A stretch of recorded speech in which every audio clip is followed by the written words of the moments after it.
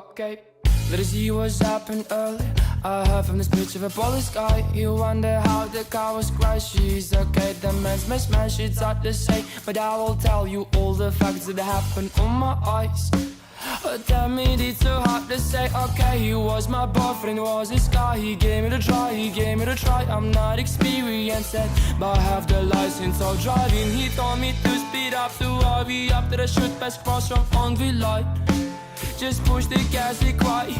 I'm scared and terrified. The light was passing through my eyes. My body didn't hear me. It took by further stealing. Will the car had turning another way? Begin to shake. Oh shit, it's all got hard to say. But birth and slay because of triple shots. Go out, just let me in.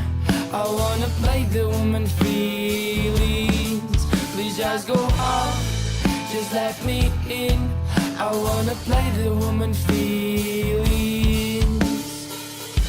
It was really me. I will give up. You're never gonna see me flying in house. Above me we were dreaming. I am a ghost in who you don't believe in. I will give up.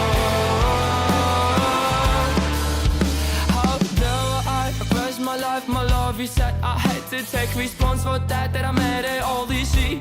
But how I'm not the ghost, but that syndrome, loss of the speech. I am a those in who she don't believe the most. But stop before she smiles alone white. She fully was crying before the policeman, and now but I sit in a smile in a taxi and I send in some new skywalk. I remember all, I remember all, I remember, I remember, I remember all. It was one day I had to say we're going to visit and part to say building the roof. I wasn't smooth enough to make a move. I'm so trash, so I'm in love. I don't believe in other God. I've seen it flirting with darling. Now I can see it's diving, so I saw the text on the phone. She was rolling on the road. I asked her the fuck is diving. She moodily turned the car out the road. Oh shit, you left me for the that my side of car had crashed into the holy fucking lodge. I'm dead, I'm dead, I'm dead, I'm dead, I'm dead, no. I'm dead, I'm dead, I'm dead, I'm dead, no.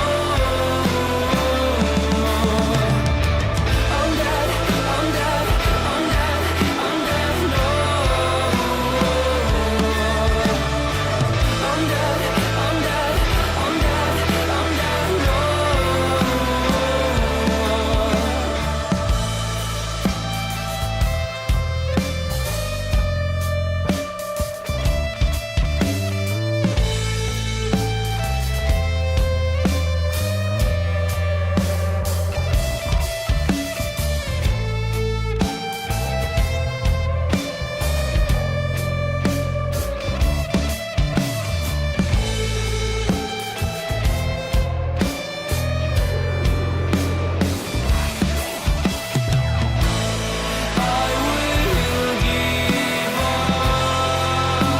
You're never gonna see me flying in house. Above me we were dreaming. I am a ghost in who you don't believe in. I will give up. I will give up.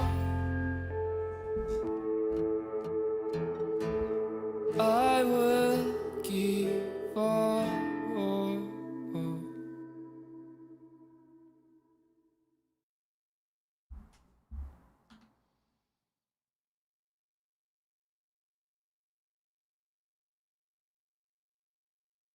Hi, rollers.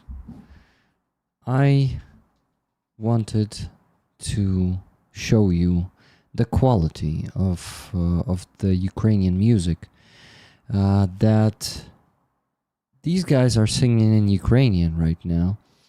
And, you know, this song is sad. I know this, yes. I was thinking maybe I should put on something more cheerer, and like lift up the mood. But then I thought, why should I do this? You gotta know all the good songs, both sad and cheerful.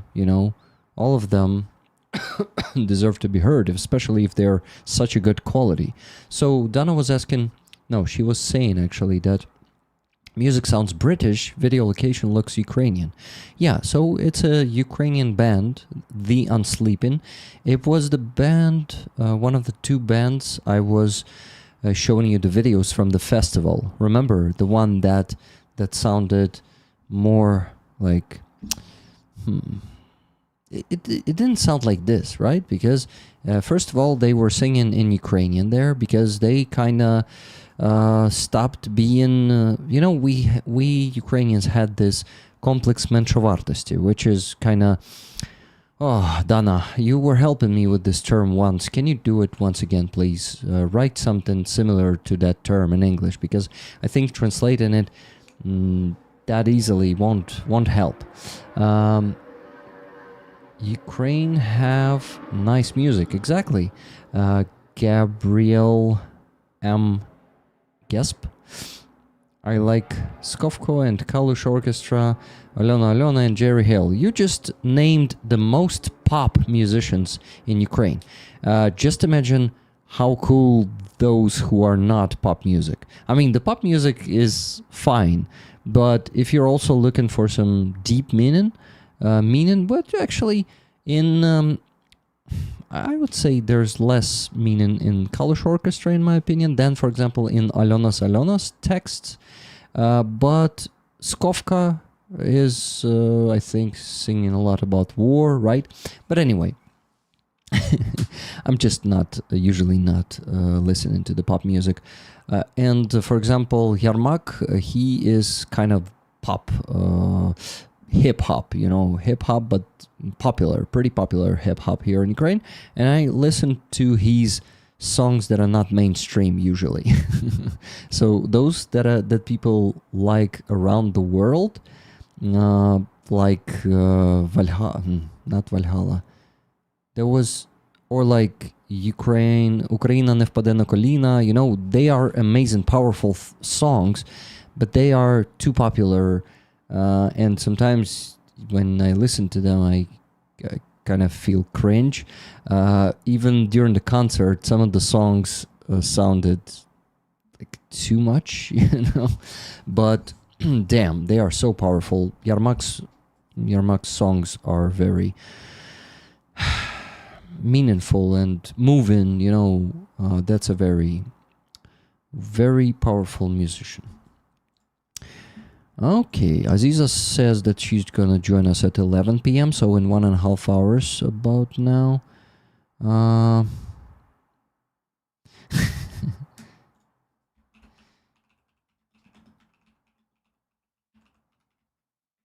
Give me a second.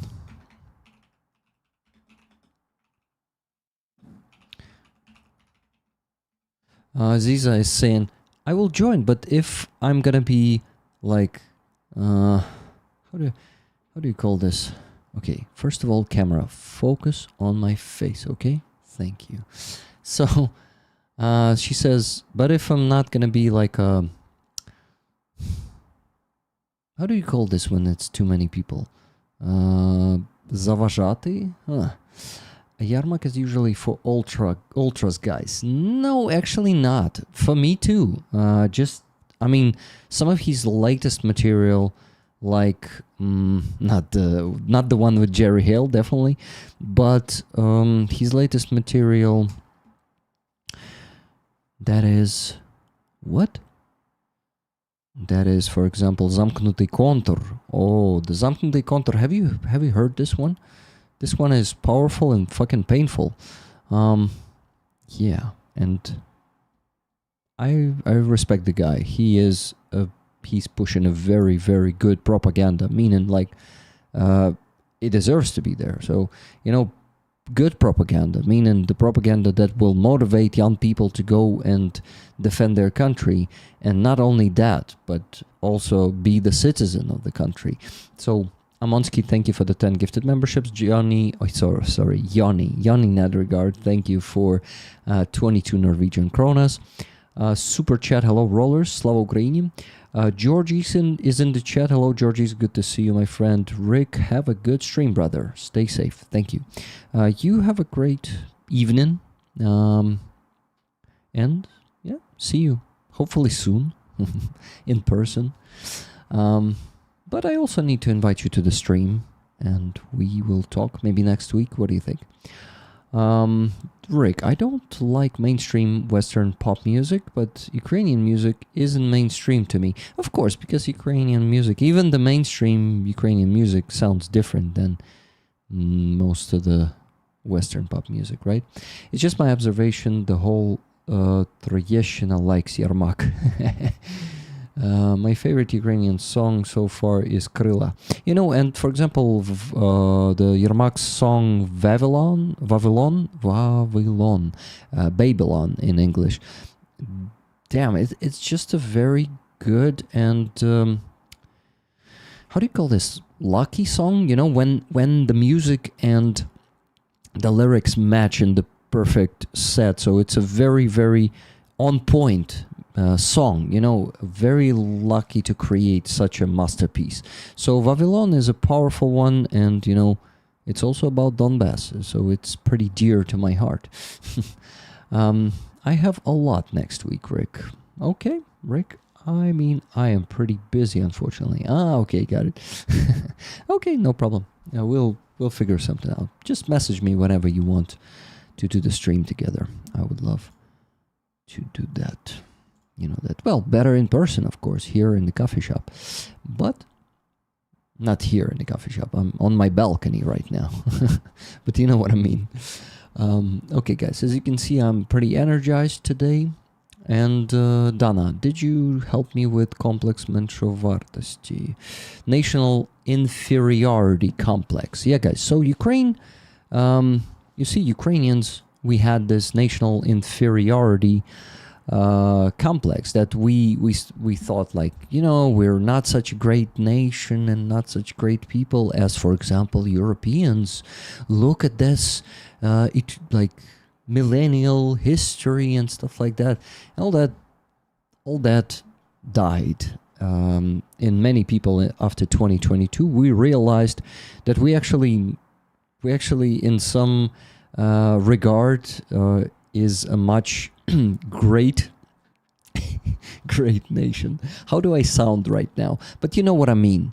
We Ukrainians were fighting back one of the strongest countries in the world, and fighting with such a spirit, with such an ingenuity, with such a, you know, passion, and we, I think, proved it to the world that we should not have a single drop of national inferiority complex, right? I think you will totally agree with me. Yes, me and Anastasia. Dana says, what do you mean by that? Anastasia also helped me with national inferiority complex. There are so many messages that I just miss half of it. Fuck. Anastasia, yes, inferiority complex. Yes, we had this shit. Now, luckily, most of the Ukrainians don't have it, and those who have it will lose it someday. You are Europeans, exactly, Tuna. We are Europeans. If only some Europeans will consider it the same, you know, and will see it the same way. Rick, I watched either Mizdabayev.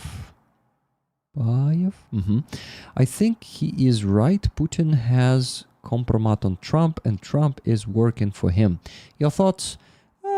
I just don't like to speculate about these things because I don't want to claim these things. You know, some people who claim this, I sometimes do this. I sometimes also act like an expert, though I usually can only guess.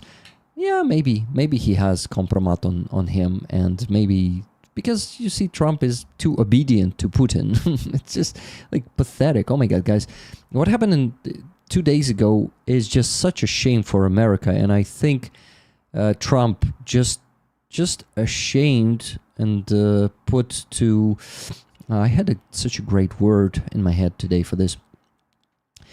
What did he do? He embarrassed all the United States. He embarrassed U.S. military by putting them on their knees in front of Putin's plane. He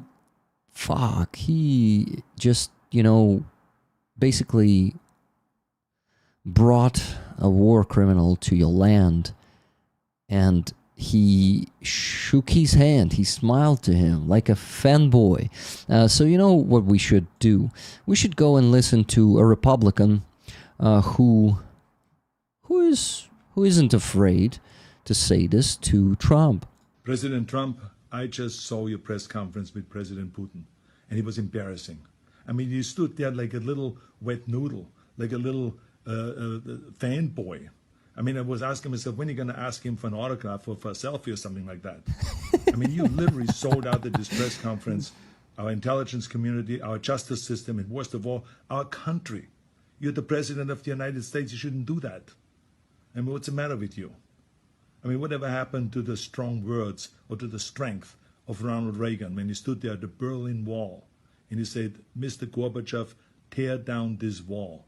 What happened to all that?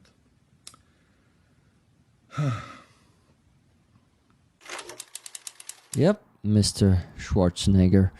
That's now your leader. That's, I don't know. It's just so fucking shameful, and I am really sorry for all of you Americans who have to be a part of this fucking shame, because technically Trump is involving all of you into this. He's involving the whole American nation, and actually Ukrainian nation too. We'll talk about this a lot. We'll talk about the last 2 days a lot, but I think we should do it with Starsky. Starsky is going to be here a bit later. He told me he will be able to join only closer to the midnight in Ukraine. But it's better late than never, right? So yeah, it's such a fucking shame. Yeah, I totally agree. Dark Oblation. Hey, Dr. Dawson. Good to see you. Dr. Dawson is going to join in 15 minutes. And yeah, he's a former governor of California, Mr. Schwarzenegger. Arnie, you always light up the mood. I don't think it was so like really lighten up the mood. It is pretty sad. All of this is fucking sad and just pathetic. Trump is, he's embarrassing all the United States. He's embarrassing everyone around him, and he thinks it's a victory. It's a big victory for us all. Rick Muzambayev's point was that Trump has never done anything against Putin, and he has helped Putin in every way. Yeah, I also see these facts. And I think there is a big chance that that Putin may have the compromat on him, and it all may just be, the dependency, blackmail, all this stuff. But like many Americans tell me that Trump is really that stupid to just fucking simp Putin, just admire him and just being his fanboy indeed. So it might be a compromise. He might really be not that smart or just ignorant, like willing to only be fed with all the Russian bullshit and just not seeing the obvious shit and not caring about Ukraine. He doesn't care. He doesn't give a shit about Ukraine, guys. I think that's the main driver in Trump. He sees Ukraine as weaker than Russia. Then he should press Ukraine. He should not pressure Russia. Instead, he should pressure Ukraine. because Ukraine is weaker and Ukraine doesn't have the cards and, all that bullshit, he says. Anastasia says, I have an American friend who used to be Republican but switched to independent. Guess why? And is even planning to move to Ukraine now. Anastasia, that's, I see a small problem here. If all Americans decide to leave their country instead of transforming their country for something better, that might be really bad. And America may turn into Russia, the second Russia someday, and will go and start invading Canada and Mexico and then all the South America.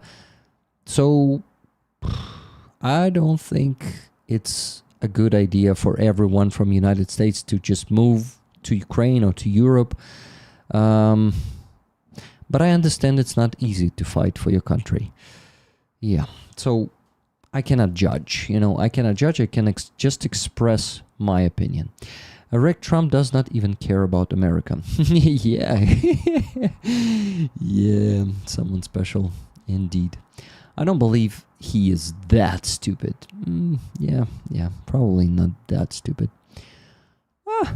Okay, guys, I'm in a pretty good fighting mode today, so let's raise some money, please, for Ukrainian army, not for me, but I will appreciate all the gifted memberships that you were actually buying there, so let me thank them for you.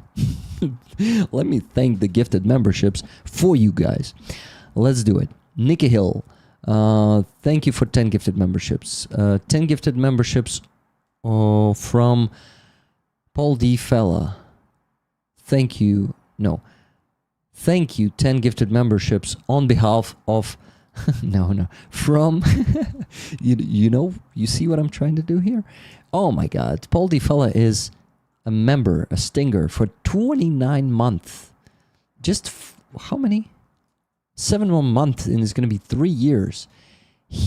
Oh, shit. We've been doing this for a long time. Thank you for that. Thank you, Andres Lack, for 10 gifted memberships.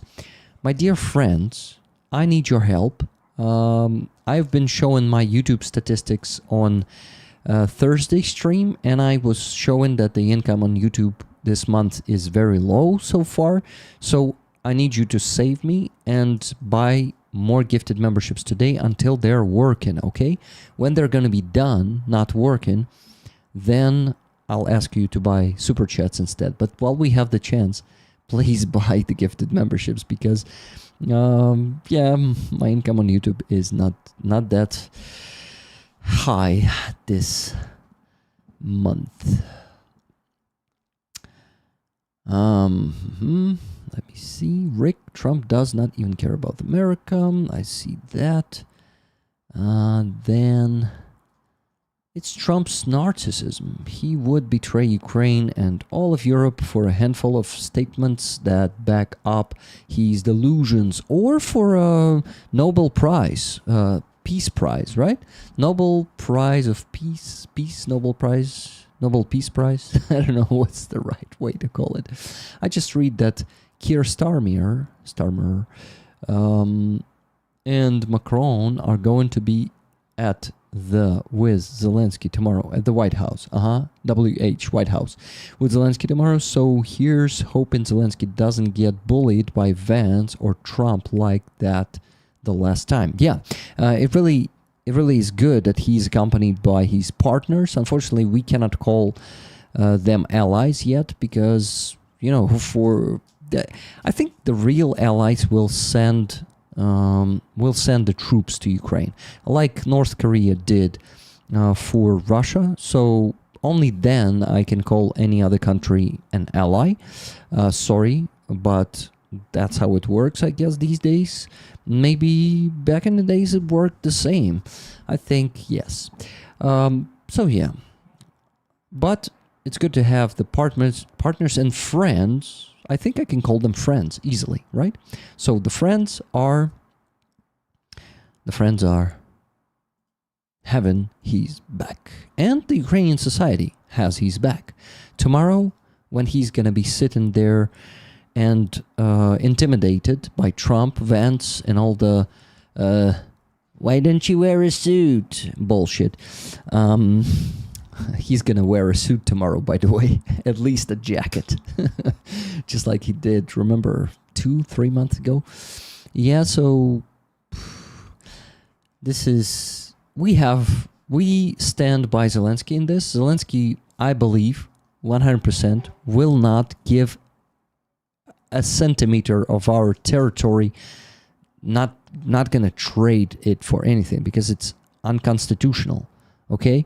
So he will stand firmly and gonna be reasonable, and they have a chance to, of course, not convince Trump because Trump doesn't care, but at least stand their ground and not give in under the pressure of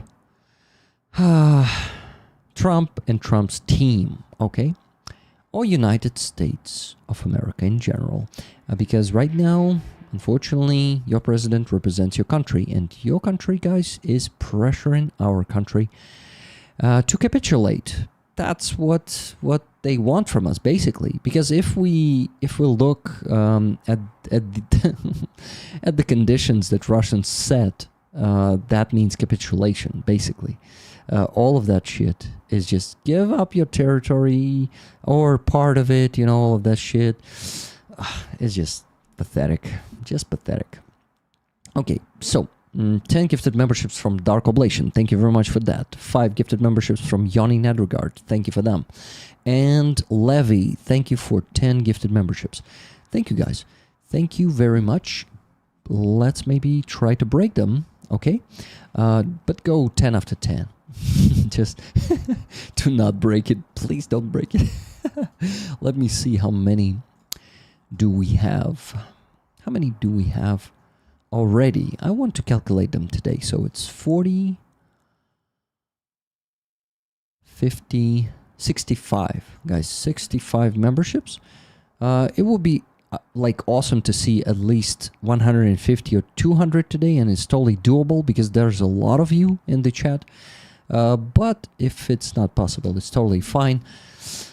But I told you all of this already. Why the hell why the hell am I asking for this? Yeah, I told you. Because the things are not going as well as they've been going, I don't know, a year ago, a half a year ago even. But not that bad though. Thank you for all the support, guys. This is the raffle item this week. So Matt, who gave us this patch, will join the stream for 15 or 20 minutes today in about, I don't know, half an hour. He doesn't know himself yet. He needs to finish all the stuff, but he was wearing this patch in Serebryansky Forest. And that's a patch of 82nd Airborne Brigade of the United States Army. And you see it has the abbreviation AA. Alcoholics Anonymous, or as some call it, Airborne Assault, is a pretty patch. I would call it a pretty patch. Yeah, like a Zippo lighter, right? So this Zippo lighter can be yours for $10 donation for one ticket. No, it's only the chance. You're buying the chance, not the patch. So to get one chance, buy one ticket. To get 10 chances, buy 10, and so on. One ticket is $10. You can buy as many of them as you want. And I already got some donations. Let me mention them before the guests started joining us. And what did we have here? So 4 donations from Stephen W. during the free Azov stream. In total, $110. So I can actually calculate how much we will have to raise today. We would need to raise All American. AA also stands for All American. Got it? Okay, so guys. The goal for today's stream is the standard one, $3,000. If we go over that for some mysterious reason, I will be happy. And I won't have to donate $160 from Johanna for... She donated it actually for the NAFA truck campaign. But if we will barely reach 3,000, then I will have to donate it to our ongoing fundraisers, not to Rollers Fund Rollers. Yeah, I'm an asshole these days, but I told you that we kind of slacking on Sorry. You know, all this shit. So, $110. As that was the first that we got during the Free Azov stream from Stephen W. It was 4 donations, 4 different donations. Okay, so minus 100. No, come on. Okay. Minus 110, minus 160 from Johanna. So Johanna donated 160. Linda H, thank you very much for 20 gifted memberships. So we get to 85. Good job, guys. Only like, I think we're halfway there. Let's try not to break it instead and get 150 to 200 gifted if possible, if you have the means to do so. But when the community is big like ours, huge one, hundreds of thousands of people watching live at the same time, we are capable of reaching those numbers. Are you ready for Mr. Dawson? He's gonna join in just not in 1 minute. Sorry, Dick. I'm a dick here, and I unfortunately will slack on inviting you on time because I need to mention the donations. I will always find the reason to not be in time. Yeah, not very polite. So Johanna donated $160. She says, "Dear Rick, this donation is to the 11th NAFO campaign and to Rollers Fund, 8 tickets to Rollers and 8 tickets to Moderators, please. Dear Rick, you are a true Ukrainian patriot. As always, I thank you so much for everything you do. This week, I was able to watch afterwards your stream with Stefan Bear, and I really enjoyed it. Thank you both." Stefan, did you hear it? Johanna enjoyed the stream, our stream together, and she really enjoyed it. So thanks to you and me. She says, "Все буде Україна, слава Україні, героям слава, Johanna з Фінляндії." Johanna, thank you so much for your donation. I really hope you're you're able to watch the stream today. And who knows, maybe also capable. And what? I need to calculate now. No, actually, minus that one already. But next donation we had from Mrs. and Mr. Garrix. Mr. and Mrs. Garrick, thank you very much for $335.35 donation. Wow, guys, so with this one, we're getting closer to our goal. So, yeah, pretty cool. $335.35. So it's the regular 300 euros once per 2 weeks. Thank you, guys. Stability is and consistency, of course, is bringing us closer to the goal all the time. $30 donation from Amonsky, car for the Blackbeard group. Thank you very much, Amonsky. $40 donation from Kathy S. Thank you very much. She says, "Tickets, please." Next donation, Andreas Lach, $50. Constant support matters. Tickets, please. Thank you, my friend. Thank you for the constant support. And $20 from Levy. Tickets for Rollers. Slava Ukraini. Героям слава. So, guys, let me calculate the rest of it. Minus 30, minus 40, minus 50, minus 20. So we still have to raise $2,254.65. So please don't hesitate. Send a donation. Get the tickets for this beautiful patch of Matthew, callsign Gook, who was wearing this patch on the Ukrainian battlefield in Serebryansky Forest. So he is... This patch is a battle worn, and you can see you can see it on the patch. And of course, it should not be washed. It should be dirty, as it is a battle worn patch. So I'm not going to wash it, okay?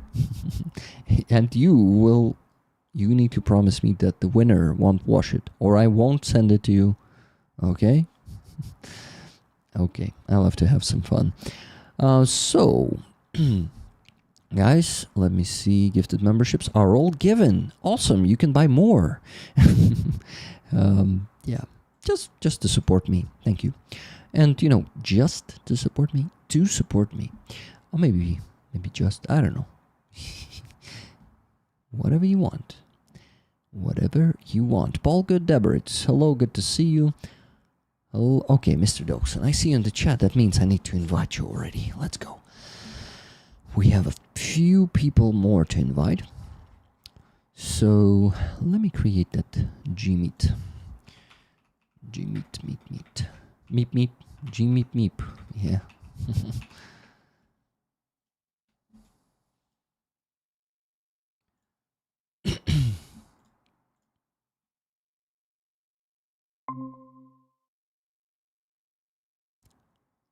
Okay, guys, please keep donating because it will be awesome if we reach the goal by the end of today. So in 2 hours, almost impossible these days, but you know, I think it's possible. Still, we're gonna have some really inspiring guests like Dick Dawson. He might be inspiring you to donate and get us to the goal. If you didn't plan to donate, but only if you have the means, okay? If you don't have the means, you're not donating today, okay? Thank you. Or as Martin MVS says, just sell stuff, guys. Sell the stuff you don't need and donate to Ukrainian army. Donate to money to Ukrainian army. To the Ukrainian army. What am I doing here? No, I don't need this. I needed to share the link with Mr. Dawson. Mr. Dawson. Here you go. You have a link now. Who's next? Next is Matt and Aziza. Matt, here's a link for you. Starsky. Oh yeah, I'm gonna send it to Starsky even though he's still not able to join. He's gonna be able in an hour and a half or 2 hours.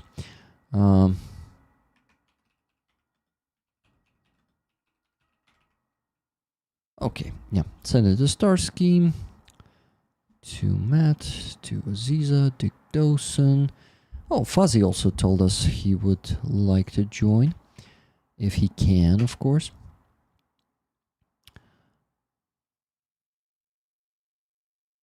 Okay, send it to him, but he said, I don't have signal where I am. Ah, meaning like not the app, but the actual signal. The mobile network signal. Got it. So yeah, we'll see if he will be able to join. Not guaranteed. We got a donation, $200 from Laura S. Tickets for rollers. Thank you, Rick. Thank you very much, Laura, for your $200 donation. So we still need to raise $2,054.65. This is a reminder of the raffle item for you. Who is next? Who's next to mention? No one yet, so I need to work on the sheet real quick, okay? The most interesting part of the stream, behold, this is the line of requests. Currently, the yellow one is the one in work, so car for the Blackbeard group. Next is going to be the car for the 5th Brigade, requested by Alla Derepa. Remember, an amazing Ukrainian volunteer, very kind woman, who we provided with a truck once. The only volunteer who got some equipment from us was her and her husband. And she told me that her husband was mobilized again, and now he's an ongoing training. Yeah, guys, you didn't behold anything because I was hiding it from you. Deceitful Rick. Deceitful Rick. So, car for 5th Brigade is going to be the one after the car for the Blackbeard group, and right now I remind you guys that we're raising funds for the car for the Blackbeard group, and their patch looks like this. The group of the Blackbeard. They're a group of snipers who finally, I don't know why I say finally, but they started working with FPV drones now. Not only snipers, but still they use sniper rifles. They take it with them, they use it, and we were helping some of the, well, we were helping them with some attachments to those rifles, like muzzle brakes. Remember, it's like a month ago I posted that video, thank you video from them. Lynn S, hello, good to see you. Hello, Wizard of Ooze. Who else do we have there? Renegade Weedwater, just Jimmy. Martin Bissig, Pyro Kurt, Keith Kane, regular guy Levy. Levy, may I just call you Levy without the regular guy? Okay, the sheet.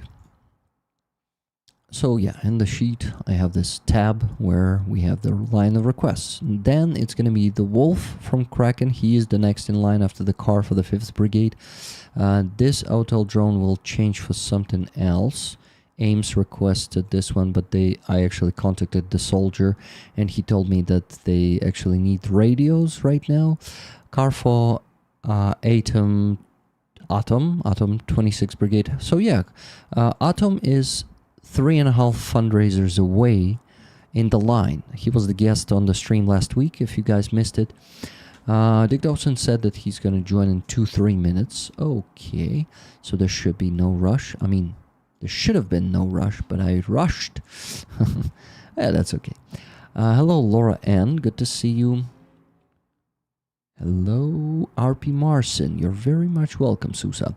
Congratulations. Hey, Susa is in the chat. What is Susa's nickname there, guys? Wait. Susa, if you're in the chat and I don't see your name there. Ah, yeah, I see your name there. Susa6533. Susa, please go to the Discord because I'm ready to send you a package and I need to specify one detail. Your patch is still waiting here because I specified something like a week ago from you, but you did not reply. So please, this patch is waiting. Please reply to me there. It's a small offer, and yeah, I just need your reply on Discord. Okay, thank you. I got your address, but yeah, I need to specify a detail. Okay, got it. Let's go further. Guys, the flow of the nation stopped. I need you to renew it. Please keep donating. Keep buying the tickets for this amazing patch of the Ukrainian defender, who is actually also an American who is half Chinese, half Korean. So that's a pretty interesting combination. And he himself is a pretty awesome guy. And he was a guest on my streams, on my coffee shop streams 2 times. And he always brought some awesome energy to it. Hey, the real Vladimir Putin. Guys, may I ask more of you, if you can, of course, if you have the means to buy the memberships. We right now are on 85, and I have a goal today for the memberships. Oh my god, the new type of goal Rick is inventing, but whatever. Rick will do. Thank you very much, Susa. I am waiting for it for more than a week now. Maybe I'm lying. Let me actually tell you. Am I waiting for longer than a week? Yeah, I actually messaged you 9 days ago. Yeah, so please respond. We have one more donation. It's from Alan B. $20.84 for whatever you like, not for me. I would appreciate. Don't mention my name. Shit, sorry. I need to read first, right? Like, not out loud. Slava Ukraini. Thank you, Rick. Thank you very much. The anonymous friend. Hello, Martin Line. Good to see you. Dick Dawson, you heard. Dick Dawson is already knocking in, but I'm not opening the door. And I'll finally open the door. Dick, I opened the door for you finally. You kept knocking and I was ignoring you. I cannot hear you. Okay, I can't now. How's it going? It's good. It's good, man. You see, I'm a Rick bot today, have a lot of energy, so we're about to have some fun. We have actually a lot of reasons to have fun. Like, for example, Trump started pressuring Ukraine to capitulate. So much fun, my friend. Wow. Oh, I mean, everybody in Ukraine just must be out partying right now, thanking the great orange whale for the flatulence that comes out of his mouth. What flatulence? What's that? Fart. Oh, okay. So that's like a scientific term for it? Yeah, it's the brainy boffin way of saying ass gas. Right? Okay, ass gas. Okay, yeah. That dude is like, you don't have the cards, like let's make a deal, all that shit. And because Funny analogy for him to make, because he's got to be one of the only people that has ever bankrupted a casino. You know, yeah. I mean, for somebody to use the cards analogy and they can't even run a successful casino, that's Dude, yeah, it's just this man is a self-made fake, you know, the biggest fake in this world, the biggest man and the biggest fake of a man, and oh yeah, and all his I need to work on soreness of my voice, you know, because when I'm impersonating him, I always forget about the soreness. yeah. Do you call it soreness, or am I just like making it Yeah, up? that works. Yeah, Okay, all that's good. That's good. Okay, so we are. Let me tell you how much we're still away from the goal. Dick, you come to this, you know, the kingdomhood of goals. Kingdomhood? Oh my God, that's something new. That's a new word. There's no such word. Kingdomhood. It's a Rickism. Rickism. Yeah. That's funny. Thank you, Apatox, for 5 gifted memberships.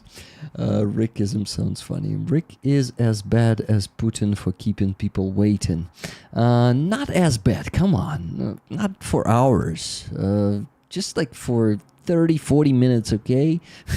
It's the nature of the social media game. Nobody does anything on time. Who cares? You know? Yeah. I wasn't ready. I mean, I learned that lesson a long time ago, you know, and I just chill, bro. Take Yeah, a man. sip, you know. all Exactly. all that. There's got to be a beer within reach or something. Just have a sip of it and relax. Yeah. Bill's Garage, thank you for 20 gifted memberships. And Robert Jonasar, thank you for 20 gifted memberships. And it still works. I'm impressed. Wow. Plus 20 and plus 20. Guys, we're on 130. Wow. And I even have the goal for that today. Yeah, the goal is 150 to 200. Like, so it could be less than 200 easily, guys. Like, Nice. Yeah, I agree. I think we could see 300 today easy. Come on. Yeah, I totally agree. They've been the days. Yeah, I had. Let's do it, folks. Come on, get it up there. We can easily repeat the good old days, right? Why not? You know. Oh, there it goes. Finally. Yes, it worked. I really like to have Dick on this stream once again, because he brings this chill vibe, I guess. Of course, also a lot of energy, but at the same time, chill and energy. How do you do this? It's slack energy. Slack energy. So it's like slacking on energy? Yeah. Or I'm energetic while slacking. High five, brother. I do the same.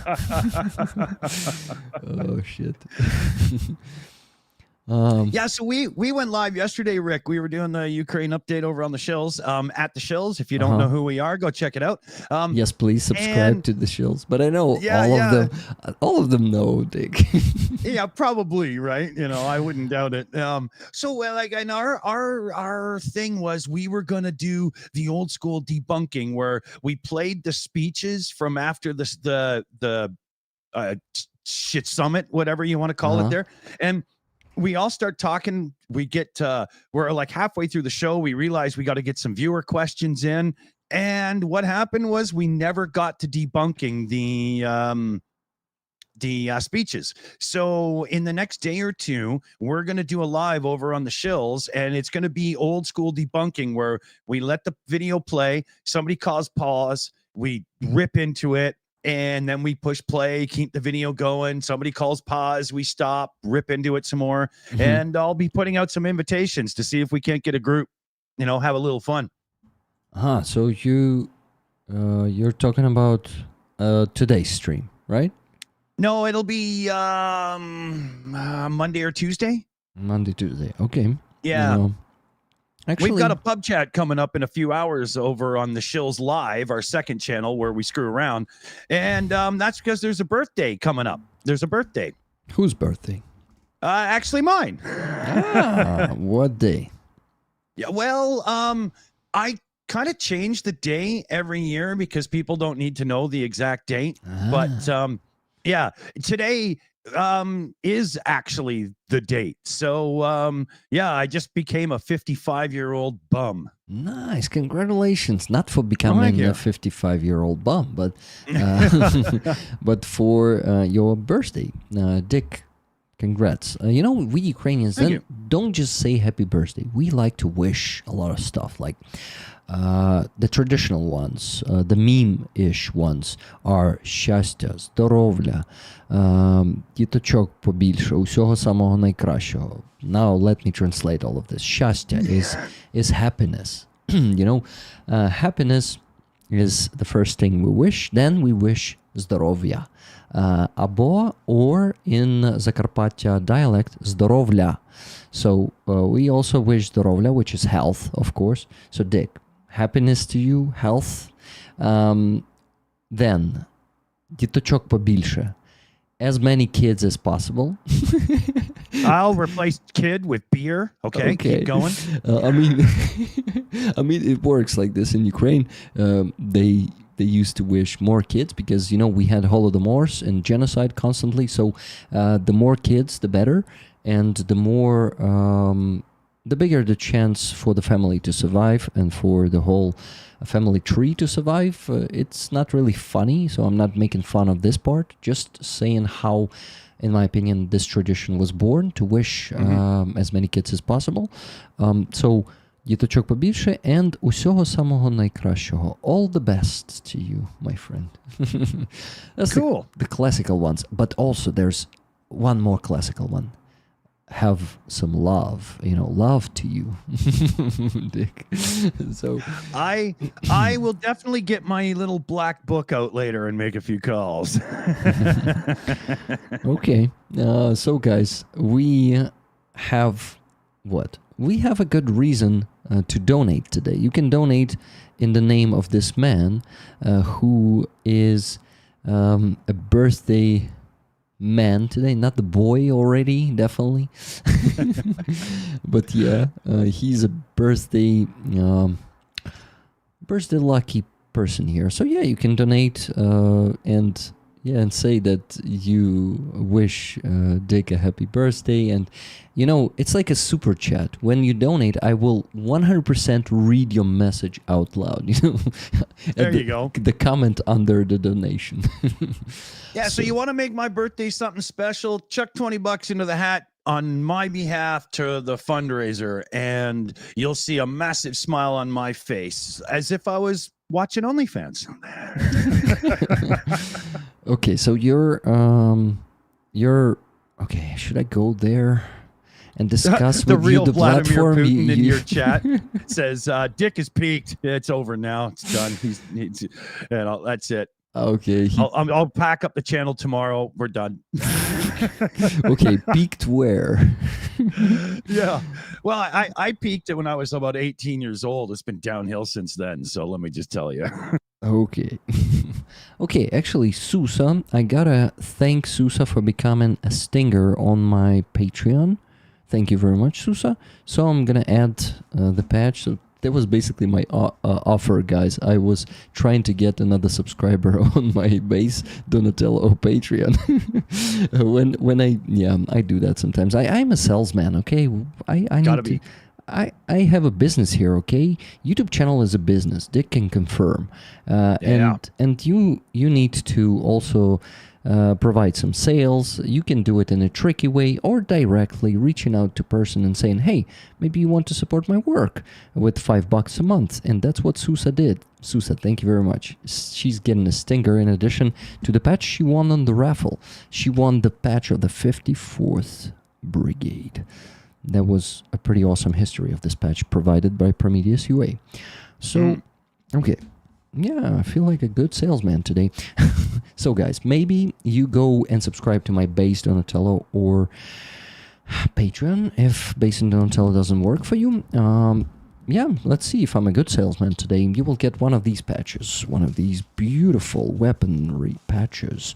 And of course, Cool. each of them has their own price. Unfortunately, that's how it works in this world.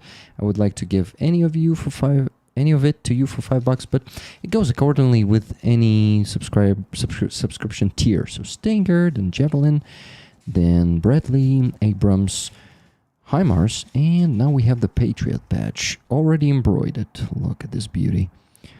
Actually, we have the owners of this one Yeah, all that is over a the cool world. one. I like the coloring. Yeah, the coloring on this one is pretty good. This patch is on the ongoing NAFA truck campaign, so you guys don't necessarily need to become the subscriber on my base Donatello or Patreon for $200 per month to get this one. You just need to donate 100 euros on the NAFA truck campaign and get this patch. Together with the other patches, we have May the Borscht Be With You. This one. That's a good one. Oh, yeah.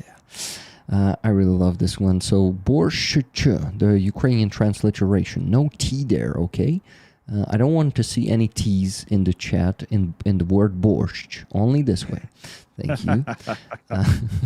Now, in drones we trust. This one is actually not a very funny one, because I would love it for Ukrainians not to trust in drones, and just keep trusting in God or,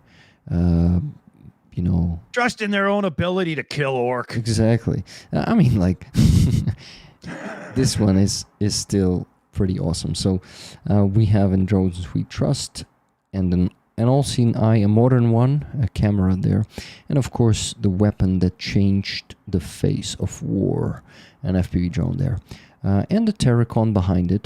Terracon, the slag heap in Donbass. That's how we call them. There.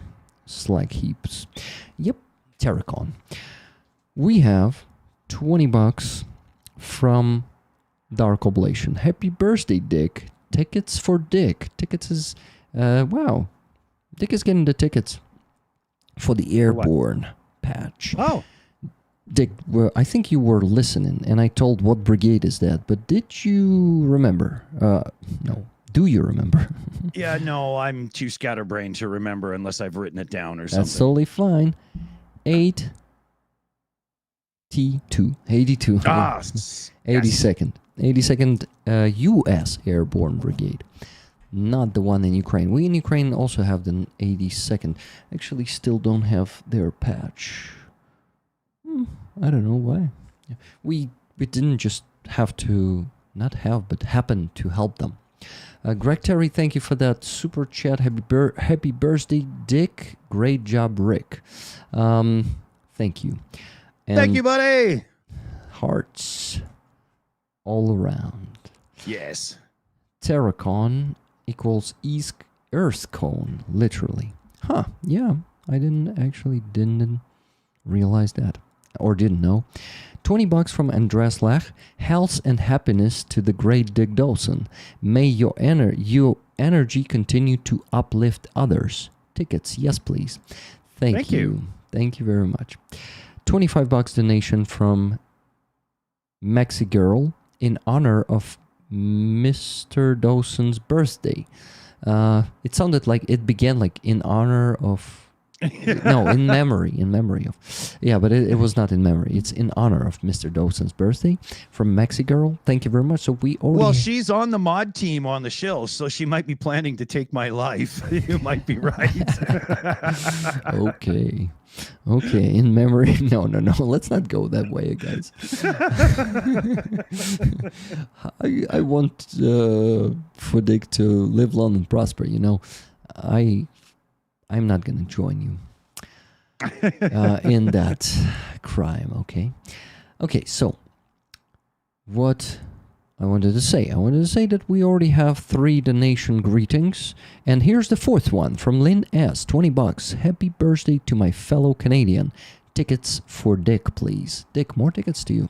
That's really cool. Wow. And Mexico. If they were shit tickets, I'd be set for a month up in the bathroom. Shit tickets? You mean toilet paper? Toilet paper. Okay. It's an old slang. Yeah, Yeah, exactly. you kind of tearing some tickets off it. Okay, so Maxi Girl, I have a question for you. Would you like to get 2 tickets for this patch that was worn here in Ukraine on the battlefield in Serebryansky Forest, which is unfortunately being right now more and more captured by Russians. So I think soon there's a big possibility that all Serebryansky Forest will be occupied. And remember, Dick, it was that forest that looked like Verdun. Yes. Only the toothpicks. So it's a pretty famous forest. And by the way, Azov was deployed there for about a year back in 2023. And I think 2023 and 2024. So that place was like the front line was not moving at all when they were standing there, you know. Exactly. Yeah. They are Come at so me, effective. orc. I dare you. And I think orcs were also afraid as hell when they discovered who is standing there in front of them. Oh yeah. That's like a group of farmers seeing the Vikings and going, let's turn left instead. You know, I don't think that's where we want to go. Yeah. You know what? Let's go around that forestation, maybe. Shit, we've been going the wrong way. Turn around. Ooh, that's how it works with them, definitely. Mexi Girl said, yes, Rick, please. No, without Rick, just yes, please. So tickets for you, my friend. Thank you. $20. No, actually, first it was... No, wow. There are many donations. Thank you, everyone. And thank you, Dick, for having a birthday today, especially for us, to... boost up the donation spirit. You see, guys, I think it's his evil plan because Dick doesn't disclose his he doesn't disclose his real birthday date, Yeah. So he decided, it should be today, definitely. Thank you, Dick. Thank you for playing along with that. Transparency, even not of my own. I'm making everyone else transparent, disclosing their secret plans and putting them in the uncomfortable situations, all of that. I already found myself a few times in my life. I found myself in such situations. Some of them were light and funny like this one, but some of them were not that funny. So damn straight, it does not always go the favorable way. Yep. Okay, so $20 from Wella. She says happy birthday to Dick Dawson, actually D Dawson, and tickets to him, please. I think she did not say your name because maybe she thought there's going to be a profanity filter in PayPal. Yeah. Well, 4 years ago, just before Ukraine was invaded, I would get blocked. And during the initial 6 months of the invasion, I mean, Greg Terry in the live chat there, I'll tell you, I couldn't speak on his channel because he has the moderation setting up higher, and it would just block me entirely from the live chat. It's like, you can't, your name's Dick. Screw you. You're not allowed to be in there. Yeah. It happened on a bunch of channels. That's why I changed it to Mr. Dawson and Dr. Dawson, just because I was sick of getting blocked. Okay. So... having such a name, actually, this man is a Richard, actually. Well, if I'm to be totally honest, my first name isn't Richard or Dick. It's just a BS fake name that I picked because originally we were debunking flat earthers and I just didn't need them to know who I am. I was actually just having a conversation with my partner Dunk over on the Shills about the fact that I should probably give that up because there's no fucking reason for it anymore. Right? Ooh, ticket for Marcy. Man, I have just an amazing monetization idea for that. Go for it. I'll play along. I know where you're going. Go ahead. Guys, we actually have a chance to know the real name of Dick today, if he allows, of course, and if he plays But you along. put a price on it, and I'll let it out. So this is on you now. Yeah. Okay. So it can actually be just reaching the goal, but by some time, because Dick will tell us how much time he has with us for us, and then if we reach the goal by that time, an hour. Yeah, I got an hour Okay. still, and then I got a little time with my son, and then we've got the shill stream after. So yeah, I got a good hour here. Okay, that's not going to be easy, my friend, because we still need to raise a lot of money. Let me calculate how much we still need to raise. But this is... I bet most of the moderators on our team and stuff are right now going, what? I always thought that was his real freaking name. Yeah, it never slipped my mind. It might not be. I don't know why, but I always believed it. Like, yeah, I picked the name because my character was purposely like a jerk off game show host, right? So I picked Dick because I was just being descriptive of who I was going to be to them, right? You also said it in such a funny way, like, that's all, folks. You know, that I forgot. What the hell was it? Looney Tunes. But who? Okay, who said that? Out of the cartoon characters. The Porky Pig. The Porky Pig. Yes, that's all, folks. Yeah. That's awful. Yeah, maybe I'm doing the voice wrong. I don't know, but that's hot in here. It's getting hot. Mr. Dick Dawson, we just need. Okay, I'm going to use my alias, Mr. Head, Dick first name.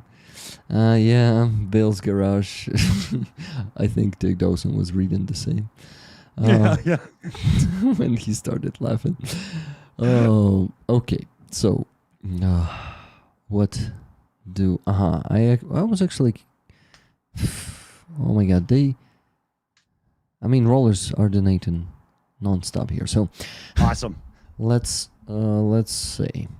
Let's not say, but let's see. Actually, you know what?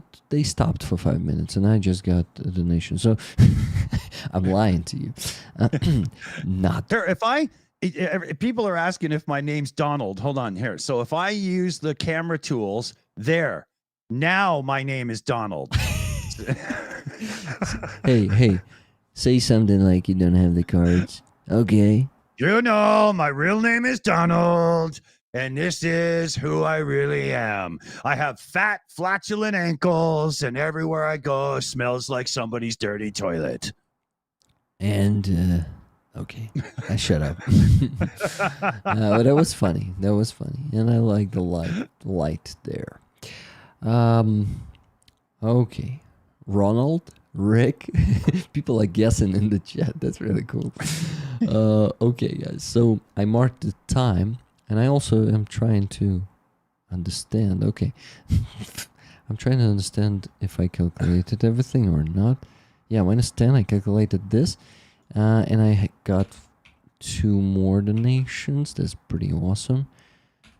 And -50. So we guys need to raise in the next 57 minutes. We need to raise $1,598.81 to know Dick's real name.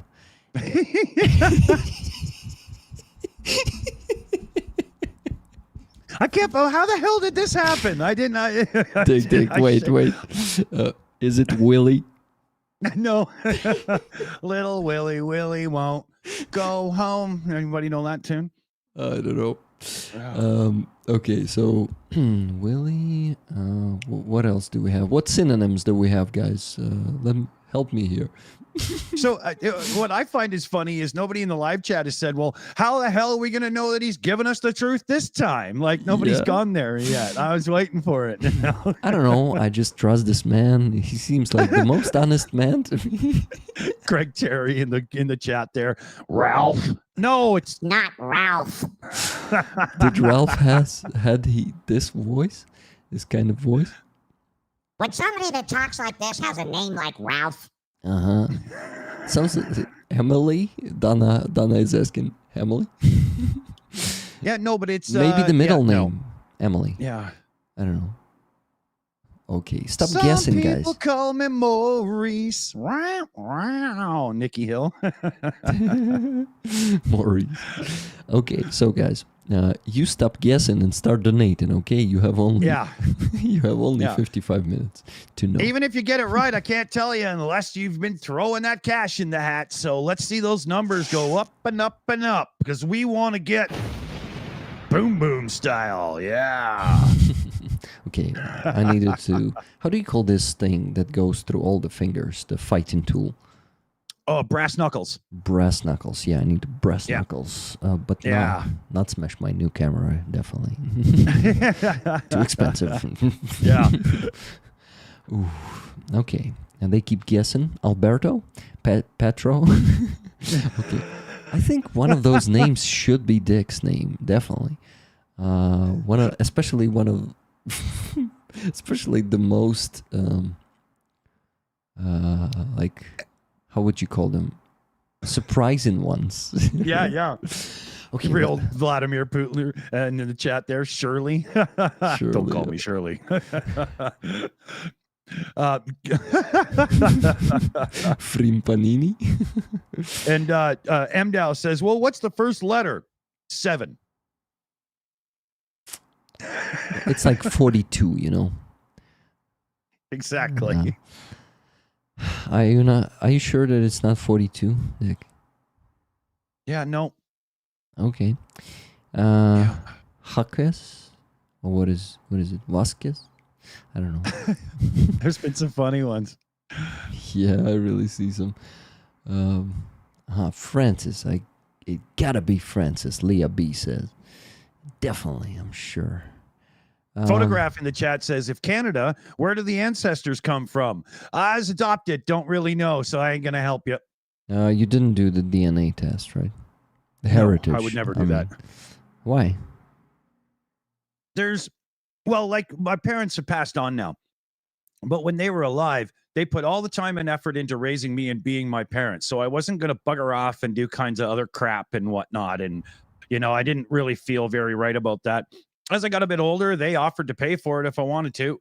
And I mean, can you imagine some drug addict 17-year-old who gave me up for adoption, and I show up on her door and I'm like, hey, I'm that kid you didn't want? Like, it's not going to go well for anybody. Why bother? It doesn't matter. No. I mean the heritage test where you just see what nations you come from. I wouldn't do that on like a service that could end up like that 23andMe where the data is now being bought and sold and stuff. I could never put myself in one of those. Okay, no problem. Yeah, I'm too secretive. I would. Yeah. Hey, KK's Gigi's got it. Yeah, I am a boy named Sue. No, named Sue. Good song. Yeah. Okay, Dick, hold on a second. Hold the horses. Hold the horses. The one from Usyk, remember? Hold the horses, Mr. President Trump. He was given some strong Slavic accent. Of course, not the Russian one, because he's a Ukrainian. Yeah. Okay, Peter Nicholas. True. Is there such a name? There should be at least one True in the world, I'm sure. Yeah. Interesting. And what about the hehehehe? That Dick Dawson. I put a question mark under French or British. Mertzy there was asking, and then I just I'm not giving anything away. You got to pay to play, people. Okay. Okay. I need to mention the donation. So Wella, I think I read yours. Your $20. Thank you, Lisa. Actually, we see your full name there in the chat now, so I can say Lisa Van Valen donated $10. Happy birthday, Mr. Dawson, and ticket for him. Mr. Dawson, you're getting some tickets today. That's pretty good. Thank you so much, everybody. Yeah, guys, you are fucking awesome. Thank you. $20 from Paul Deveritz. Happy birthday to His Excellence the Honorable Mr. Dawson, Legend of Canada. Tickets for Dick. Okay, so not for Mr. Dawson, for Dick. Yeah. Well, you better get them in now before I'm not, you know. Yep. Then, after that, there was a donation of $250 from Brian R. Raffle tickets, half for me and half for rollers. Thank you very much, Brian. $50 from Tune Otteson. I think I know Dick's real name, but okay. 5 tickets. Okay. It was 5T there. I really like it. There is the odd person over the years that has actually heard me let it slip. There was even been 3 times on the shills that I on purpose used my name in referring to myself just to see if anybody would catch on. And not one person did. Dunk and I just be laughing after the show. Fuck, you got away with it again. That's really cool. Yeah, it's fun. It's been a game, right? No. Mm-hmm. Okay, $55.89. A very anonymous donator says, I just turned into your stream and just wanted to say that of all YouTube streamers, Egbert over there had by far the best reaction to the Alaska fiasco on the Shills stream. Sometimes less is more. Thank you so much, a very anonymous donator. I really love to see your donation here, and I love to see the, what, $55.89. That brings us even closer to the goal. Let's see, minus $55.89, and someone just donated. Survey says. Yeah, and someone just donated $20. So it was Anne and the Yuki chick, she's called in the chat. Oh, yeah. Annie, Annie donated $20, saying mnohая літа, Dr. Dawson. Dictor. Okay, Mr. Dawson, mnohая літа, tickets for the birthday. $20. Awesome. Amazing. Thank you so much, everybody. Wow, we're getting this done. Awesome. Well, 1,500 still to go. But we got time so far. Step by step, it's being done. Exactly. Yeah. So let's go, guys. 20 more bucks. This one is from Wizard of Ooze.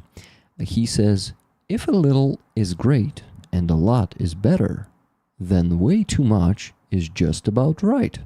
Mae West said that. And I think it's also a happy birthday donation, Mr. Dawson. So awesome. Thank you. You know, I had a question from Linda H. if I got her donation. And I need to go and check. I think I got it. Maybe I forgot to mention. Let's see. Yeah, Linda, you got, I got your donation, but it was not in the notifications. This is why I didn't mention it. $30 from Linda H. 3 tickets. Thanks, Linda. Actually, let's see. Maybe you're even in the sheet already. Where are you? Yeah, Linda, you see, your $30 are already here. So before I went live, I filled some of the sheet, just a bit. So guys, I calculated with this last donation from Wizard of Ooze, we are $1,502.92 away from the goal. So we're actually halfway there. We raised half of the needed sum of money today. That's fantastic. We did it in 1 hour and 19 minutes, but we will have to raise the rest in just 40 minutes, because in 40 minutes, in 45 maybe, Not sure though. Yeah, 45. 45 Dick is gonna go, and we won't know his name. So be hyped. Be hyped, Mr. Dawson. Still Let's has. get it done, folks. Come on, babies. Oh yeah, I love this accent, though mine is not like that. Yeah, because it went wrong right away. Oh, okay. I'm getting sweaty here. It's just starting to warm up here. I might have to switch my home over to air conditioning soon here. No air conditioning in this room. Oh. It's a balcony. Some people. We get to like 40 C here, so we have to have ACs in every room. 40. Well, actually, this summer in Ukraine is not very hot. Surprisingly, almost like, we had like 3-4 days of extreme heat, maybe a week, but nothing like very hot summer. It feels like a pretty the middle one, or maybe even a bit chilly sometimes. We need to reach the goal or rewatch a lot of Shill's content. Andres.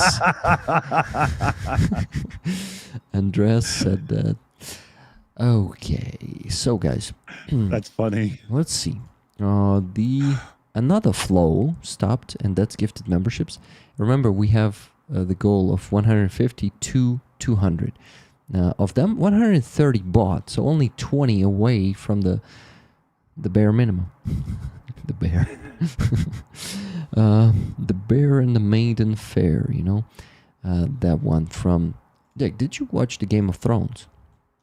I did, but I didn't see the last season. There was so much hype about the last season and people talking about it. I just put it away and then never got back to finish. But I did like the show. You need to rewatch all the show to understand the last season completely, because, like, I rewatched it with my wife this year. We just sat and watched almost like 1 or 1.5 episodes every day. And we finished it in a few weeks, actually in a few months, because there is a lot of, actually not that much, 8 episodes in the season, 8 seasons. Yeah, it's not that much. Like, 64, actually less. In the last season, they only have like 6 episodes instead of 8. Yeah, so it could be done fast. I'm there's too many gaps, so I would have to go back and start the whole thing again, right? Yeah, Otherwise, watching that last season, I'd miss. I wouldn't understand half of what's going on, right? Yeah, and to be honest, you won't even understand half of what's going on if you watch it like one after another in a few weeks. I'll have to keep notes just to make sure I can go back and reference, right? Then, like, wait, who is she talking about? That guy from the first season. I watched it just a few weeks ago, but yeah. But damn, the TV show is a cult one, as we call here in Ukraine, kultovый. We say, like, iconic, and it's totally deserved, because how they did all of it. Not, it's not only the graphic part. It's the dialogues, well, of course, it's based on the book that is just amazing, and is that tough. It's grit. It's it's in your face. It can be fun. It can be gut wrenching. It's just, it was all over the shot. It was really entertaining stuff. Yeah. So that's kind of another level of the TV shows, right? Yeah. Dana Kiev says 8 seasons sucks, and you can't change my mind. I actually, when I rewatched it this year, because when I watched it the first time, it was like 2018 when they finished the TV show or something like that. And sounds about right. Yeah, maybe 2019, something like that. But anyway, I also thought that 8 seasons sucks, and I watched it for the second time. And actually, when you watch like season after season, we When you watch season after season, you kind of understand why it should all ended like this. Yes, in a shitty way, but it's Game of Thrones after all. Everything ends in a shitty way for everyone there. There should be no happy ending, and there should be only blood and tears and destruction and everybody genocide. should be dead, right? Yeah, yeah. But it's actually a happy A couple of end. squirrels come out and go, wow, it's about time we had this place to ourselves and bugger off or something, Yeah, actually it is a happy ending for the kingdom and, for the whole, like, mankind there in the Game of Thrones. So it's actually, after all, a happy ending, just a very crippled one, like in this life, like everything is just like, you kind of have a victory, but at what cost, and what kind of victory is that? So it's that bittersweet taste. Yeah. And yeah, basically, when we're thinking about the greatest criminal in the world, war criminal, stepping on the soil of the free and brave and being greeted with smile and admiration, and you look at this and you understand why the Game of Thrones ended like this. Right. Of Yeah, course, I will have to go back and watch it for sure.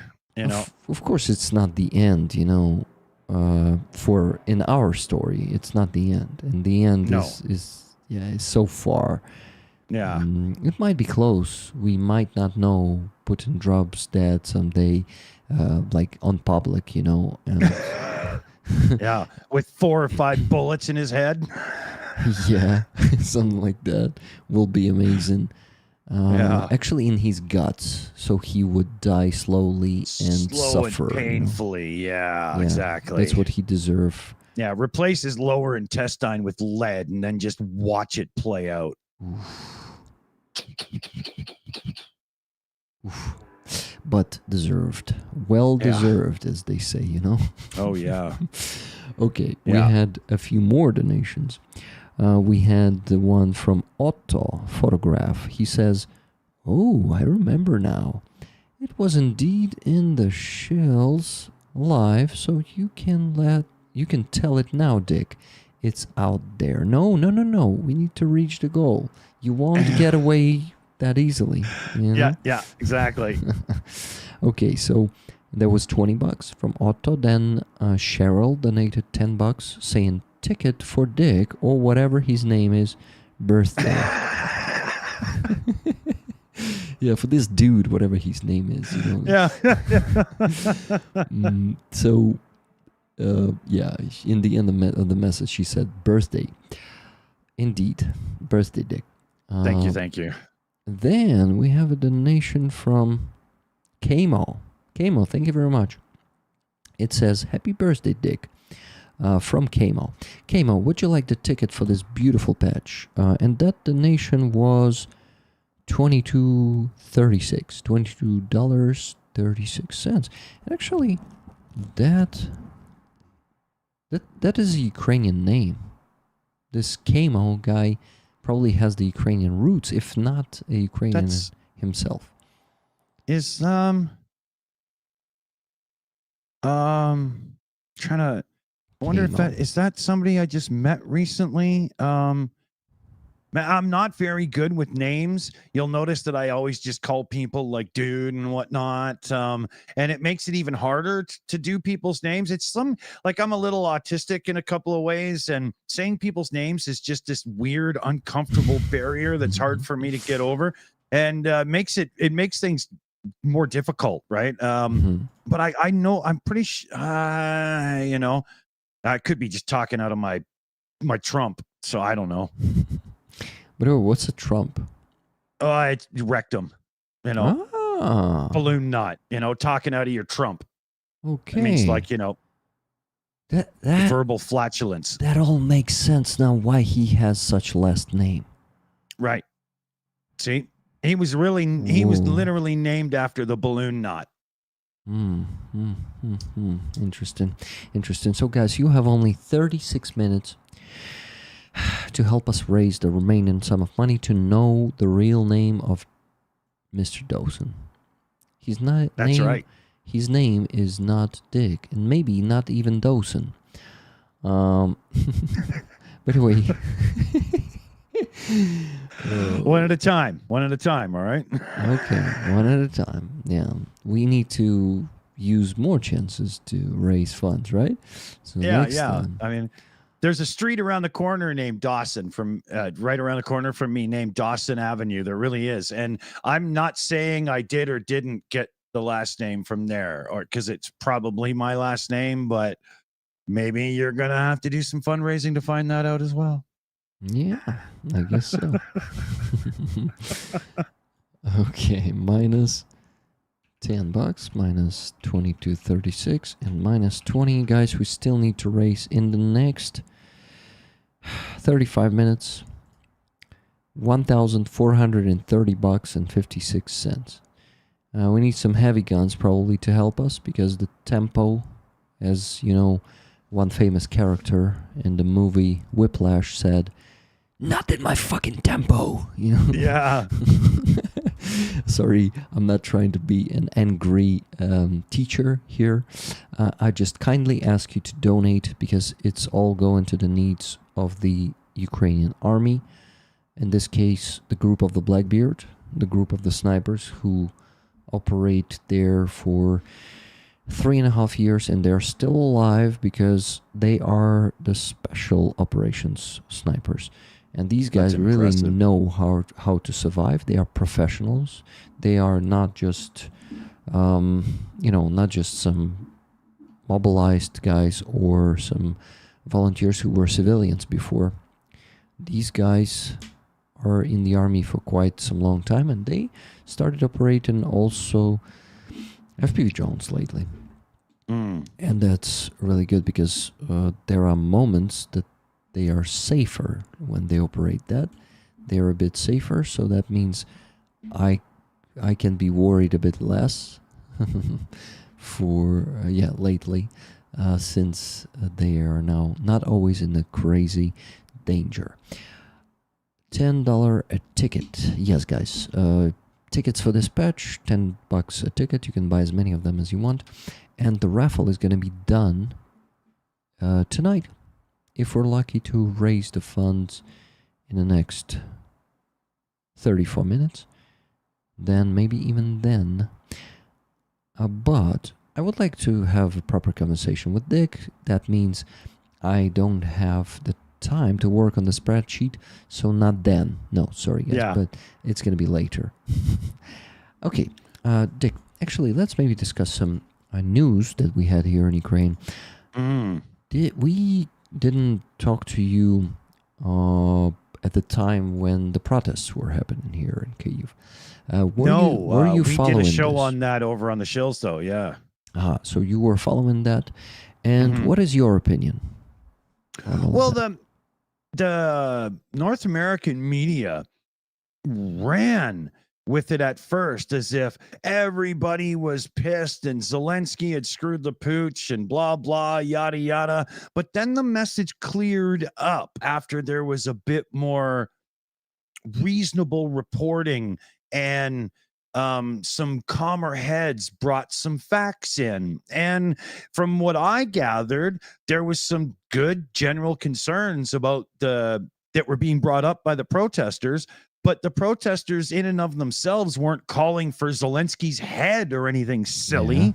It was just properly done protesting the way that it's supposed to be. And I saw no problem with it. And I basically saw it being used as almost fake news over here, but only for a bit. And then, and sorry to say to my fellow YouTubers, but some YouTubers were very guilty of jumping on that too early and bringing the wrong story to the people. I was not one of them, because No, you weren't. I was actually like really closely following the events and was participating in those events, and I knew exactly why Ukrainian people are protesting. And you know, it was not only about those anti-corruptional institutions and not the loss, but basically the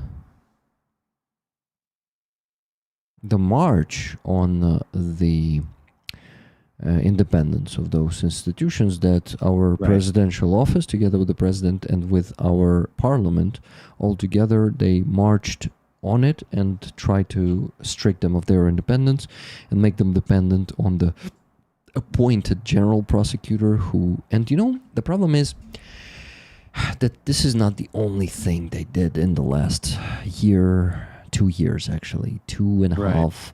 They did so much shit. There is so much corruption going on there. There are pro-Russian deputies still sitting in our parliament and fucking applauding and smiling and just cheering when we have when that shit is done, when basically they are now their filthy hands, Yes. corrupt hands are now kind of covered, everything's in the pocket, they are like, they don't even need to show their true face, which they did that day. We already know their true face. We live in this country not for the first year, and we know all of their tricks and schemes and all that shit. And my sign said, citizens are not dumb. We see right through you. So we indeed see right through them. And sometimes people call me negative, not Ukrainians. Ukrainians understand me. People from abroad call me negative or kind of, pessimist when I'm saying, guys, this is not a victory. This is just like a step towards victory over corruption someday, like in a few decades, But it's still a utopia. You can't defeat corruption completely, but Yeah. at least you can defeat top corruption. And The balls of some of the American media talking about the corruption and stuff, as if it was some oh my god moment, and then they turn around and give you a puff piece about Trump and how well he's doing for the country. You can't make that shit up. Come on. Every single government in the world has corruption in it because by its very nature, government breeds corruption in some ways. That's just how it is. To say that you guys were any worse off than anybody else was, you got to look at the situation with the neighbor Russia, the togetherness there once was and stuff. You guys got at least 10, 15 years left to get rid of those old school assholes and fully be clear of them. It's going to take a while. Yeah. And you see, I was going with that to a bit different point. I wanted to say that I talk, yes, this is not a victory in the war. It's, yes, a victory in the battle. We definitely got to pat ourselves on the back. But, that battle would not be needed if Zelensky didn't sign that fucking law right that day. It was just a proof that he's part of that diversion and sabotage, That's first thing. Okay. And then, of course, politicians and Zelensky himself, they tried to present it as a big victory of Zelensky. That was a presidential law that was given back the corruption, anti-corruption institutions, their independence, that was strict by evil deputies. But why the fuck did he sign it then? All of this, we can see this shit. We won't buy your shit about, being a hero of this situation when you all started it. And, the problem is our parliament is not an independent entity inside of our state. It's fully dependent on the presidential office. I don't know if you knew this. But I started learning about this when I heard you guys got a new prime minister, and I'm like, president, prime minister? What? There's something there I don't understand. And yeah. President is appointing the prime minister, and in the parliament, basically now parliament is doing what they are told. So on 22nd of July, they were told to vote for that amendment to strip them of the independence with 230. 36 or 46? 36, I guess. Or 34?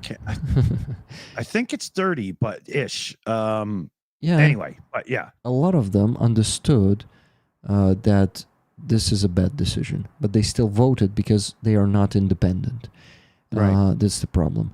And then just in a week on 31st, actually in 9 days, right? But anyway, they were told, and then 331 of almost all of them voted. Like when they are told. Well, of course, people were told. No, they were told by people, right? But not only by people, because Zelensky needed them to sign exactly his law. Друже, привіт. Guys, we have Psycho in the chat. Hi, Psycho. Це прям терміново треба зараз зробити, бо бачиш, я тут трохи зайнятий. Якщо треба зараз, я займуся, поставлю на паузу нашу розмову. So, yeah, he's asking me to do something urgently, and I ask him, is it that urgently? Because I'm a bit busy right now. If yes, then I will do it, no problem. Okay, so... You know, I was saying that here, I often say that, you know, yes, Zelensky said this thing, but what is going to be done, like, probably nothing is going to be done. And you guys got to keep that in mind. And people are, like, they tend to try to celebrate just from some statement or from some intent of one person, when the whole network should be working and not sabotaging it, you know. And I sometimes are being like really I'm being really honest and not always positive, because I see right through them, you know, and I see all their schemes and tricks. And I say that, and people are sometimes being upset, but not not many of people, because most of the people understand what I'm trying to say. Anyway, last 7 minutes, when I was doing this speech, we had no donations. So, guys, our chances are fading to know the real name of Dick Dawson today. First of all, I didn't mention the $20 that I already minused from the goal, but it was $20 from Tuna Odison. She was saying these are extras for her stomach shelter for Anton, the three-legged dog. Thank you very much, Tuna. So donating 170 to them. Okay, Psycho says he will wait. Awesome, no problem. Then we had $30 donation 8 minutes ago. The last one we got was from White Fishy, $30. White Fishy says, tickets for Patch 3, please. Happy birthday, Dick. Yep, one more birthday wish for Dick. Guys, 23 minutes left. 23. Attention, 23 minutes left. Will the rollers and fellow babies be capable of reaching the goal in just 23 minutes? They all together still need to raise $1,400.56. That's a lot. Big time. You know what? Actually, we'll give that the old boom. The boom boom fun. Yeah. I remember that one. Okay, so I was thinking of what? Rick, check the Psycho's message as soon as you can. I'm worried. Everything is fine. I already checked the message, and he said he is not in the hurry, because that message is not about life or death, right? Psycho. Let me read it once again. You know what, Dick? I'm gonna go and actually do what Psycho asked me, and at the same time I'm gonna visit the bathroom, so I know you as a host of the show can perfectly handle the chat. No problem. Thank you. We had a very interesting show yesterday over on the Shills. That's at the Shills on YouTube. Don't forget to head over and sub. And we had a new fella that we met on the show with us. His name is Johnny, and his YouTube is at Young Ukrainians, and I'm figuring he's probably in his 20s. He's living in LA right now, and he does like a man on the street type approach. Like he brings out a couple microphones and he just kind of says, "Hey, you know, who are you? Where are you from? What do you think about events in Ukraine and stuff?" And he's really good. Great talker, knowledgeable, the whole bit. So here, I'll put this in the chat because I think I can do this.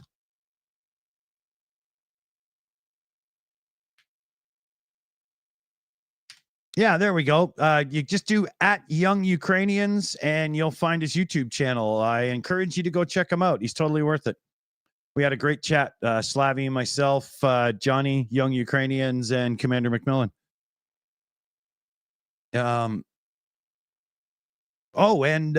Canty Luden dropped by halfway through as well. So that was really cool. But yeah, he's a really good dude. So check him out. Please do. We were talking about the boat, the ship. When you got Commander McMillan on the show, you've got to use the right words, and I always screw this up. But it was one that was destroyed.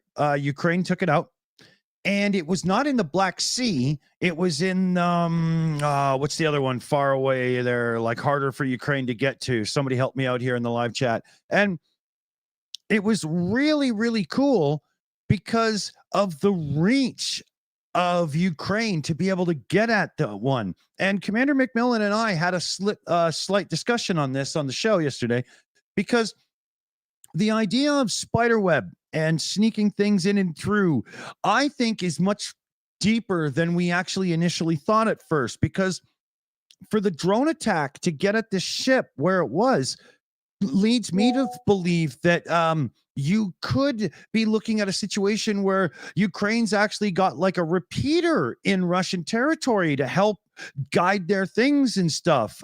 Caspian Sea, yes, thank you, Mexi girl. And it's just, I think that the whole idea of spiderweb and having assets in Russia to use when needed, I think it's far deeper than most people are thinking, even up to now, knowing that there's been a few really good ones and stuff. I still think it's even bigger than we think, and still gonna have a lot of effect, and it'll be things that we can definitely cheer about. I'm really looking forward to hearing some more of these kind of missions. But I mean, the Caspian Sea, I mean, that's reach, man. That was really, really impressive operation. And the fact that Commander McMillan himself was very impressed with the operation. I mean, you could just see in the way he was talking about it. He was very, very impressed with it.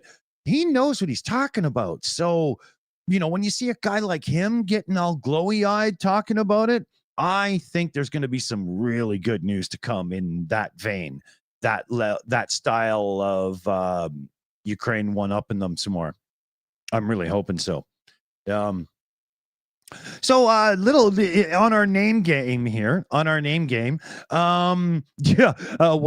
yeah, 100% Dick. Those generals don't always fall out of windows. 1 second here, sorry.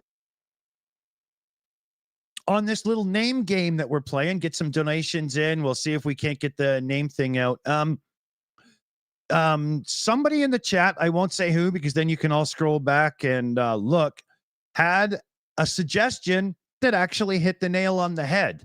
I've thought of a couple of hints, but I'm having a hard time judging whether the hints would be tiny enough that you can't really get it, right? VPDFO there was on Slavy's channel watching. Cool, love it. And so I think we're going to have just no hints. We're not going to do that because there's a couple I could give and they're good hints. But after I think about it, I'm like, oh, shit, man, I'd be able to guess that easy. Right. So, and that would blow the whole game with the fundraising and everything. So we can't do that, you know. Yeah. Cheryl Watley in the chat there. Azerbaijan might have had a hand in that. The Caspian Sea there, the boat, ship, whatever that was taken out. That's a decent call. And Azerbaijan, You know, they're spending huge money a year to get the Formula One race out there and whatnot. Like they want to be more of a world player than just some, spot in the corner in their own brick sort of surrounded area and whatnot. So yeah. Everything good? Yep. Here's Aziza. Hey. Hi, Aziza. Good to see you. Hello, Aziza. How you doing? Hello. Good to How's see it you, going? Aziza. 1 second. I'm okay. Good to see you. Good to see you too. Great. All right. Okay. So yeah, we're playing a little game. We're trying to get people to donate, and then if the donations come in, I'll let the cat out of the bag and give people my actual first name, not the stage name I always Ooh. use. Yeah. Yeah, so he's not a Dick Dawson. Oh. Well, I could be a Dawson. We're not sure on that yet, but it's definitely like Dick or Richard was never my first name. I just picked that out of a hat because it sounded like a bit of like an asshole's name. And, yeah. Okay. It seems like Rick Bot is going to sleep, and more tired Rick is taking the stage. Welcome to Tired Rick, everyone. You won't like it, but but you have no other choice. If I have a snore button. Snore button, please do. please. I would love it. Okay. Aziza, how are you doing?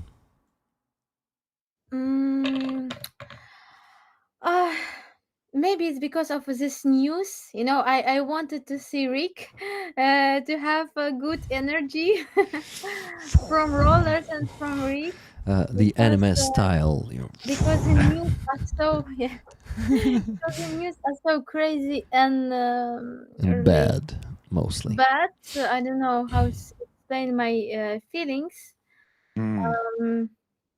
When you begin to I have such periods sometimes when I see everything in very bad way.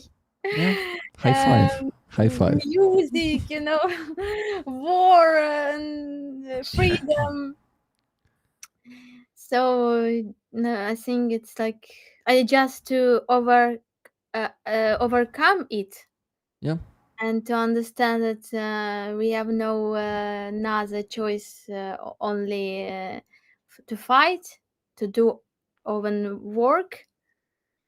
But it's something really crazy, and I want to kill kill Trump. I don't know the system. Really feel a lot of angry, but it's like it's angry feelings they're hiding inside of my personality. Actually, it's not a bad part of our personality, in my opinion. It's more of a dark part, but we should actually embrace both the light one and the dark one, because it gives the chance to be whole and to just use both of your parts for some effective stuff, So it's totally fine that you feel these feelings, because that man, what he did, he basically legitimized for the world and put him out of isolation, the biggest war criminal of the modern history, of the modern world. Oh, yeah. And he humiliated the U.S. military by putting them on their knees, and that monkey Putin was making faces there, and that monkey, he really He's crazy. I think I don't know. Maybe he had problems. He has problems for the last, I think, 70 years. Yeah, probably 70 years. Except his maniac's feelings to kill good people. He has no degradation of mind. But okay, so he also humiliated Americans with this, because a lot of Americans who are conscious and who understand that this man should not, under any circumstance, be like put out of isolation like that, and then saluted and handshaken and smiled to, you know, and then are being called the great Mr. President, all the ass-licking words that they used for it. You know, all that shit should never happen, and people understand this, and they feel kind of just basically spit on, and yeah, I think a lot of people in the United States right now feel like they've been used or something. Raping. Yeah. All of Yeah, maybe really a rape. great Tell us what you chances feel, of guys. democracy, you know. It's like begin to be. It's shameful for next generation will be really will think about us like we are so stupid. We are so how we can bring this person in this world like Trump, like okay Putin, like but Trump in United States. Yeah. There's a question. Unbelievable. There's a question that Tuna pointed in the chat. I think it's not from her, but someone asked it. Did the real Putin go to Alaska? Question in chat. Even even if the double went to Alaska, it doesn't change the fact that all the Putins, either a double or the real one, they were legitimized in the United States. This was fat face Putin. Yeah, right? yeah. That one. This one is there's just more girth. It's like he's holding like squirrel food or something in those cheeks of his, right?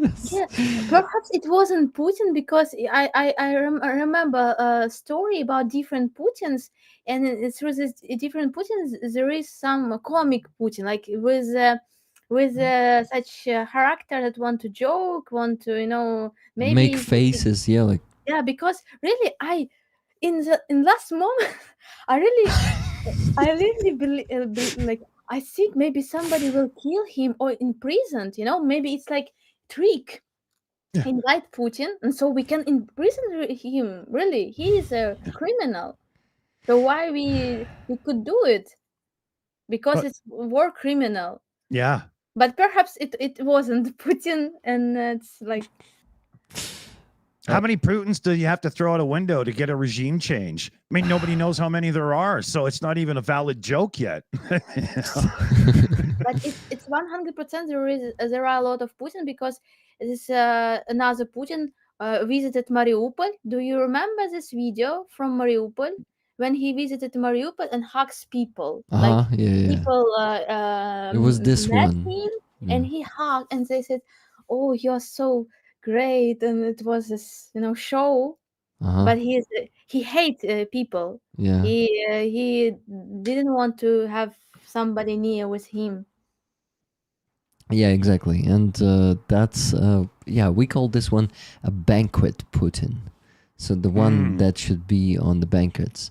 Yeah, he hides extra sausage rolls in his jowls to take back to his apartment for later, right? Yeah, that's one thing. But he can actually pull out a bunny or something from one of the cheeks, because he needs to It's a killer bunny with big teeth. Maybe, but I meant like he needs to entertain people. That's the word I was looking for. So entertainment is the banquet's Putin's goal and main task. Guys, we have bad news. Bad news. Come on, Dick. Do your bad news. We will not know the name of Dick Dawson because only in 7 minutes he will go, and we still have to raise the same sum of money, $1,400.56, because in the last 24 minutes no one donated at all. No. At all. Come on, Aziza, join us. Well, if we don't get it done right now, In 2.5 hours, we're doing a hangout fun show over on the Shills Live at the Shills Live. And it will definitely come out by the end of that because we'll get some fundraising done as well. But I'll give you all a very, very good hint before I have to leave if we can't throw it out. No, it doesn't work like this, Dick. We need to like push 6 minutes, Dick. 6 minutes left. Rick's my agent now, so there you go. You heard it. Yes. You know, a producer. Dick, more passion. Come on. What you doing? Yeah. Come on, fellow babies. We need those donations. And we need them in now.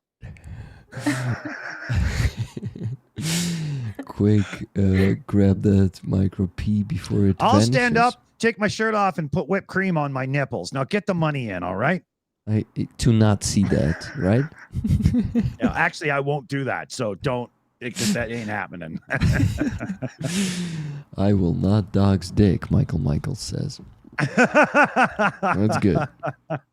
That's good. But guys, Cock dogs. like, if we're being serious, maybe even if we don't reach the goal right now, I mean, we reach it tonight. We have no other choice. I'm not going to sleep until we reach it. Okay.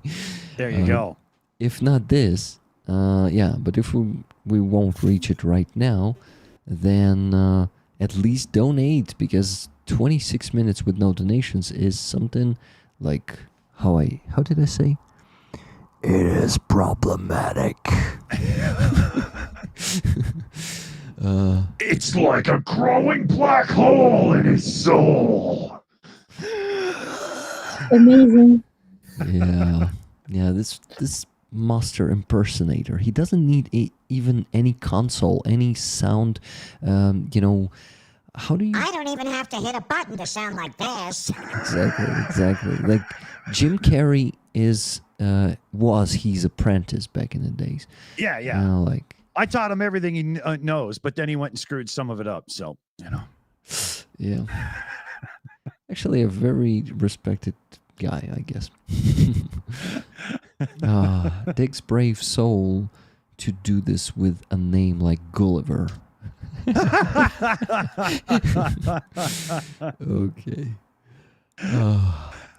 Oh, yeah, that's what I should do. I should go back into like the 1800s and pick some ridiculous name and just use that as a joke at first. 1800s? Yeah. Yeah. It's Good times, good old days, No, actually, those were not really good. Well, if you like, consumption and all those classic illnesses that kill you real nice. Yeah, it was a good time for that. Lack of refrigeration, gray, awful, sour meat and stuff. Yeah. Good times. Okay.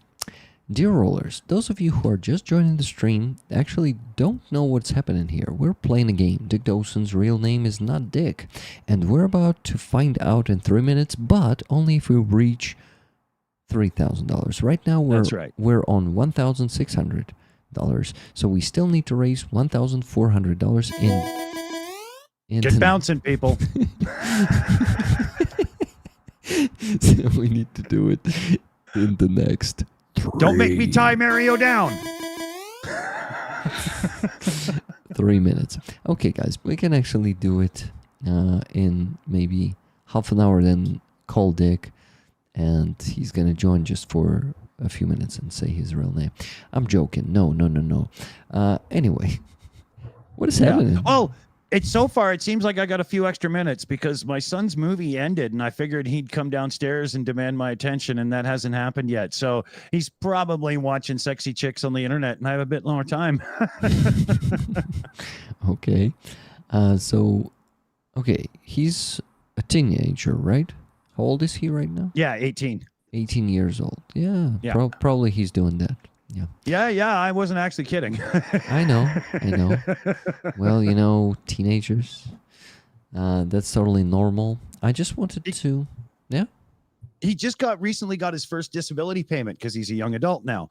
And so he had some money in his pocket And we were at the store, and I was like, "You want something, buddy? You know, pick something out or whatever." And he picked out a Cosmopolitan magazine because he likes the actress on the cover. I was like, all right. Yeah. Professional parenting, decisive says. No, when he goes, he was just back from like a 8-day visit to visit his mom and grandma, and they helicopter him too much. So when he gets back home, he's like, "Just give me some space, will you?" Helicopter too much, running around him, you mean? Yeah, like hovering and always like, you know, treating him like he's 6 years old or something, you know, always pestering him, and it's just too much. Uh-huh. You know? Yeah, he shouldn't be treated like that, definitely. I mean, what's he supposed to do with a heart on when he's always got his mother behind him, right? Yeah. Okay. Okay, good. By the way, I did what Psycho asked me, guys, so no worries about Psycho. And we have shaheds by us. You hear them? Do you hear something? Yeah. Yes. We hear the shooting. Oh, shit. Oh. My nerves would be fucking shot. Yeah, guys, that's the life in Ukraine. You don't hear it on my streams lately because it's relatively quiet in Kyiv, but listen to Odessa Oblast. This is a life in Odessa region. Whoa.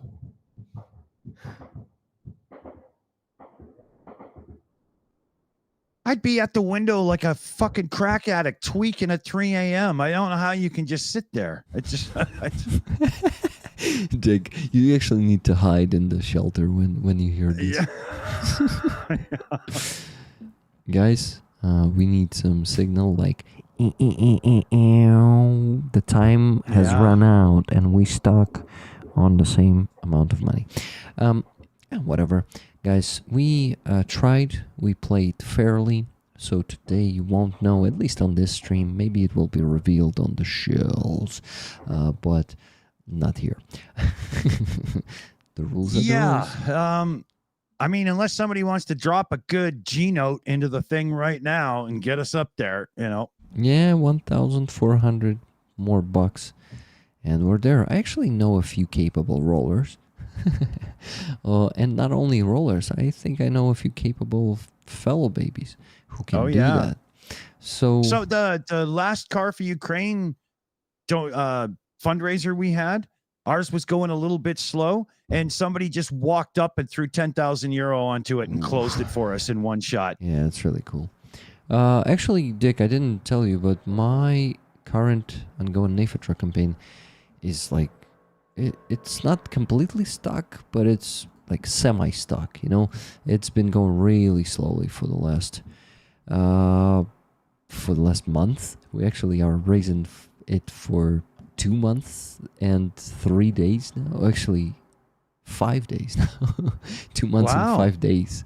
Yeah, the goal is big, 64,000, but we had $90,000 campaigns that we were closing in like a month and a half, and 80,000 in 1 month. So it's all doable, but it's getting... There's some tighter wallets right now with the American citizens because there's so much uncertainty in their economic future at the moment. Yeah, I totally understand that, but just, you know, stating the obvious, stating the fact. Aziza, oh yeah, we have some troll in the chat. Interesting. Please. Yeah, I already told him to lick his own nutsack. Piece of garbage. Yeah, just naming an account like that to go troll. Ridiculous. Well, it just goes to show that, you know, I think his uncle took him out to the woodshed a few too many times when he was young. By the way, Paul Debrit says George has to go. George had to go 3 minutes ago, actually.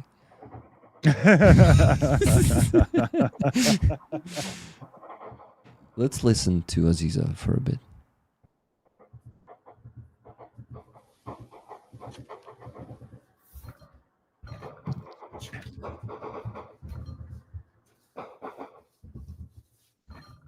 Aziza, Is it like some glasses shaking there?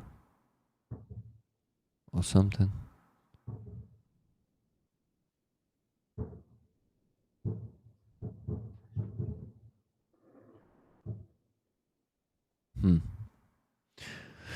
I really hope she's gonna be okay.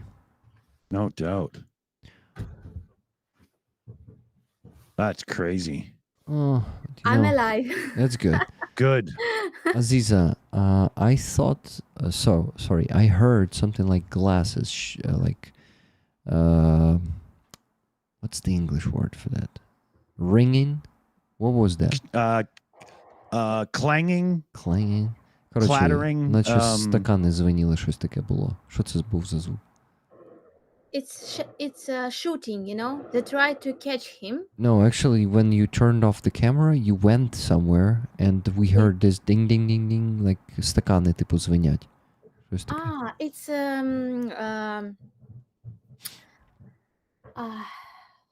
sounds of winds. Do you know this instrument?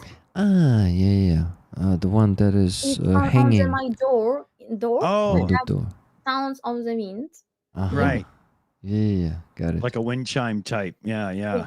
Wind chime. Yes, that's the word. Hey, rollers, for real.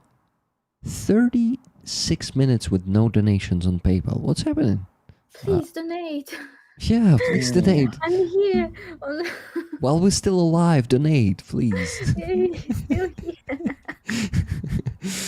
We're not joking, okay? Please donate.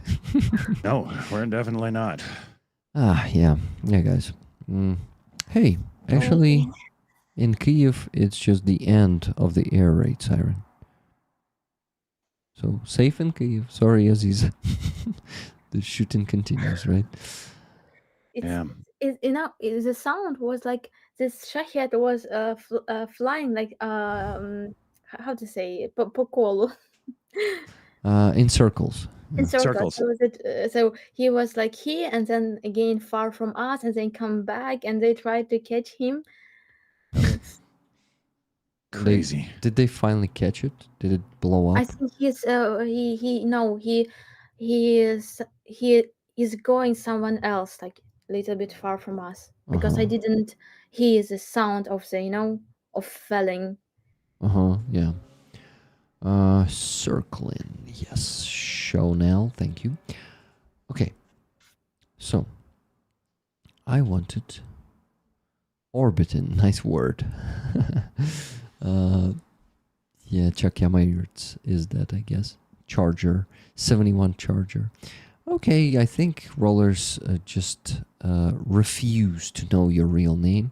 This is why they boycotted the donations, and boycotted me. And they stopped. Okay. Yeah, they've all gone and unsubbed from me and everything. It's over. It's over. It's over. We're done. We don't have the cards anymore. I'm pressing the end stream button now. Live long, prosper, and donate. And Slavo Greeny. Goodbye. Oh, it's funny. No one loves me. No one wants to play with Donnie. No one wants to play with Donnie. Kim Jong-un said he doesn't want to meet, and all these great guys, they don't want to hang out with me anymore. Decisive Putin, nailed it. That's it. It's Decisive. biggest, dickest Dawson. Big. Oh, I am a Roman. that's a risky one. Okay, we have 2 donations. It worked, blackmailing always works. You just need to push harder. You always need to intimidate the victim and make them actually pay to the aggressor, give some territories, exchange their territories for their own territories. Everyone is going to be satisfied, when Ukraine exchanges territories of their own for their own territories. Everyone is going to be satisfied so much. You won't even believe it. But you will see it. It will happen or maybe not, you know. Yeah, I'll let you know in 2 weeks. 2-3 weeks. We will know in 2-3 weeks. It'll maybe happen, maybe not. We don't know. We can't know. Okay, Grogu, what are you eating? Oh, this, yeah, that. It's a human heart. Don't worry, it's a Russian. Luke, the drifter, not the grifter. Don't mix with the grifter, okay? The drifter. I mean, I'm telling this to my brain to read it properly. That's all. Oh, I'm going to work on the painting again. Leah B says, I haven't in how long? Let's get this thing done by the end of September. Yep, please do. Okay, so the donations we got. Wizard of Ooze, $10. We are anonymous. We are legion. We do not forgive. We do not forget. Expect Awesome. us. Who said that, by the way? It's a quote, but he didn't say from what movie or It's book. it's when the guys from Anonymous came out and did that announcement that they would start messing with government information and whatnot because of bad politics and so on. I can't remember the specifics, but that's, I think, Okay, got it. So it's a real life quote. Yeah. Good. $30 donation from Andreas Lach. Much love and respect to Aziza. The real name is 3 dots. Hans Dumpf. Hans Dumpf. That's good. Yeah. $10 from Paul D. Fella. Match me and happy birthday, George Stephen Dick Fred. Well, yeah, people are trying to use as many names as they know just to figure out. Anyway, he will not tell you, yes, you were right and stuff. $100 donation from MVS, Martin. He says, inspired by the anti-air soldiers in Aziza's neighborhood, keep up the fight. We are with you till victory. Slava Ukraini. Damn right. Tickets, please. Героям слава. Heroem Slava, thank you very much. And that was $150, guys. All this together. So, minus... No. Yeah. Okay. Minus 30, minus 10, minus 100. Still $1,250.56 to raise. We're getting close, really close. Just a few bucks left. Come on, guys. Someone sends 1,250 and someone sends 56 cents and we're done. You know how it works here.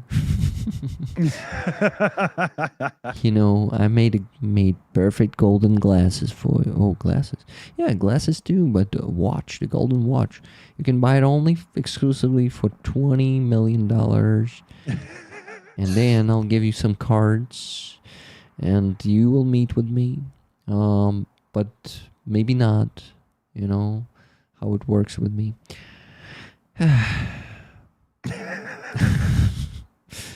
It's just so funny until it's not, you know. Yeah. Until. But that's when you double down and make it funny again.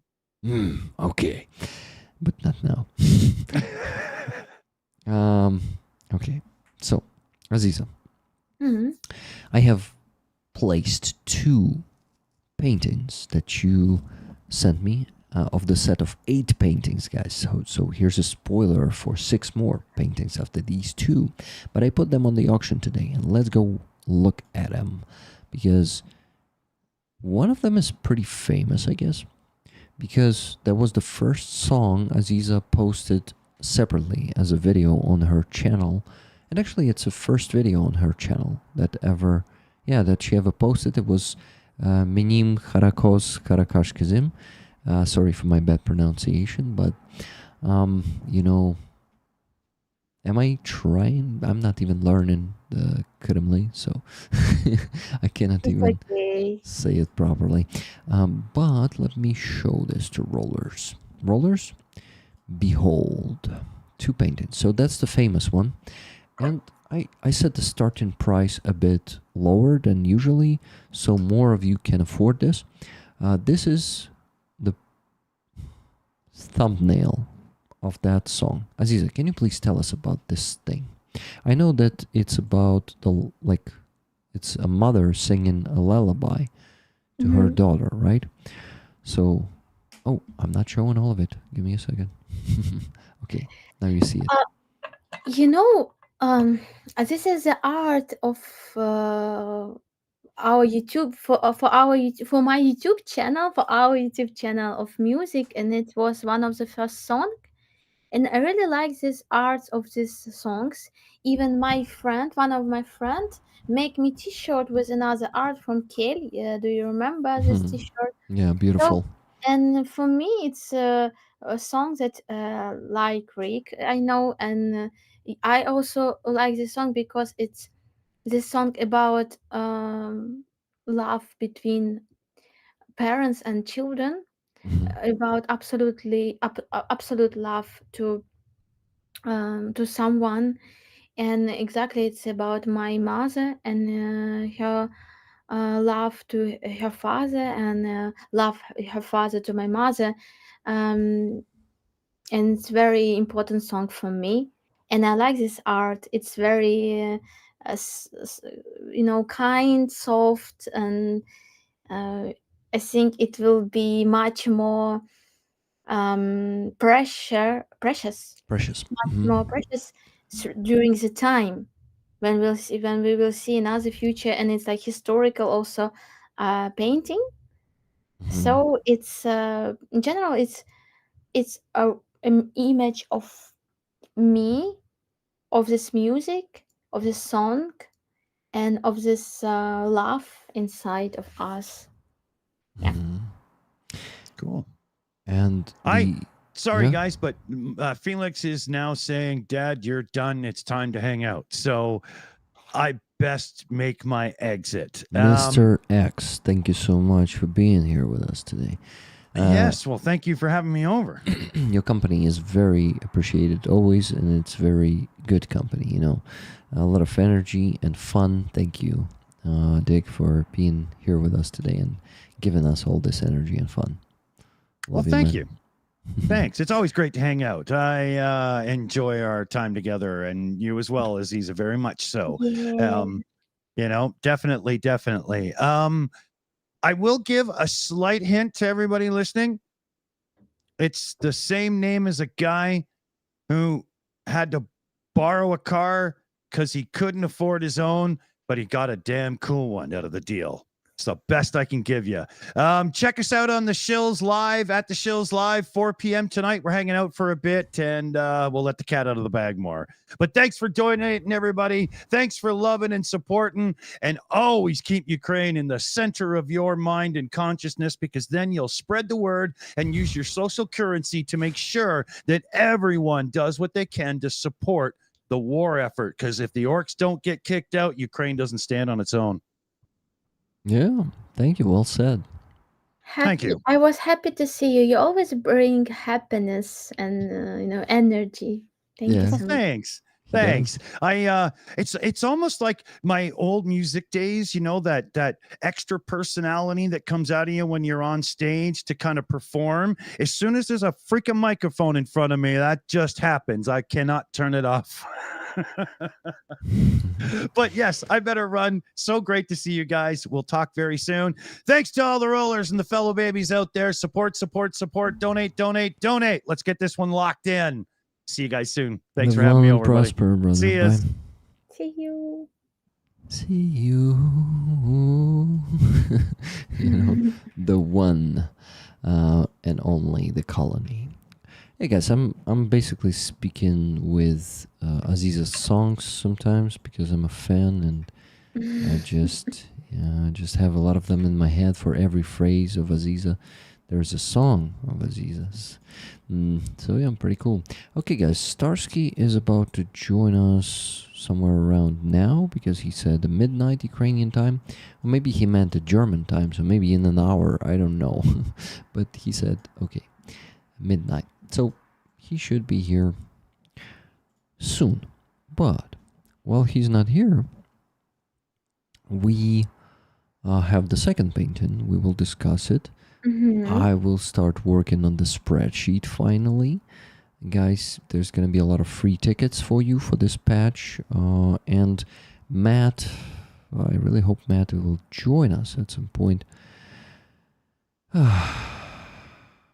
Give me a second, I'll message him.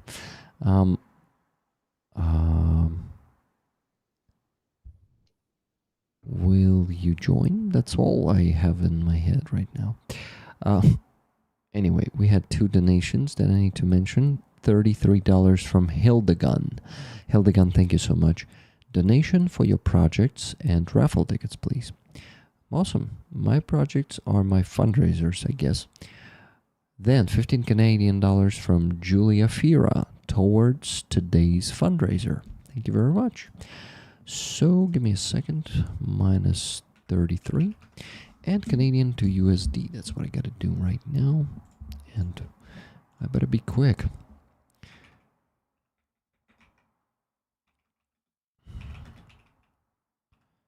Canadian to USD. 15 Canadian. $10.85.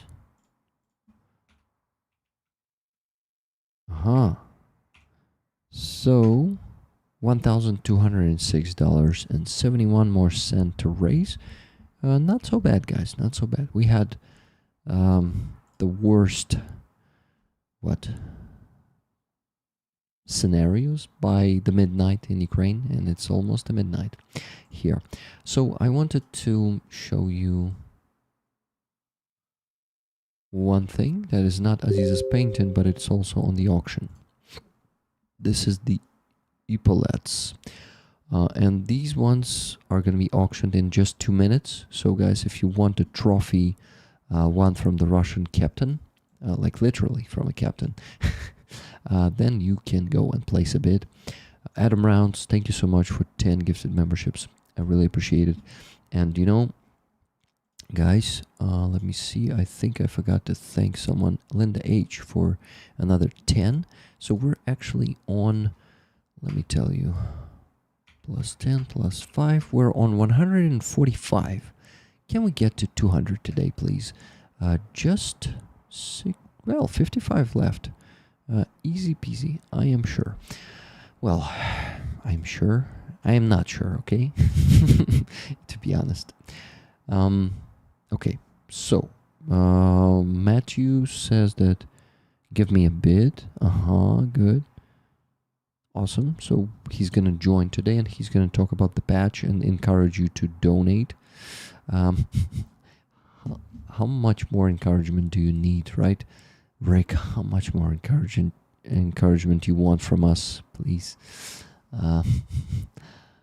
Okay, funny thing about traveling to Ukraine. You need to leave 1 hour at the Polish border checkpoint, but they hand it back once you come. You need to leave 1 hour. I don't get it. Sorry, Andres. My brain is already a bit tired. Okay. Let me think. So epaulets are being, I guess, sold. Yeah, they are being sold for $150 to Martin from Norway. MVS. Martin, congratulations. And I'm going to send them to you as fast as possible, of course. Okay, let me think. Guys, unfortunately, there were... he did it. He also placed a bid for the ugly Russian patch that says... I don't even want to say it, but it says Razia, you know, without the Z, of course. Their typical name, as they call themselves. Thank you for placing a bid for that one. It's the time zone, Rick. You lose an hour when you cross the Ukrainian border. Yes. Got it. Got it. Thank you guys for letting me, for giving me the understanding. Yes. explanation. That's it. Okay, so 2, and he just sent $250 for both auction items, guys. 150 for the epaulets and 100 for an ugly Russian trophy patch.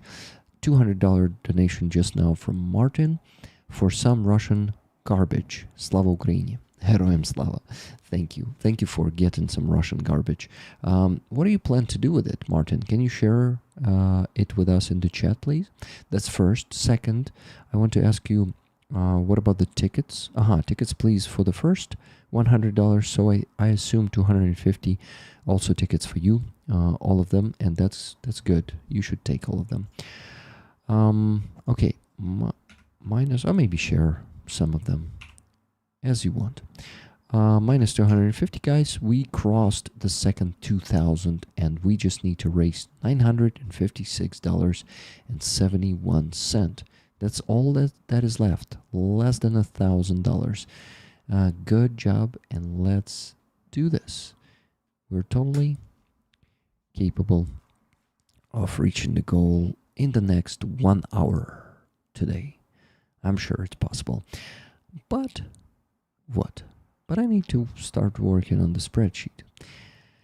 And I will ask Aziza, first of all, tell us about the second painting, because here it is, guys. It is a masterpiece. Aziza, I saw this one and I was like, wow, that's one of the most powerful paintings of yours that I've seen. So, hey, I think Starsky or Matt should be joining us. Let's see who that is. Who that is? Matthew. Amazing. There he is. Hello, Matt.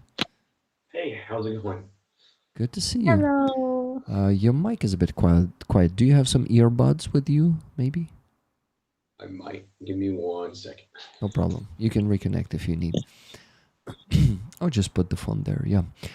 Could sell it back to Russians and buy drones with the funds. LOL. They won't buy it, I guess. Especially for big money. And Russians don't really have money. It's the Russian government who has the money.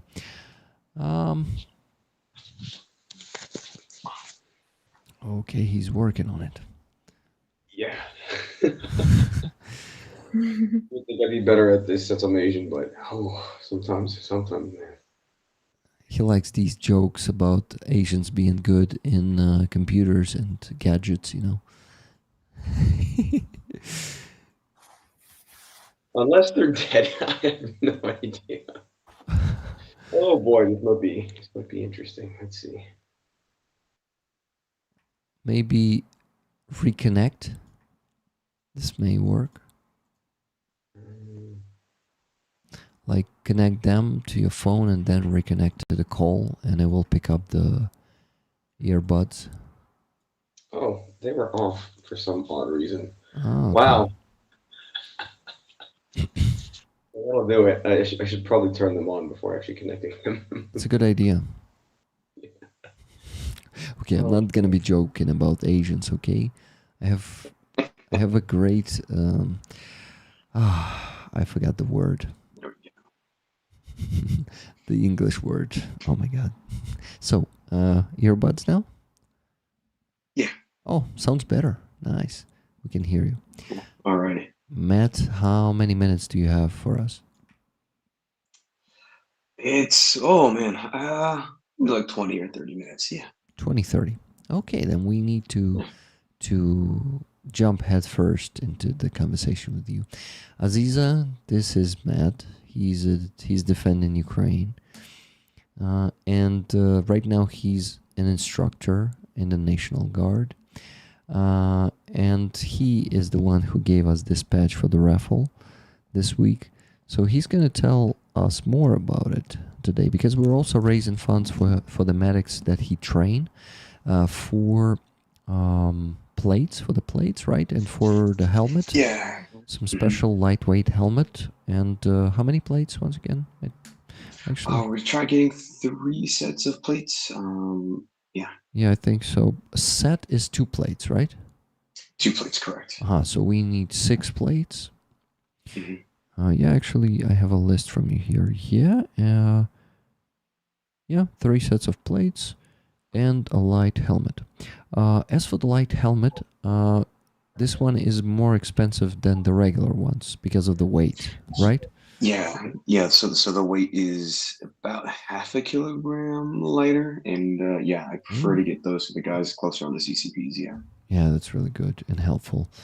Rick, is Matt his real name, or should we start guessing again?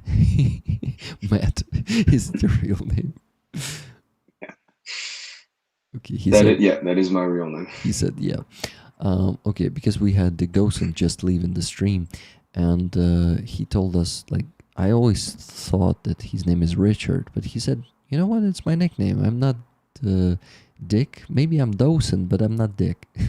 and and he chose this nickname when they were debunking flat earthers, and he wanted to sound like a mean person, you know. This is why he took the name Dick. So he's a really great guy, a Canadian. You would love his company, I'm sure. So yeah, it would be cool if you sometimes come together on the stream, but you cannot know, you know, when you're gonna have time, he's gonna have time, and all of us, except for me. I'm sitting here for 5-6 hours and you know, raising funds. By the way, we still need to raise $956.71. But Matt, we already raised 2,000. Never gonna let you down. Greetings from Finland. It's incredible. The Never money gonna comes in run handy. around and desert you.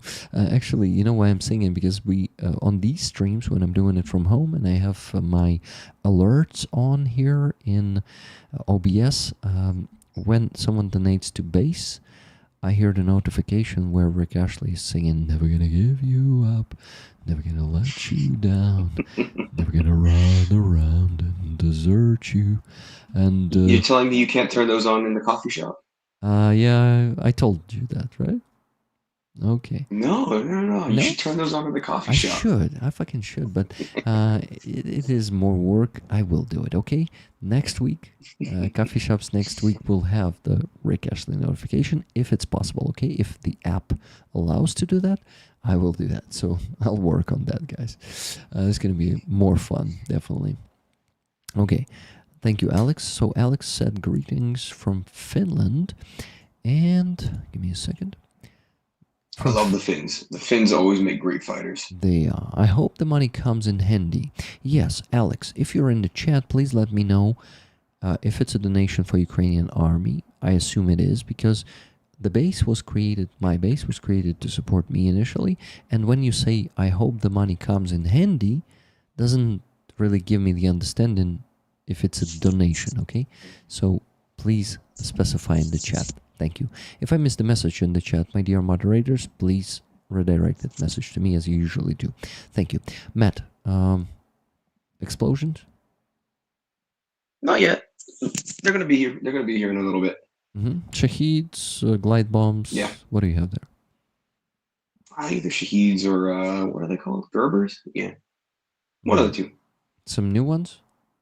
Ah, Gerbers are, I think, are No. slightly smaller. They're like Herbera. almost the same form factor. Herbera, like Gerberas? I don't know in English. Anyway, we were presenting the painting of Aziza. She's a painter and a musician, a very talented artist in general, you know.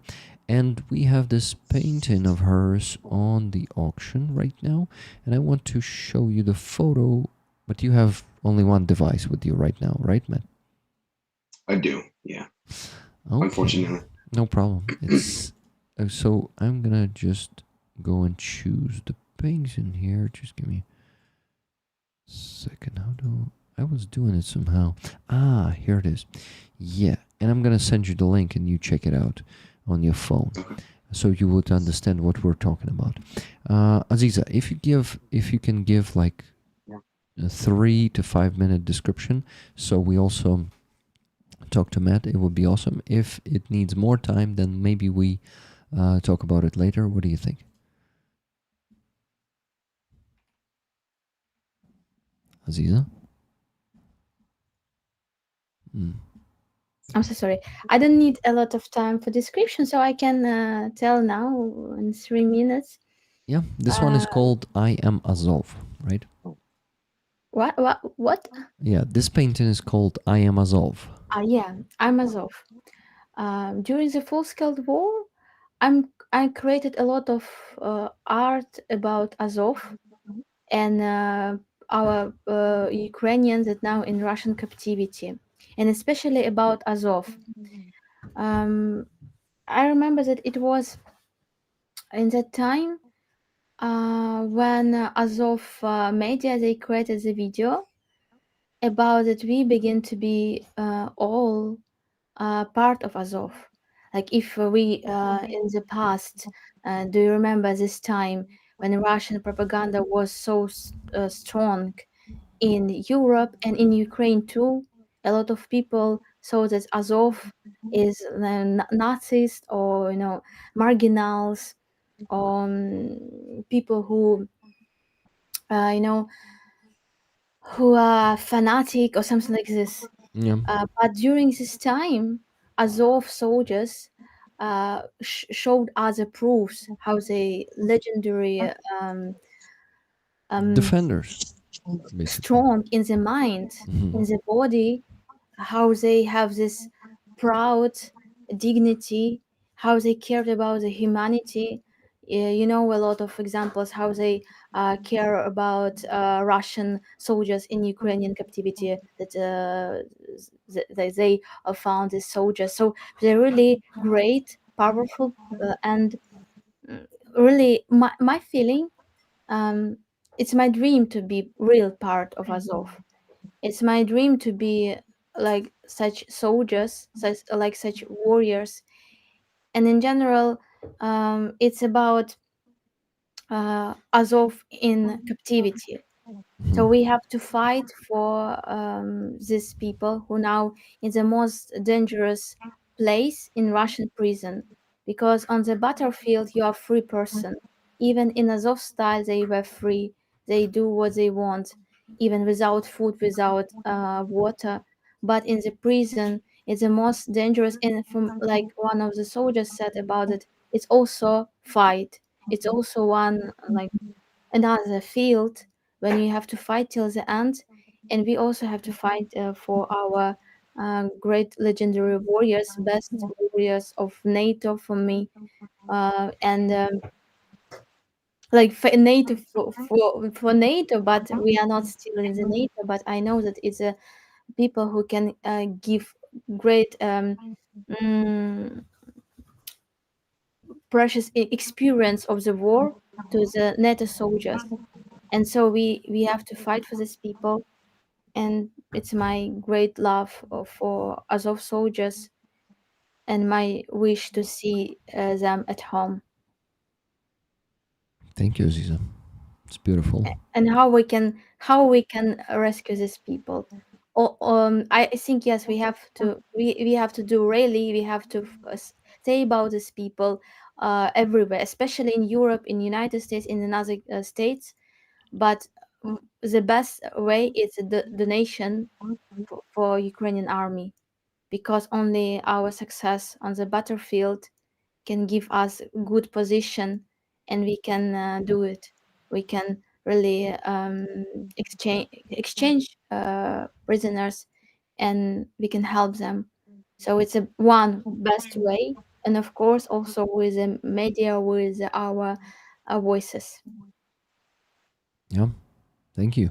And what? Aziza has donated actually 8 paintings now on the auction, and I'm gonna be putting them on the auction like 2 after 2. So in the next week, you have the chance to place a bid for these 2 paintings, this one and the other one. Yeah, the other one, the cover for that first song of Aziza on her channel. And what? So all money will go for the ongoing fundraisers. From this one, for the car for the Blackbeard group, because next week we're still going to be raising funds for this truck. And What, Matt? Your opinion on the painting? They're cool. I can't speak too much on visual art because I cannot paint myself. I'm horrible at it. Yeah, it's But you said oops, I think I keep turning off my camera when I do that. You said one of them, you said the other one was for a song cover, an album which one was that one for? it's I actually will send you the link to that song. It's on the YouTube channel of Aziza. Give me a second, I'll find it real quick. And that's actually one of my favorite songs, and it's one of the most powerful songs of Aziza, and she also have chosen this one as the first song to post on her channel when we did that concert together with her. So yeah, you will see me in that music video too. No way. Okay. I'm there as a host. We were doing a concert in the studio. I was hosting the concert, and Aziza was performing. We actually did 3 of these concerts in the last year already. Yeah. Okay. Yeah. So the sound there is amazing. Lanet Production Studio. Lanet is actually an internet provider in Kyiv, not in Ukraine. I think maybe they're in some other towns and cities. But anyway, they opened that studio a few years ago. And you can also do this there. Like, there's a good sound director there, or producer, if we can call him, who is really setting everything like very well in terms of sound. His name is Dmitro. And yeah, so here's the link to the song. You can listen to it maybe after the stream. I was gonna say, I'll give that a listen after. Yeah, please do. But there's a chance for you to understand, how talented Aziza are, and you will probably see it yourself. She's blushing right now as always, but I love to give her compliments. Not because I'm flattering her, but because I really, actually, Tuna says, Rick, play it, please. Okay, why not? Matt, extra 3 minutes? What do you think? Sure. Okay, so if I play it here, you won't hear it on your end, so you need to do what? You need to mute yourself in the call. Okay. And go open the link and listen, the one I sent you in Telegram. This way we will hear it at the same time, so you can go start now. Thank you. Okay, let's go, guys. Let's listen to it once again.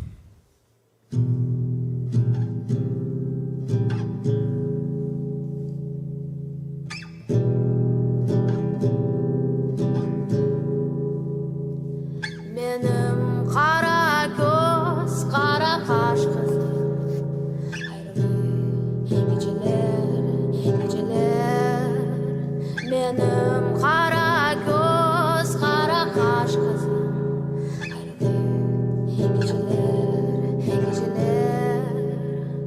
En yakşı bir sözler, anlamayanlar arasında dua. Onlar tek yürek sesleri anlayırlar. Sahrada sayır, canlı vurular. Sen menden bakar. Benim kara göz, kara kaş kızım. Hayırlı geceler, geceler. Benim kara göz, kara kaş kızım. Hayırlı geceler, geceler. En yakşı kısmet orzular hatırasına say. Öyle ayaklar yorulup duymaylar. Step by step you disappear. I appear in love in my soul, deep inside.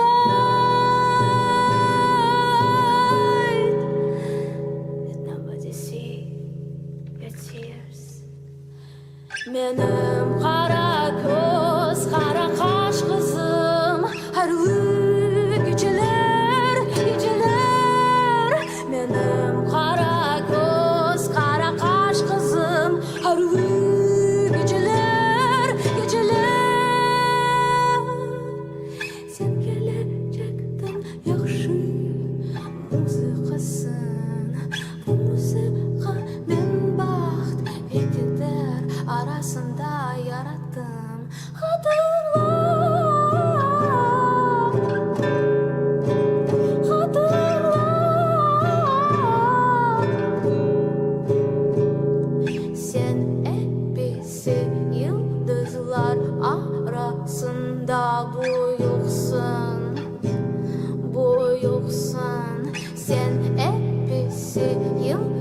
bulutlar arasında boyuksun, boyuksun. Benim kara göz, kara kaş kızım. Her geceler, geceler. Benim kara göz, kara kaş kızım. Her geceler, geceler. Benim kızım, benim kızım.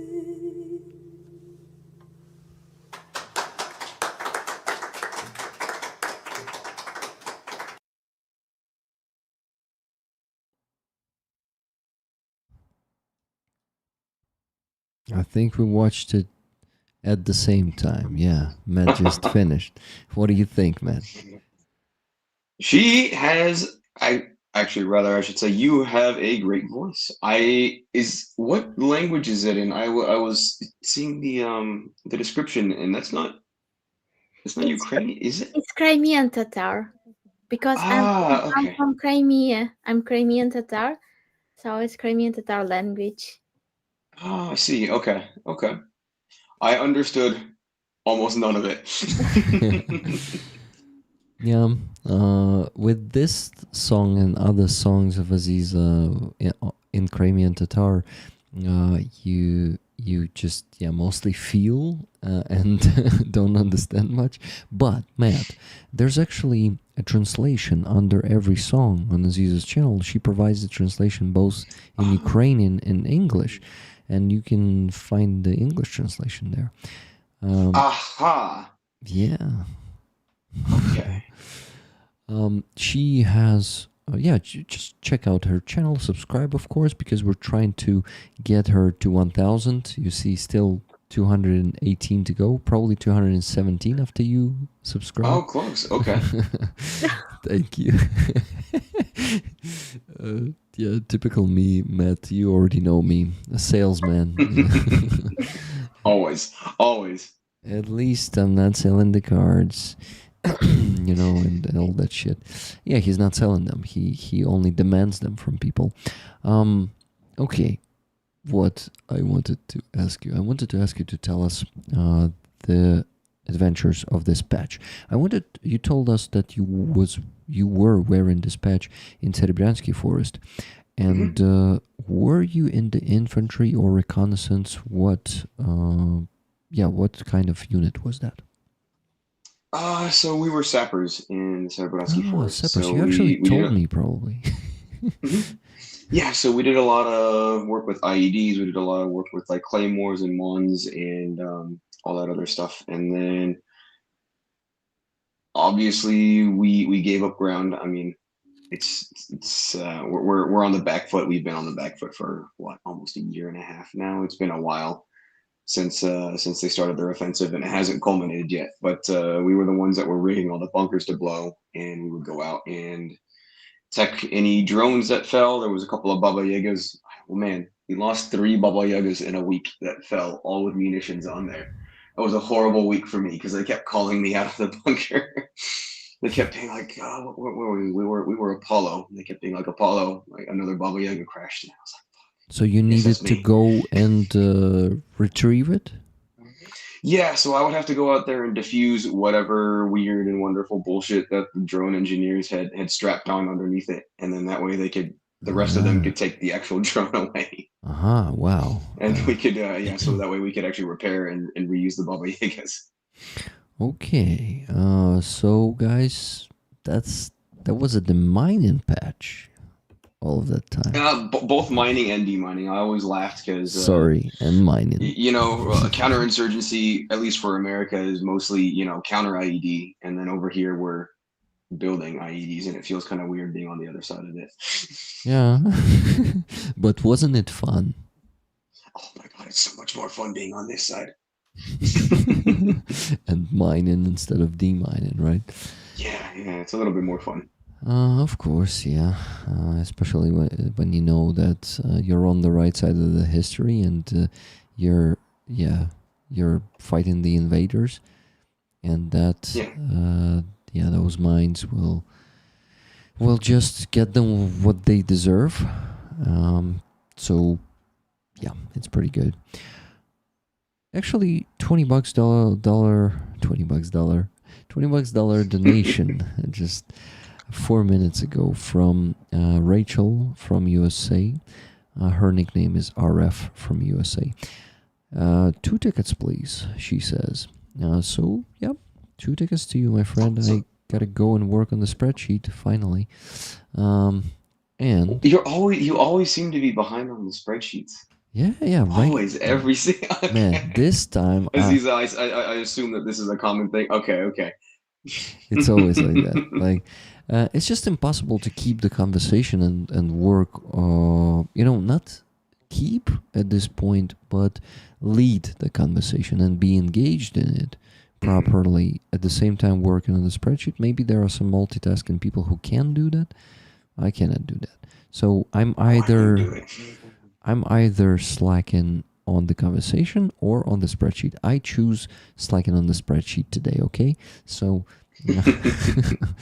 I actually I actually want to ask you guys to buy tickets for this patch, because now you hear more of its history.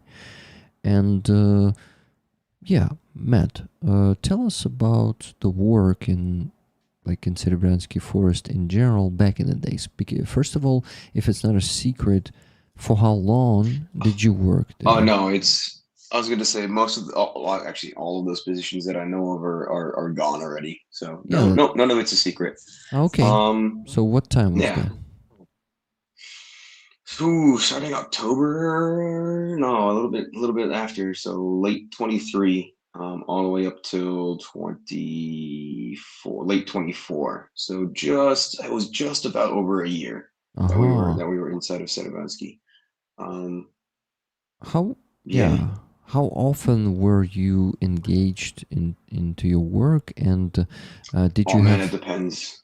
Yeah, it depends on the task. So sometimes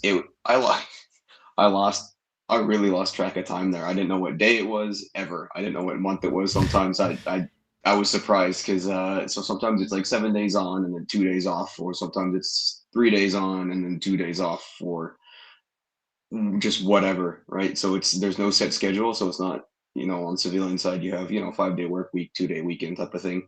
So you can kind of keep track of it. No, it's so random. So I always lost track of time. Mm-hmm. Yeah. I can imagine. But did you have rotations of some sort, or were you on positions all the time? How did it work? No, not all the time. Yeah, we would have rotations. It just kind of depended. Some of our guys got injured by some FPVs, so sometimes our team was a little bit lower, sometimes it was a little higher. It just all depended.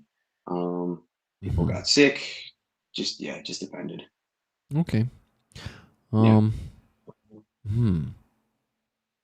Well, so those the late 2023 until the late 2024, FPVs were already the thing back then, but I assume in the forest it's always harder to operate those FPVs, right? What can you say from your experience? Yeah, it was definitely harder. I mean, still plenty of FPVs. There was no fiber optic. The only fiber optic only started happening about 2 to 3 months before we pulled out of there. Mm-hmm. So it was kind of like in its infancy right when we were pulling out. But no, plenty of FPVs still. Yeah, kind of annoying. Not we did have pretty good rep systems there, and then we all had portable jammers and stuff like that. So that was kind of nice. The only annoying part is sometimes when we were using remote IEDs, you have to turn the rep off just in case you were programming a box and the rep interfered with that and it decided to. If they operate on the same frequency, there's a likelihood that it can trigger it. So, give and take. you get more standoff with a remote one, but you have to turn off the rep for a while. Guys, when he says REB, it's electronic warfare. Yeah. So the portable one, was it like a backpack electronic warfare? Yeah, Yeah, it Uh-huh. was a backpack, and then we also had like a directional one as well. Uh-huh. Directional one that It's like was strapped on the side of a gun type of thing. It had I can't remember what frequencies it jammed. And there was two analog frequencies that it jammed and one digital. Um, can't remember. hmm, Don't know if I'm supposed to say. So I mean, it works out that I can't remember. So okay. So I have a question in the chat from Decisive, and actually I know the answer to that question because Matt already shared that he doesn't really have time for that. But the question is next: how much attention does Matt pay to domestic U.S. news/politics? not a lot. Um, so there's a guy that I like watching. His name's William Spaniel. I don't know. I'm kind of a nerd when it comes to my free time. I just kind of watch random things when I have off time. Um, yeah, so like aviation, fighter jets, development of stuff like that, forgotten weapons too, stuff like just random stuff. But William Spano, he always says like, don't listen to what leaders say, watch what they do. So it doesn't really matter because all of that stuff is just hearsay until something actually happens. Because everybody's like, oh my gosh, what is it like the Putin and Trump are meeting in Alaska and they might freeze Ozonsky out and all this other crap. It's like, well, I mean, you can't do anything about it. Just wait to see what actually comes of it. Usually, Yeah. it's nothing. So, Um. Okay. Next, then question. You of course know about Putin stepping on your soil, the biggest war criminal of all. Yeah, not of all times, of course. We had Hitler in our history and Mao. Yeah, but we also had Stalin. Anyway, of the modern days, he stepped on your soil. Your soldiers were on the knees, put in the red oh carpet. god, yeah, I saw the memes about that. I didn't actually watch the whole thing, but oh god, I saw the memes about that. It's embarrassing. Yeah. Holy crap. Just wanted to see your reaction to that. I didn't even know that was a thing, and then my buddy was sending me a whole bunch of memes. I was like, oh, I was dying inside a little bit. Yeah, I can imagine.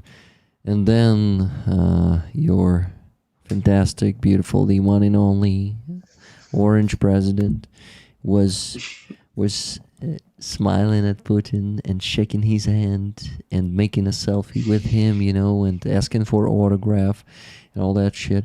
No, I'm actually exaggerating. Of course, he was not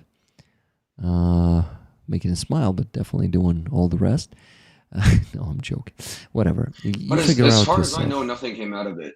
As far as I know, there was just absolutely there was. Actually, As far as I know, I might be wrong on this, but Actually, I think something came out of it because Trump now is pressuring Ukraine to capitulate, meaning to go for the terms of Putin. Of course, we won't go for it, but tomorrow Zelensky is going to go to the White House. Luckily, he's not going to be alone and he's not going to be pushed around like the last time because there's going to be Starmer and Macron and Ursula von der Leyen with them. And okay. so Trump will be basically bringing the conditions of Putin to the table and saying, look, we can exchange your territories for your territories. You have one opportunity, you don't have the cards, you will have to just follow these conditions because I need that Nobel Prize, okay? If I don't get the Nobel Prize, you're not getting your ceasefire, Because, so he said, Trump, before this, he was always saying that ceasefire first, right? Now, he's repeating after Putin and saying, actually, we don't need ceasefire. We need a great, beautiful deal right away. And the problem is, when Russians go for the great, beautiful deal right away, they mean Ukrainian capitulation, nothing else. So that's the outcome of it. So unfortunately, there is something that is going out of it, and it's more pressure on the victim of aggression, and like serious pressure. I really hope. Yes. See, okay, so that's also like, you know, I'm sure everybody's seen the news of like Russia stepping up their advances and everything like that, and that always happens. If you notice, that always happens around the time of peace talks, right? They're doing what? That's just Sorry. because they're stepping up like their advances. Like they've Oh, advanced. yeah. Oh God, how much did they gain in the past week? It was 110 square kilometers when their average has been how much a month? Was it like 300 a month or something like that? And they gained it in what, a month? No, so they gained a third of that in 1 week. So they've stepped up. Yeah. They've stepped up the rate at which they're getting land. And again, that always happens around peace talks because if you draw a ceasefire line, it doesn't make sense. Realistically, it doesn't make sense for the side who has the initiative to freeze the front lines, because if they're still gaining ground, I mean, Russia doesn't really care about the troops. They don't care about the equipment. Yeah. So that's not really a legitimate argument for them, right? You're like, well, they're losing thousands of troops and hundreds of APCs and tanks per month, and they don't care about that. So that's just a non-argument for them, right? But the point is that they're gaining ground, so it makes no sense to freeze the front line where it is because they're gaining ground. The only place that it makes sense for Russia to actually agree to a ceasefire would be if the war if they keep having to fight a protracted war where it would realistically stop, right? So that's why they always step it up around peace talks, right? Because they can show the world, hey, we're still gaining ground. This is the rate that we're gaining it at. So like if we kept fighting for another, I don't know, 5 months, if we gain 330 square kilometers every single month, well, we want 1,500 more square kilometers, and then we'll say that's good. Well, they're hoping for big breakthroughs in the future. You see, our front line is not being stable these days, and you know, the situation around Dobrobil showed it perfectly that Russians, we have holes in our defense line, so they can just pour through those holes and just accumulate their personnel there behind the defense line, and just then break through, right, like they did in Dobropilla. Luckily, that situation, by the way, the situation in Dobropilla is not resolved yet. Russians are pulling up some reserves to that, and they keep advancing. So the deoccupied territory you see there, guys, is, you got to remember, it's done with big blood, and our soldiers to gain that ground, to take it back. There are a lot of injured and some definitely killed in action of our guys.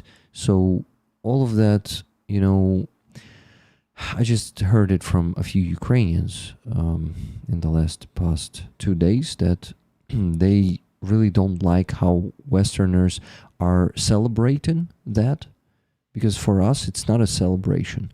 You know, seeing that blue color on the map comes with a big price, and that's first. And secondly, the situation is not resolved yet. It's early to celebrate, and it's not really something to celebrate. Yes, of course, we gotta find something good always in this life, and you know, something to celebrate. But we gotta understand that it comes with a huge price. And Russians also pulled the Rubicon unit, the FPV drone unit, and they are now screwing up the logistics of the brigades that are fighting there.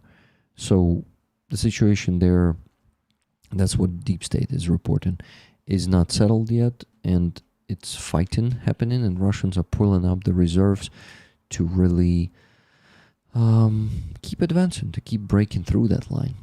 And now it's like, yeah, so we will see how the map will change in the next few weeks. But Matt, what do you think about this, what I just said? Honestly, I have not really operated in that area, so I can't say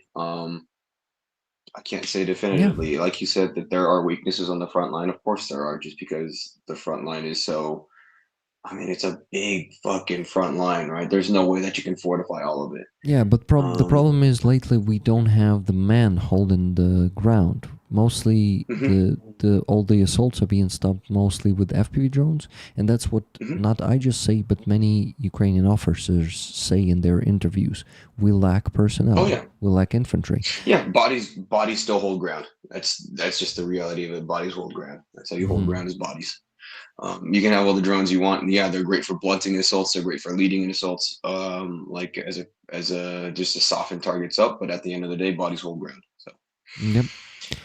Yeah, I mean, as soon as they push a spike, it's just classic hammer and anvil, right? They can just encircle and then wait people out. Yeah. Yeah, it's probably has to do with an issue of Russian logistics, but I'm surprised that this hasn't been done on a larger scale sooner. Just because it's like the Germans learned how to do it in World War II. It's an old strategy. I'm just curious as to maybe falling back on a second line. There was a bigger weakness than some people expected. I'm not sure why. Well, just grand strategy. I'm fascinated. I'm fascinated by that. you mean the Black Sea? Not a fleet No, just in anymore? no, just in general. Logistics on which side once again? On both sides. I know the Russians kind of had shit logistics, but they've definitely stepped it up. Again, you mean the issue with when you shoot it. The enemy's logistics, destroying the enemy's logistics, you mean? Or what do you mean? Oh, no. Just like you said, they exploited a weakness and they shot through, right? So they have essentially what looks like a peninsula. It's a spike that they shot up. It's just fascinating that they haven't done it before, at least to this scale. Again, I don't know if that's because of the FPV threat. Because again, so the biggest problem there is one, yes, for them they can loop around and encircle Ukrainians, but on the other hand, right, that's a very vulnerable place to actually get supplies and fresh troops and reinforcements all the way up, especially to the end of where they've pushed. It's just curious. My assumption is these days it's possible because exactly once again the lack of personnel holding the ground. The longer this war lasts, the less infantry we have, and it's easier to do such breakthroughs like they did this time. So, unfortunately, I think in time it will just degrade, and we'll see more of these breakthroughs. Hopefully not. Yeah, but hopefully, right? Hopefully, yeah. But it's hope just for the best, plan for the worst. Always that type of stuff. Yeah, it's just planning for the worst and preparing to not be very demotivated or because when we civilians, who like active civilians, when we see what is happening on the front line, these breakthroughs. Actually, the day it's happened, that night I could not sleep, and then I actually had like fever dreams, like when you're kind of for about an hour I was dreaming about that. So you see, it is like sometimes it can demoralize civilians, but if we prepare ourselves to kind of expect this in the future, it may help not to get really nakruchený. There's such a word. I actually don't know how to translate it. So basically, anxious or something. Yeah, something like that. Oh, okay. Yeah, but anyway, it's not only about that. I once again base my assumptions and kind of a prognosis in this case on the interviews of Ukrainian soldiers, officers, the honest ones. We have them, and we actually have more and more of them lately giving interviews because the army reform is not being done, and in my opinion, the most important part of it, responsibility and accountability for the high-rank officers for not caring about their personnel and just wasting it. No accountability for that brings the degradation, and that no one is talking about this because, of course, the military leadership will not talk about punishing themselves. Of course, It's also hard to reform a military in the middle of a war. yeah, super hard. So it's understandable, but the problem is, like, most of the people who understand the whole picture, they say this will be our end if the army reform will not start being implemented now on all aspects, not only like the core system, and basically there are only two things that were done: transfer from a unit to unit, only in like beta mode, right? And the core system, which also has its problems. So the thing is, if we go like this, they say that unfortunately nothing good will happen, and it may lead to collapse and total chaos, because the situation around Dobropilya was described by Deep State, by Starnenko, who gets the info from the soldiers right on the ground, just like the Deep State. It was described as a total chaos and disorganization. So basically, no cohesion. Before or after? Before or after the major offensive? Both before and after. But wow, okay. But when the Azov Corps was together with, they were not the only ones.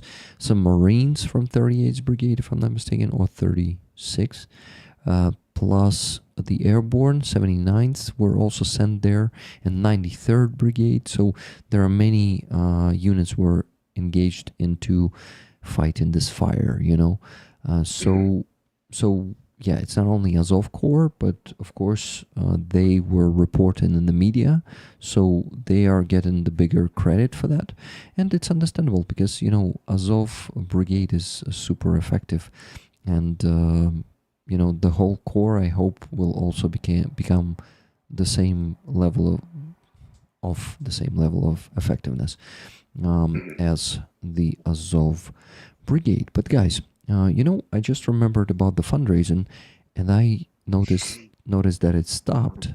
It stopped 26 minutes ago, and we still have to raise. Let me tell you, $936.71. So while Matt is here, you can actually donate, let's say, for him and his guys. For those plate carrier sets, no, not carrier, plates sets, for the body armor and for the lightweight helmet. And I remind you, it is $1,500 that we need to raise this week.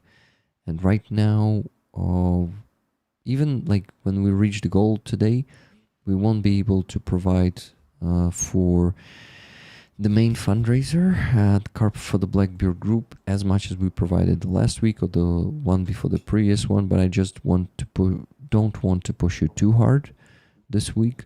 So let's just do this. So this 3,000 we're contributing today. Half of it will go for the guys of Matt, and so another 1.5 plus 1,200 from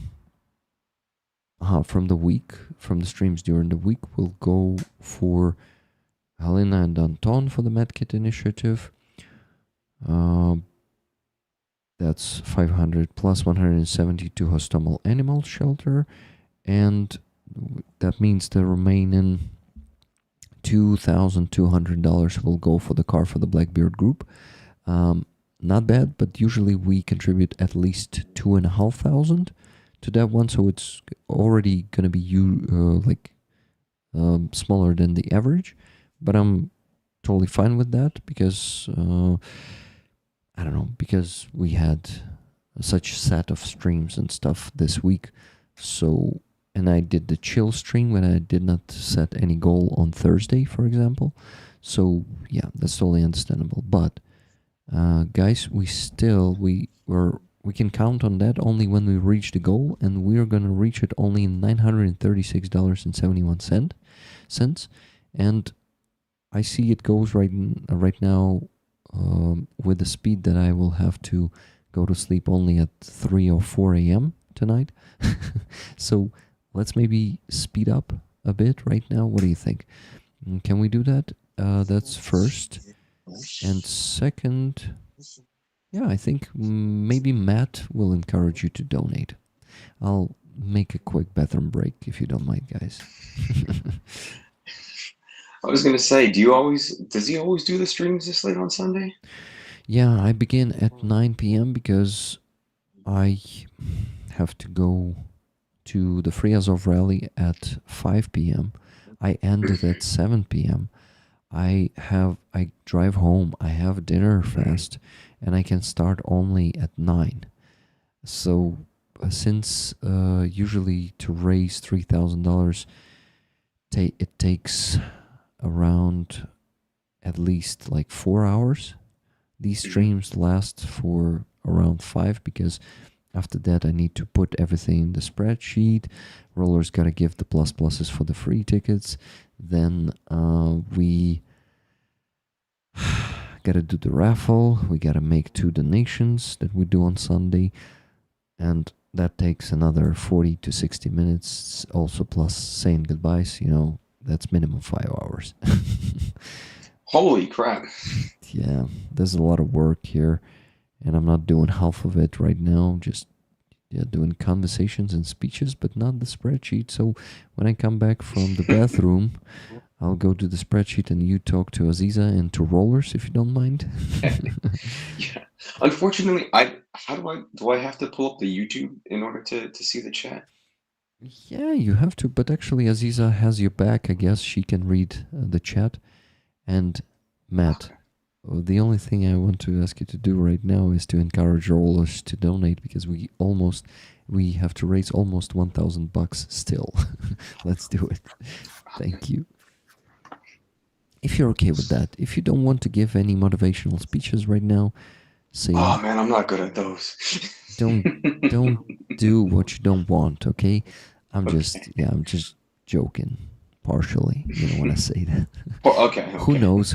Maybe you will agree to that and go and say, guys, you have the only chance to save some lives. They depend on you. And if you don't donate right now, you will fail them. Well, the armor plates would be nice for the guys. Yeah, I like it. Okay, guys, we'll be back soon. Thanks for the smiles.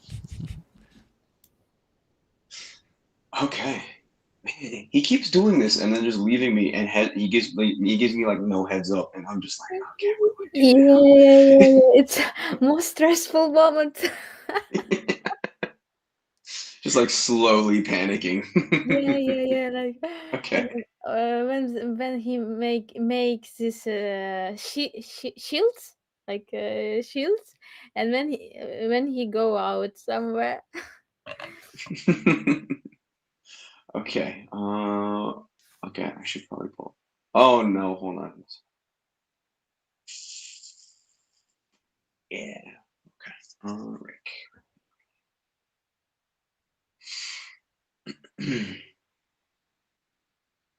Oh, am I gonna get feedback as well? Oh shoot. Okay. Well, this is awkward. Okay. I can't do that. Never mind. I lied. All right. I think you're gonna have to. I think you're gonna have to take over the chat thing. I don't see some question or something like this. The plates would be nice. Rick PayPal. I have to go. There is no comments, about some Alrighty.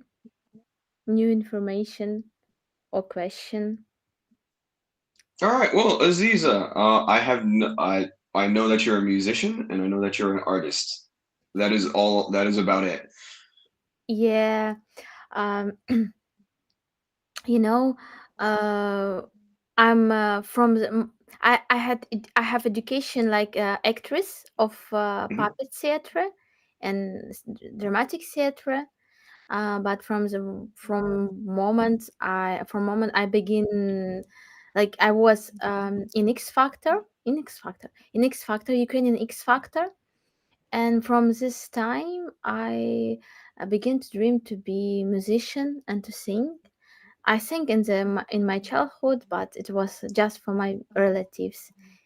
And step by step, I begin to do my own music, and now it's in the style of trip hop. What kind of music do you like? Uh, Anything except for like mumble rap. And I don't listen to country that much, but my brothers like it, so I will listen to it. But I don't listen to too much country. yeah. So I'm also, you know, I never knew about it. My favorite style is trip hop, but in one period of my life, I begin to like know some names of the artists of this style. It's a British music from Bristol, and so it's a mix of different styles. It's like rock music, electronic music, jazz music, folk music, mixing of different styles. But most important, it's not. It's like 16 BPM. It's not quick, like it's slowly music, like down tempo. Okay. But in general, I'm outside of the style, and it's more about the messages from my heart to the world, Hmm. and about Crimea too, because our music was really um so development of our culture and music was stopped because of Russian terror, because what they did during this centuries with Crimean Tatar. And I I, um, I understood that I have a lot of ideas that my people never had before, and especially census, and maybe for the another nation it's okay, but like it's not something new, but for my nation it's really some topic are new, because we had a lot of time of degradation in Uzbekistan. You know this story about Crimean Tatar or not? No, I can't say that I'm too familiar. I do need to brush up on Ukrainian history. Uh, I'm not that's too familiar okay. with too It much of just it. Stalin.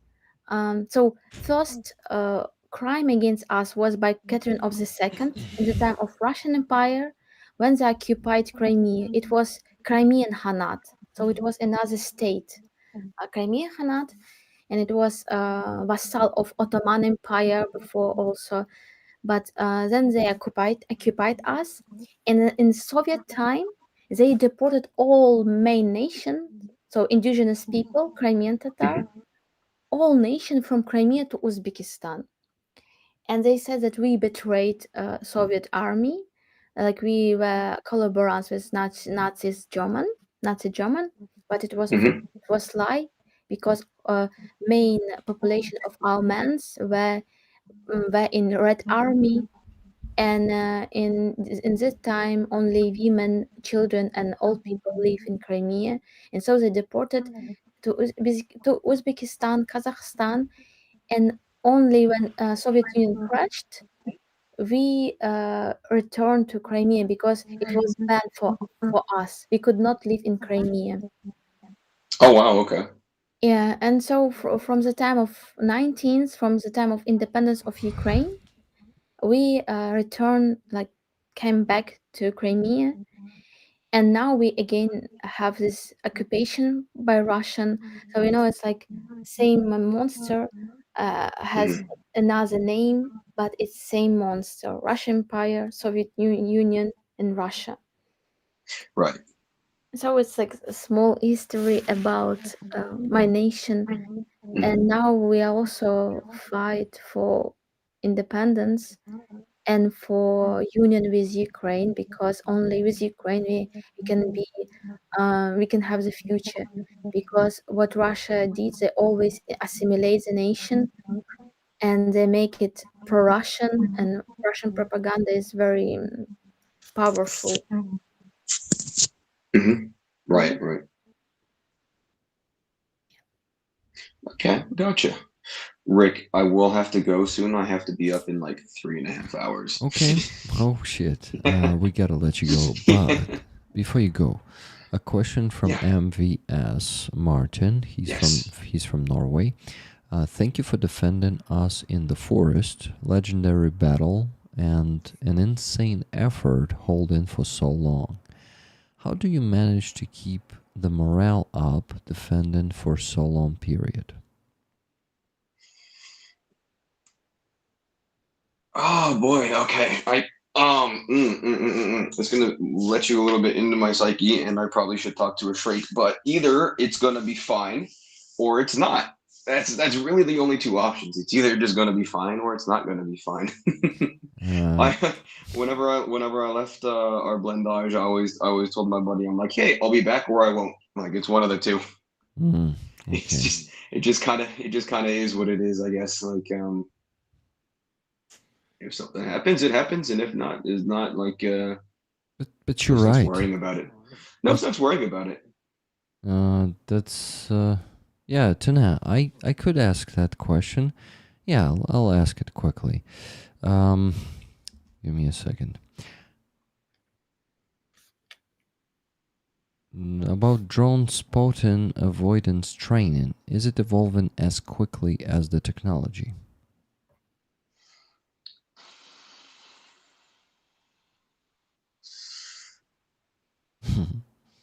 In terms of tactics, yes. In terms of, man, I hesitate. Okay, in terms of fiber optics, no, because there's not a lot of good ways to counter fiber optics short of actually physically like cutting a cable. Or shooting it. There's just or shooting it, but so that's the thing, right? I know they developed some new shells or something like this. It's essentially just shot like small little pellets inside of just a regular rifle round. In terms of again, in terms of like strategy, yes, obviously, because we wanna make sure that our guys are as best prepared as we can. But in terms of just technology, no, because a drone with a thermal camera costs. What? Oh, man, some of the FPVs have thermal cameras, and they're like one and done things, right? They cost maybe what, $500, right? Versus a thermal ghillie suit costs upwards like for a full ghillie suit, not just like a Viper hood or a cloak. It costs upwards of like 3,000 or 4,000 euros, right? Shit. Right. So that's what I'm saying, right? Is just with one drone you could take out a squad of guys if they're doing CQB or if they're in a blindage or something like that with a thermal drone. But in order to conceal all of them, again, it's going to be what? 12,000, 15,000 euros. So again, like in terms of tactics, yes, and in terms of the technology, technically yes, but just in terms of availability or mass production of these, no, they're not keeping up. Mm-hmm. Yeah, it's understandable. Shrinks in the US don't help. They have no clue, Matt. Yeah, exactly. That's why I'm back out here, I guess. Well, yeah, but in Ukraine we already have some experienced psychologists who can help with PTSD. Oh yeah, they're great. But still, lack of experience because we still need to study a lot of things from this war because this is a different type of a war. And you know, when like in the United States, you guys are somewhere abroad and you come back to a peaceful country, our soldiers, our veterans gotta come to a country at war and constantly keep hearing the explosions, which affects the PTSD and just different environment. And there's no safety here in the rear for the soldiers who come back. So they need to go only abroad to feel safe completely and, you know, kind of either rest or just resign if we're talking about the veterans. So it's totally, yeah, it's still a lot for Ukrainian psychologists and world psychologists to learn because the experience of this war is something very different from all the other experiences and wars. Definitely. Okay. Your call to action brought us one donation, $20 from Andres Lech for plates and helmets to protect those who save the lives of ours. Thank you, Andres. Guys, Appreciate it, man. please match Andres, guys, for plates and helmets. $20 donation. It can be 10, it can be 30, 50, whatever you can. But we need to get to the goal. And for that, $916.71 left to raise. Let's do it, and let's let Matt go to sleep. 3.5 hours. He's a tough guy, of course. Get a little bit. He's a tough guy, but deprivation of sleep is bad even for tough guys. And let's hope it's not gonna get him off guard at some moment. Oh, it's gonna be fun. Again, either something's gonna happen and it's gonna be horrible, or it's not, and it's gonna work out. So. Yeah, 50-50% chance. It's 50-50, yeah. Always. Tune says, Matt, thanks so much for spending your time with us today, and дуже дякую for your service. Forever grateful. Love from Norway. And we got more thank you for your service. Yeah.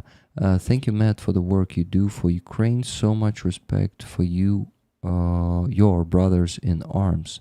It's from Gale Force ZA. Then, I'm looking. I only recently learned this. It's what is it? Завжди, будь ласка. Завжди, будь ласка. Yeah, that's a good one. Always, you're always welcome. Something like that. Yeah. So yeah, Matt, thank you for joining us.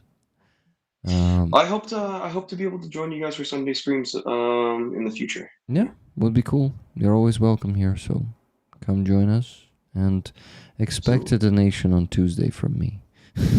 I appreciate it, you guys. I appreciate it. Meaning from my PayPal. And then I have photos for most of the guys that have already gotten their carriers, and they've got them set up and everything like that. So I'll send them your way as Awesome. Please and thank you. So Matt, if you want to read some thank you messages for you in the chat, just read the chat after you leave for the next 5 minutes. You're gonna see plenty of good words there, because rollers always do that. And thank you once again, and live long and prosper. Thank you guys. Thank you so much. I was Live long happy and to prosper. meet So you. much, Andras. Дуже приємно. На добраніч. На добраніч, Matt. Bye. Jimmy just bought 2 tickets for the raffle. Guys, unfortunately Starsky doesn't reply to me, so I guess probably he won't join tonight. But who knows? We had different situations. Maybe he will join. We'll see. Anyway, Aziza, do you like to meet Matt? Yeah, it's so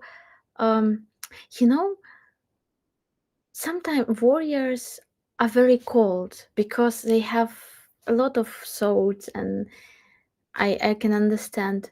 But here the person is absolutely shining, warm, Yeah. and so kind. And I have such feeling that I want to know more about experience, how he now in this place, in this moment, his thoughts about the army, about way of the soldiers, way of the warriors. It's very interesting because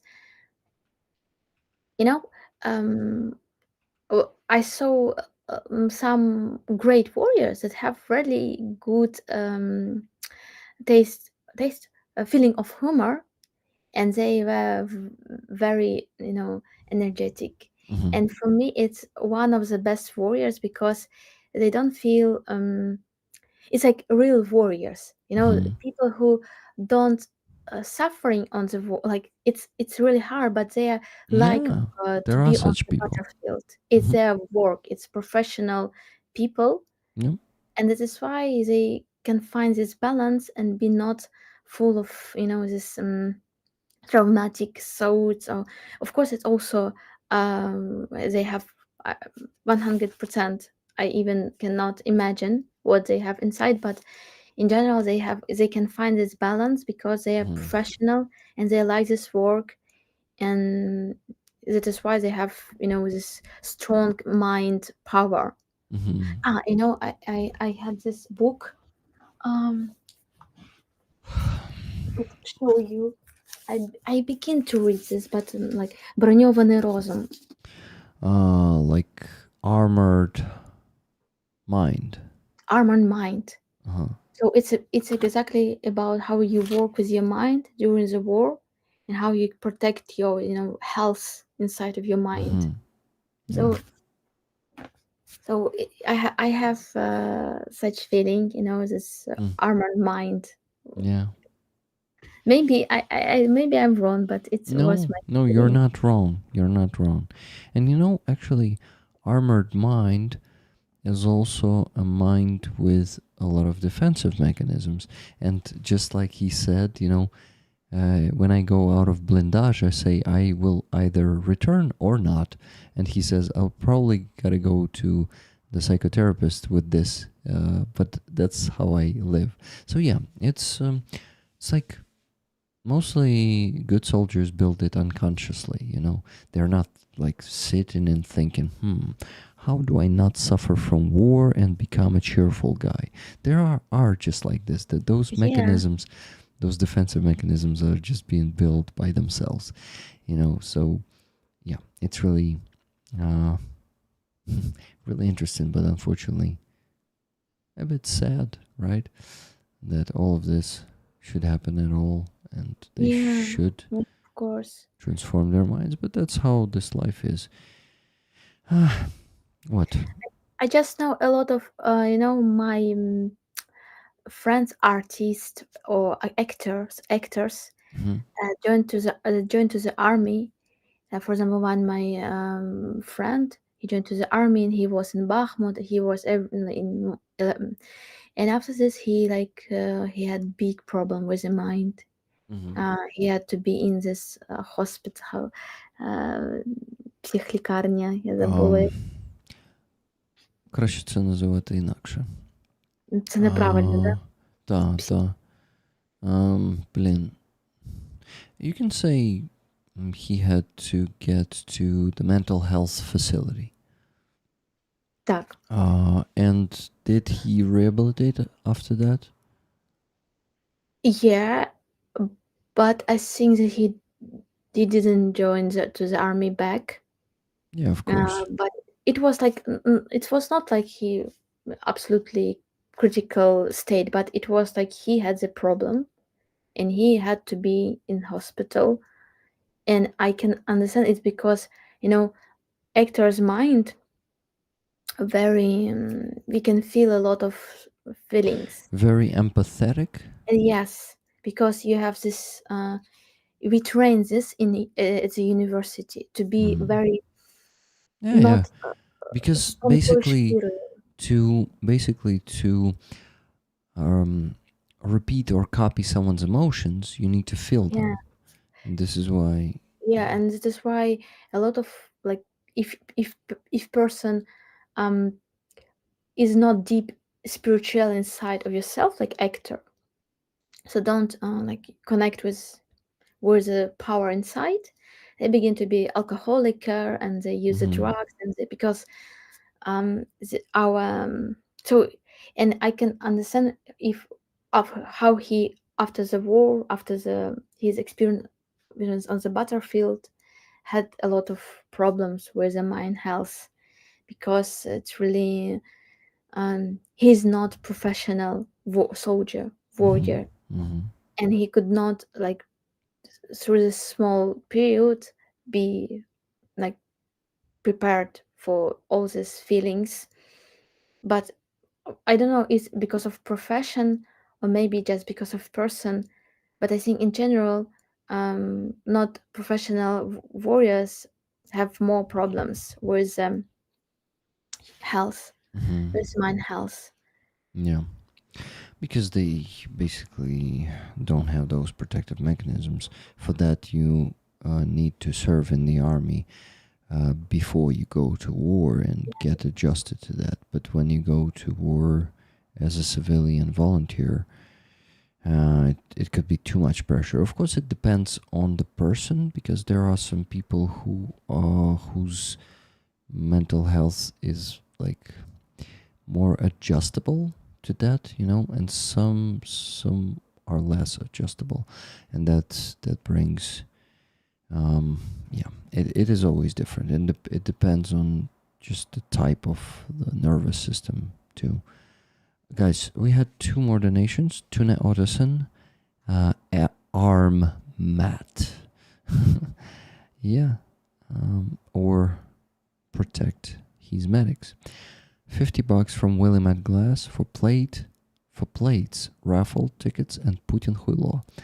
Thank you, William at Glass, for always reminding us about the Putin's nature. He's indeed a Huilo.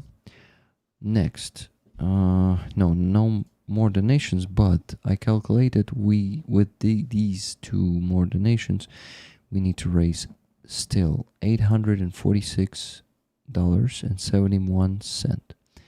$846.71. So my friends, please donate. Please help us get this last $846. And I will go and work on the spreadsheet right now. So let's do it together. I spreadsheet, you donate. So, Aziza, I want to ask you now to take the lead and talk to Rollers. I heard you and Matt saying that he always does that like that, put me on the spotlight. But you're actually also okay with that, right? No. Oh, really? I just can I really happy to speak with Rollers and with friends, but I'm always nervous when you Why? I don't know, because with you I feel myself like, oh, Rick. But I'm listening. Even if I'm not engaged in the conversation that I much, know. I will be listening, and Are you it sad maybe because also puts Are you even sad more because of pressure. my words? What? No? You said because of my words? No, not sad. It's totally fine. Just It just was a part of joke, where I I know. met you. Because he said that he is like always you go like left him, and it's like only my I'm a little bit strange person because I'm afraid to call somebody. This I told you this topic. No, you didn't tell me. I prepare myself to call somebody with How many video call. hours do you usually need? Prepare myself. Yes. And I have to understand what I have to say, because I don't know, it's like magic. When I have this calling, I begin to say like stupid things, like not what I want to say. Or when somebody asks me about something, I can say something that I don't want to say, and so I have to. It's really some maybe professional problem, because when you too much with yourself, sometimes it's like I didn't have such problem in the time when I was actress. So when I was studied at the University of Art, like theater actress, because actors they are very they have great communication in general. They could do everything easy. So I have a lot of to say to Rollers in general, so you can do your work. Thank you. Because you're here, it's okay. I just need to see you. See you. Okay, no, that's different. But you see me. I'm not turning off my camera, not turning away from you. So it's not like you're gonna see my tail instead. This tail, like I'm turning around and you're talking to the back of my head. No, nothing like this. Don't worry. Guys, I have cool donation, $150 from Silver Earth for the soldiers. Half my tickets to the rollers. Hugs. Slava Ukraini. Героям слава. Thank you, April. Thank you very much. So with this, and actually Martin Lai just told me that he donated $20 to Donatello. And I can confirm that he donated, yeah. Here it is, so -20 from the goal. And just Jimmy donated 1,000 that I forgot to... No, I kind of mentioned it. He said to match Andreas. Oh, that's cool. And Alex is 400. I can count them in to the goal. Or maybe... No, guys, not today because... Actually, okay, today too. Whatever, we'll compensate it with the money on base in Donatello from the last week. Let's see how much do we have there. ROM browser, give me a second. Base Donatello. We had, actually we had twice less than last time, 16,424, 26 revenues. Yeah, that's because Robert Johnsar is donating to the jar directly, which is also good because we're not paying the extra 9% of tax and fee. So no problem with that.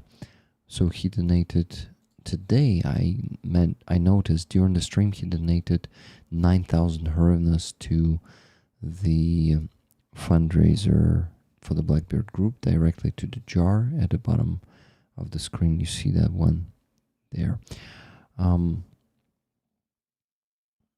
Aziza, like Roman, always gives us a deeply meaningful conversation. Exactly.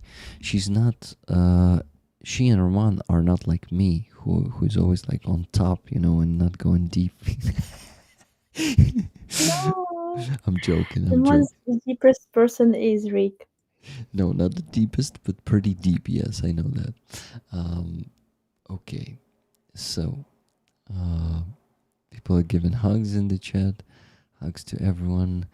Who is leaving? Wait. Why are you all hugging, guys? Something happened? I hope not. Okay, so let me see.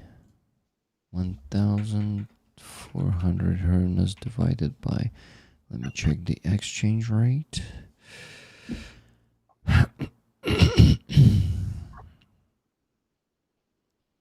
Sorry for these noises. I don't like to do it, but I do it. Okay, let's see. What do I have here? The exchange rate today is 41.195. Okay.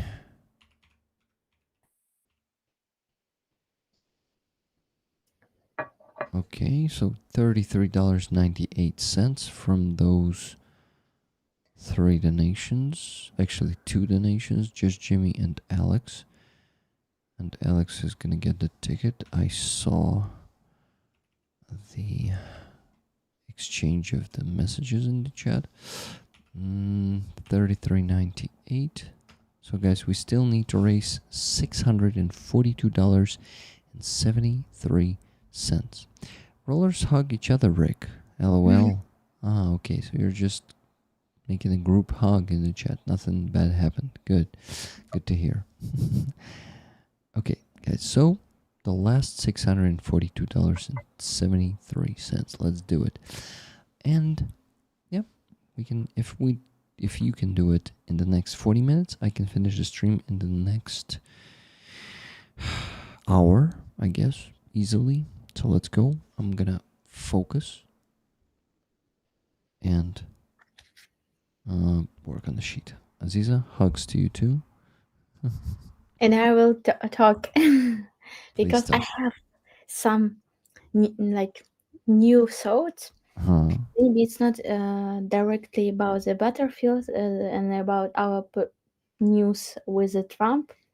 Maybe it's not so important now, but it is interesting because, I was on the a theater workshop Hmm. because I won't really I miss theater. Hmm. And one of regisseur from Crimea, Halina Jikaeva, is very powerful activist.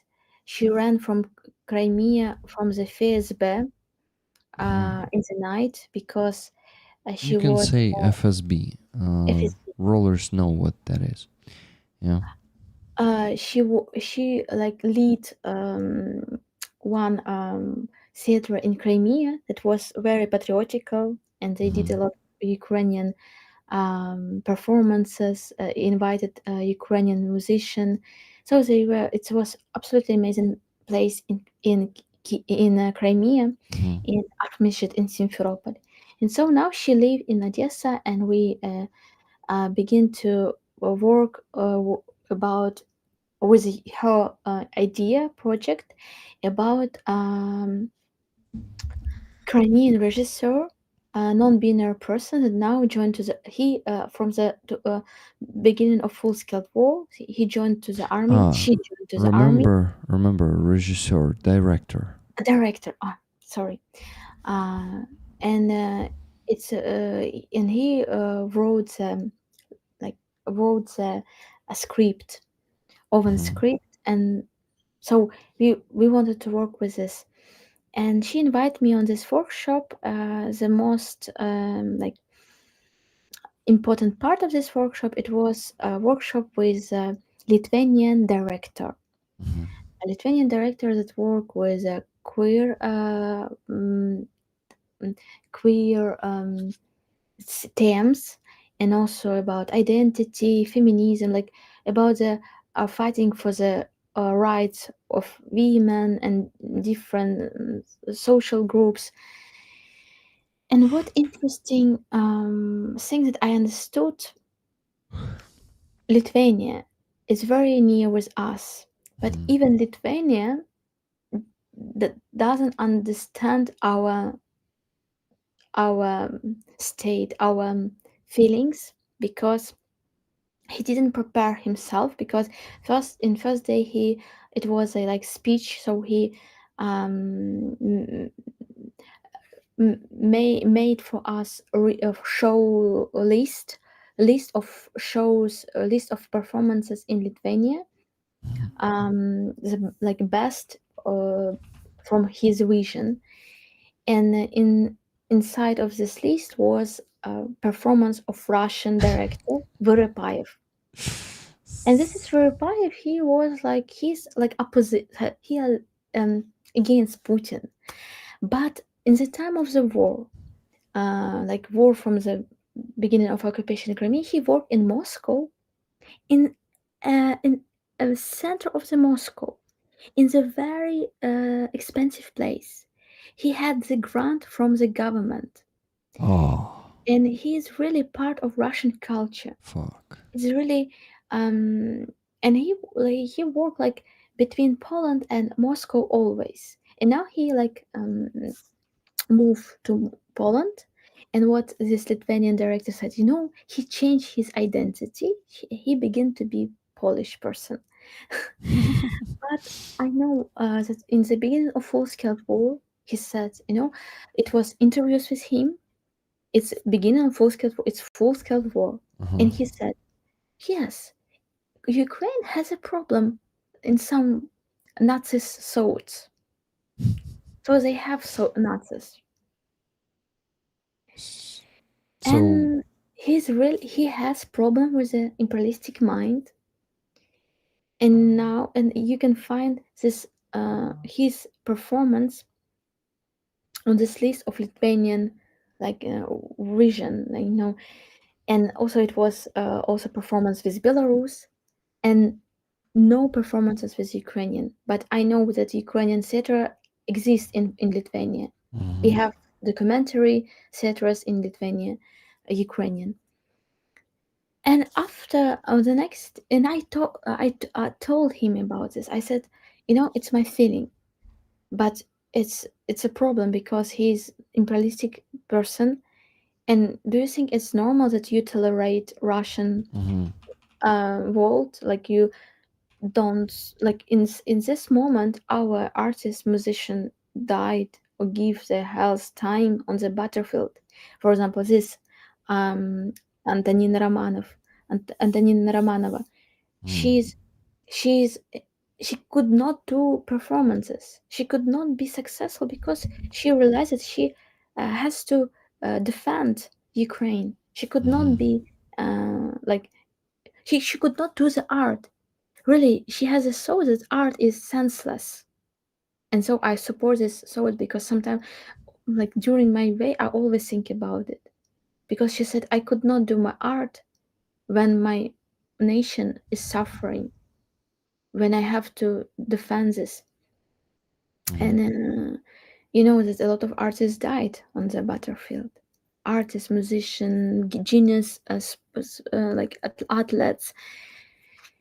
And after like, and he said, what's his answer? He said, it's like, yeah, it's a difficult question. It's all about Russian imperialistic thoughts, but also about Russophobia. So it's difficult.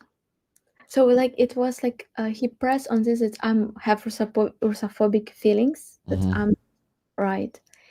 And on the next day on the workshop, he began with such thoughts that he like reread Stanislavski. So he said about that his academy taught him to work with this. The theater has a system, Russian system of Stanislavski. Even in United States, they use a system. And he said, I want to learn this, study it again, and begin to talk constant about Stanislavski. And what I want to say, Stanislavski, for Stanislavski is for us also part of Russian world, because in the time when he and another directors and writers had opportunity for development, our directors and writers, they died in Russian concentration camps. Russian killed them like Kurbas, because Kurbas was genius director. It was exactly not Stanislavski, because Stanislavski it's exactly about, I hate this part of theater, a style of theater. It's like more they work on more with the So materialism, if I'm not mistaken, Stanislavski is materialism. They work with words, so it's like more they use this dramatic talent of the person, individual person. But Kurbas created the physical theater, plastic theater, and also created the structure of theater. And in this way, you cannot be fake, because dramatic theater, especially now from Stanislavski system, it's begin to be too much fake. It's begin to be too much, and it was like this. Too much Russian. Too much Russian, and this Lithuanian director didn't know about Kurbas, because we have not a lot of we have in the books maybe in English about Kurbas, so they had no opportunity even know about Kurbas.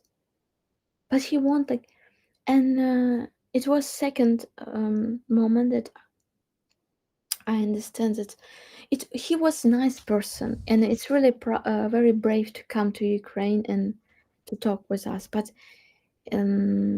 it's a little bit sad that we have. Coming to Ukraine and pushing the Russian culture into you, what the fuck? Like, it's outrageous in my opinion. Yes, brave, but dude, like, come to the ground. And this dude doesn't understand the reality. Or it's just, in my opinion, it sounds like one of those people for whom the culture is out of politics. And Russians, he said the word Russophobia Aziza. That's a marker that he's a vatnik. What the fuck? Maybe just it's this artistic world. Maybe he also work with political topics. I'm sure because he like he wanted to have this to see normal democracy in his country, like development. But he could not realize it about his good Russians and about the culture. Like, and next topic was he described how he created as a performance about how one man raped a dead body, and it was and he described this in the details. And one of the students that that one audience from the audience person said, what you did? You created a performance. And he said also, we want to show this in the beautiful way. What? And it's about the feeling of shame. We work with these topics of shame, and we begin to talk about it, and we said, in Ukraine is very and he said why it was this, because the writer of the script was from the Mexico, and in this state it's okay, they don't see in the death something bad, and so they have a lot of carnivals about them death and about relationship with dead people. And also because he begins, this writer of the script began to live in France, and he like reflect this feeling after the World War II of destruction. And this, so it's a modern script. And I said, it's very also it's not good topic for Ukraine, because we have such top, like a Russian came to us and rape our children, women, and it's constant. It's in indirectly way, like in mind they rape us, and in directly way, in every way. And it's really done good topic for, we can see it's not like you, for example. And I said it's really painful that people in Europe want to reflect World War II in the time when we have new war, big war, full-scale war, and you reflect World War II. And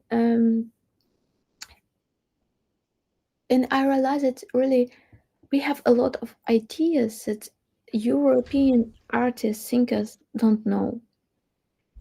And they bring to us the ideas, and for us it's not actual, it's not, so it's really important.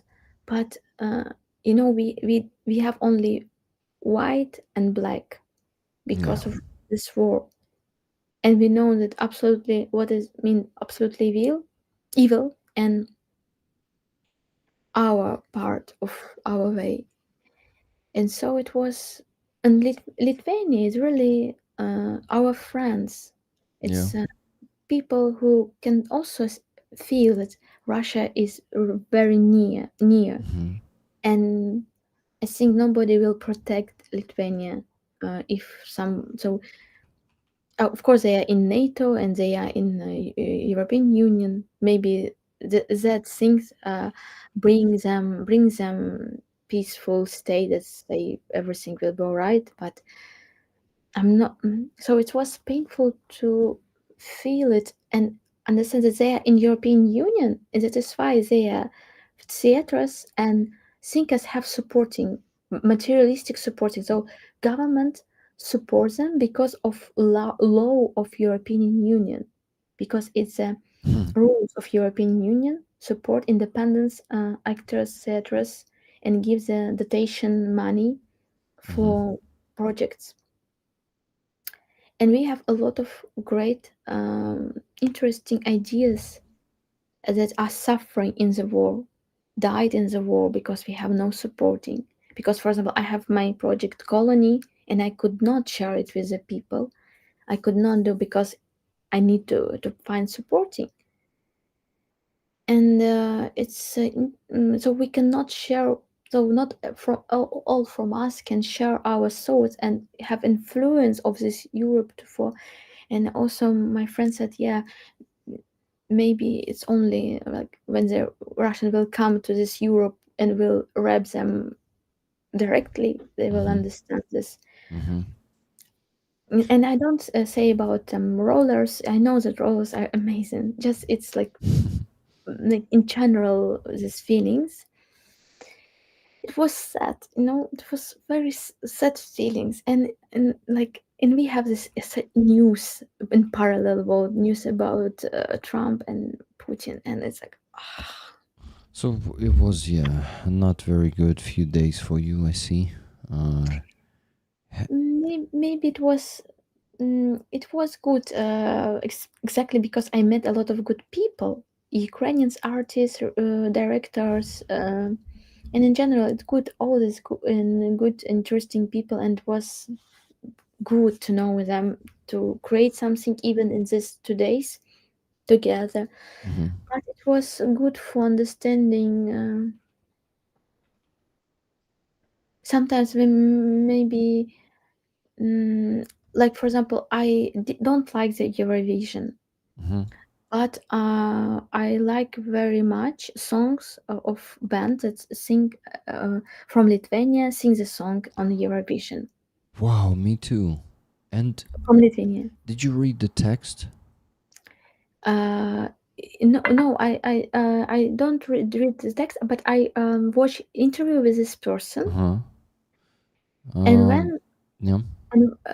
You're and talking about this year. There was a band who was singing some kind of rock music, yeah, and it was, actually, Aziza, amazing song. I will quickly say that, in my opinion, this song is about war. Yeah, I also thought about this.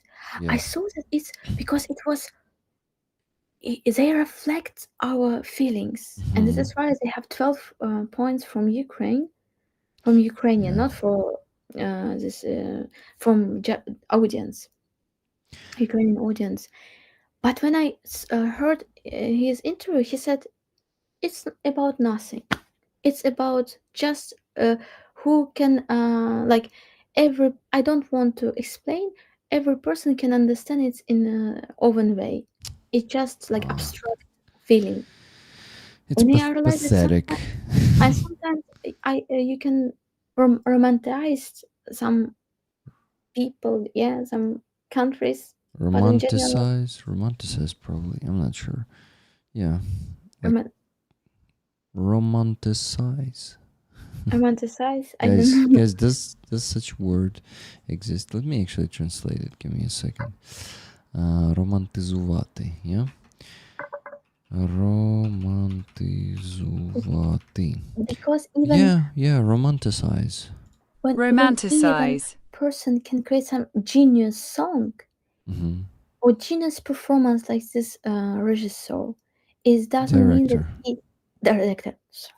It doesn't mean that this person has this deep understanding, like activist, like person who can explain this, because talent is like connection with the time, Yeah. but not all time. It's about humanities that you can find inside of you.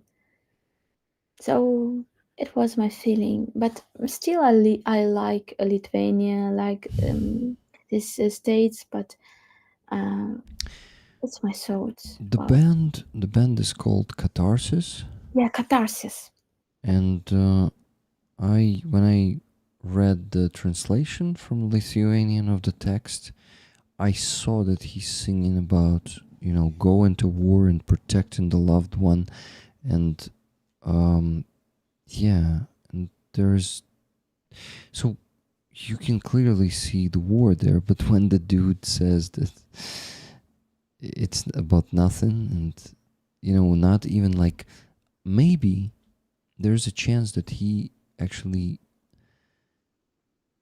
Don't want to actually have make politician context exactly, of this maybe song. he wrote the song about the war, but is just afraid to have like a stance, a position, and to kind of be political, maybe. But still, it's pathetic, right? Because he's afraid to kind of either lose the Eurovision or maybe just like, so yeah, maybe this person is just not brave.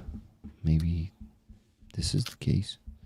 But I just no, it's like I felt in his eyes his indifferent, like Uh, understood it's I understood it's not Байдужість?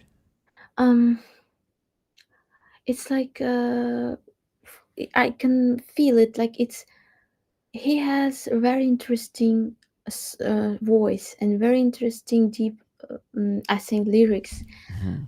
but it's not sometimes it just came to you, and you, especially when you're on the beginning uh, of your Journey. life, you could not support this with deep connection with your mind, with Yeah. deep understanding of in just because of great talent. Mhm. And just I feel it in if so is this in his eyes, and it was like make me a little bit cold for this music band. But Mhm. I really like this song, and in general this band, and like this they wish like they I like this not this luxurious dresses and something like this. I know, but that's why I don't like Eurovision, because especially during the war it looks like madness. Mhm. Yeah. So your earth is an like has so a lot of problems, and you're like have a dream, and in the dream you like very happy, very Cheerful. Yeah. yeah. I know. It's just, yeah, the different reality Europe lives in right now, and it's a reflection of it, I guess. In Not fact, not the you whole Europe, of course. There are conscious people, but like the majority, in my opinion, is still not awake, and they don't realize what threat is standing Eurovision there. was created like exactly like instruments against the war, like something that can unite Europe. Yeah, something. Mm, so it was exactly instrument that can bring something good Yeah. in relationships of the nations. We let's talk about donations a bit. We had one donation in the last half an hour, and it was already 23 minutes ago. $40 from Melissa Kane. Melissa and Keith, I guess both of them donated $40, saying matching and dress, $20 for each of us. Awesome streams today with great energy. Let's keep this going, rollers. Our warriors need equipment. And sorry, our government is a fucking embarrassment. But we, the people, can make a difference for our defenders. Slava Ukraini. Героям слава. Much love, Keith and Melissa. Tickets for rollers. Thank you very much, dear Canes. Thank you for this donation. And guys, we still need to raise $602.73. I was hoping that we raise that one in the next 40 minutes. Remember, I told you. But already 25 of those 40 passed. So only like 15 minutes left to raise the last $602.73. And you can hear me already becoming sleepy. And I'm tired, guys. I would like to finish as fast as possible, but I cannot go to sleep without reaching the goal, because I told you that this week we are already gonna be kind of underfunding the main fundraiser a bit, so we need to reach the goal. I cannot afford not reaching a goal tonight. So please, my friends, please donate and help the Dora get the bed faster, earlier tonight. Okay? Aziza, do you know this cartoon Dora the Explorer? Ще було, на жаль, російською. Він називався Даша Путешественница. Maybe you know this one. So, yeah, they translated it in Russian. Andrei owes you $6, I guess. What do you mean? Like that he didn't come to the stream? Yeah, Andrei Starsky was supposed to be here on the stream today, but he didn't come. So okay, he doesn't owe it personally, but I know what you mean. Okay, anyway, so that Dora the Explorer, and the concept of it was a typical cartoon for kids, like where kids were kind of interacting with it. So they always had Dora, like, Dora, help Dora get to some place or do this, like, and they were like, what Dora should take with her, it's like, and I'm saying, help Dora to get to bed as fast as possible, help Rick and Aziza get to bed. Yeah, it's like that kind of Easter egg.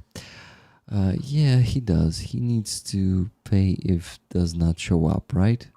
It would be cool, but I don't think Starsky has a spare $600. Unfortunately, it's not that easy for immigrants in Europe, immigrants from Ukraine. And I know that, yeah, you cannot earn much without like spending 10 years living there. And I saw you guys, not you, okay, his viewers are not buying that many memberships on his streams. So I think he's underfunded on YouTube too. So guys, we need to support him instead. That's my opinion. I may be mistaken. I really hope I am mistaken. But I think right now Starsky, we cannot say that Starsky is prospering there in Europe. Okay, so guys, $10 just now from Jonesy. She says, for whatever is needed from Jonesy. Thank you, Jonesy. And yes, $40 on Donatello from Miriam. Miriam, thank you. I see it. Minus in the $40 then with these $10. Minus 10, minus 40. $552.73 left to raise. All together, guys, come on. 10, $20, whatever you can. If all 76, okay, it's impossible that all 76, but at least half of you maybe have the means to donate yet. Not sure, though, not pressuring anyone, but just call into action, okay? Thank you. His mods banned me, Bombi says. What for? I mean, why? What's the reason? Updating the Donatello, but your donation, Nikki, is not there yet. Remind me to update it if I forget. Once again, in like... Okay, I'm sleeping, sorry. Oh my god, this mic is so soft, it's like lying on the pillow. Guys, I had a long day. I was going to buy some groceries today, then I was cooking at home, then I went to Free Azov, I came back home, ate what I was cooking, and went to stream. So it was a pretty productive, long day, and I need you all to, as we say in Ukrainian, get into my position. And, yeah. And understand that I really need some sleep. And tomorrow I need to go to the... It is called rehabilitation, yes. After rehabilitation, I need to go and make the X-ray of my jaws. after that, I need to go to the dentist, and they will put some new plomba. Remember, guys, the word,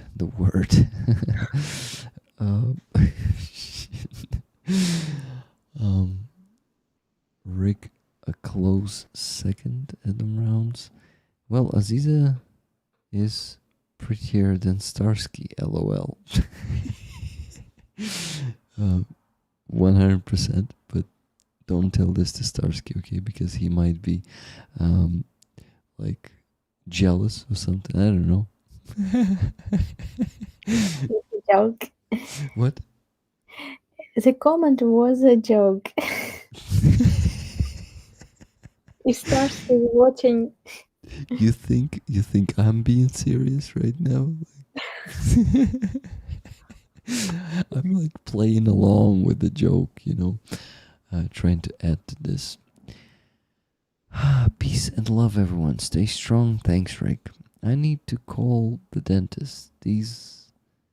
There's another call I won't make to at least a month. Sorry. I got $20 from Silver Earth. She said match. Okay. And then I need to minus these 20 from the goal. Thank you, Silver Earth, for matching. And I gotta go work on the spreadsheet instead of asking you to donate, guys. And yeah. But hey, Nikki, maybe you meant to check the Miriam's donation on Donatello, or were you saying that you donated also? Anyway, I checked. It's only Miriam's and Martin's donation from today. But yeah, Aziza, keep talking. I go work on the spreadsheet. Okay. Thank you. Guys, only 6 minutes left to raise the remaining $532.73.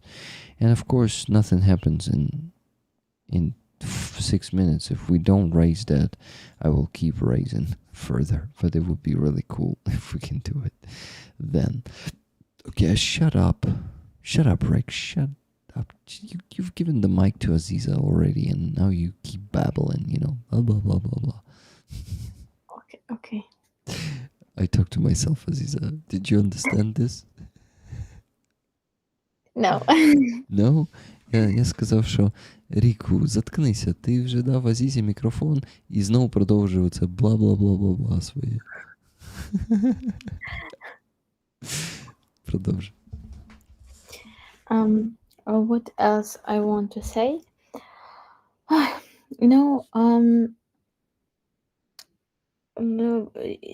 During our streaming, one of my friends sent to me the song like from Kazan. So Kazan artist, Kazan singer, like release Crimean Tatar song. So song in Crimean Tatar language. Oh, you told me about that. No, it's another. Okay. It's new band, and even I didn't watch this.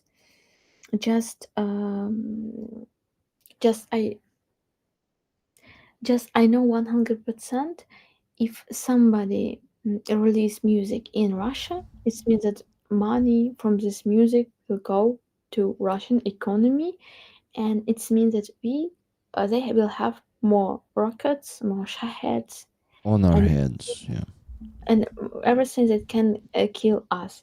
So I don't care if it's Crimean Tatar song or Kazan Tatar song, but it's the person said me, and first what I wrote, it was bad words. A swear word, yeah, swear word, swear word, and just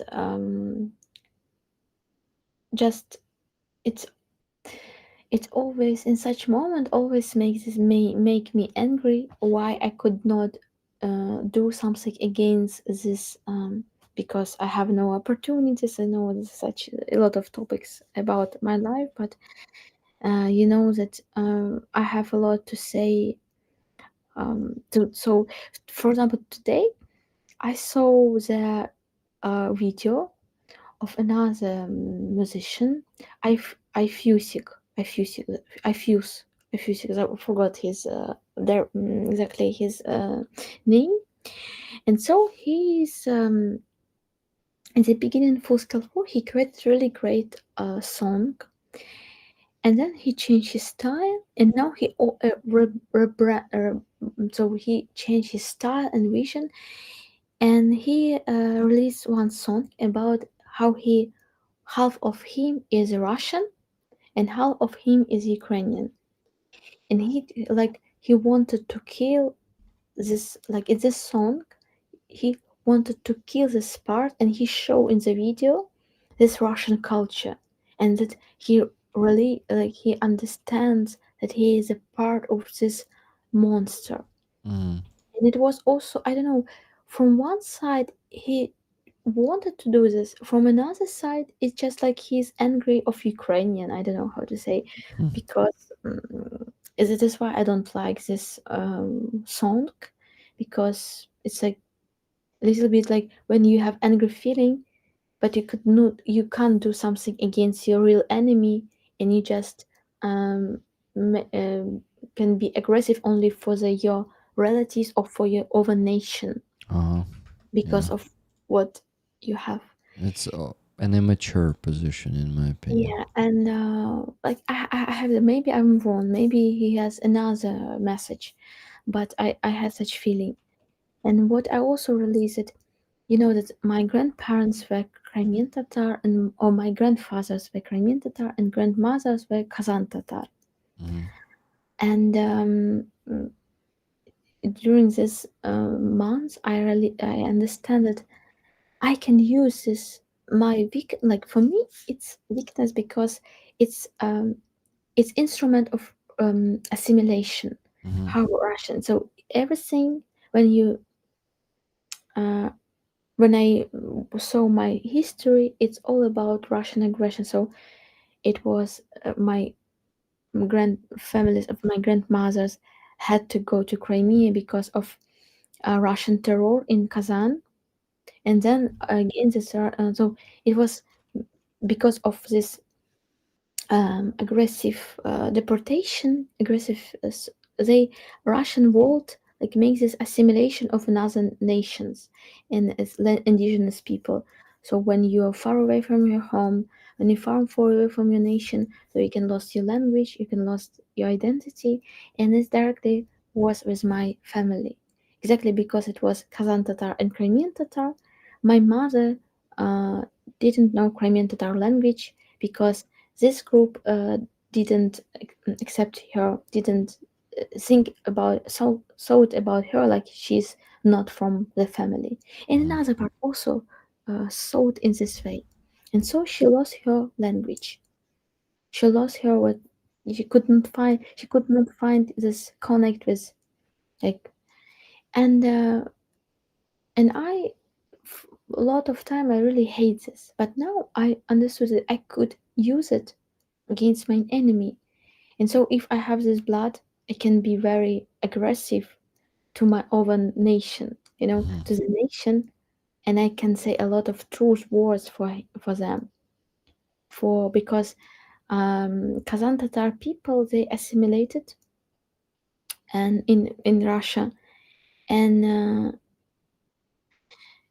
not only because of assimilation, but they forgot about precious side of democracy and freedom, and they are okay to have money, for example, to have some good opportunities, but be part of this monster.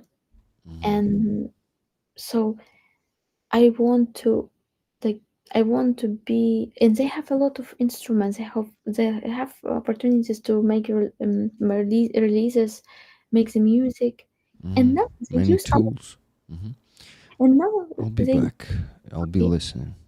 and Keep now going. they use our Crimean Tatar language. So this is a band, Kazan band, made this release in Ukrainian Tatar language.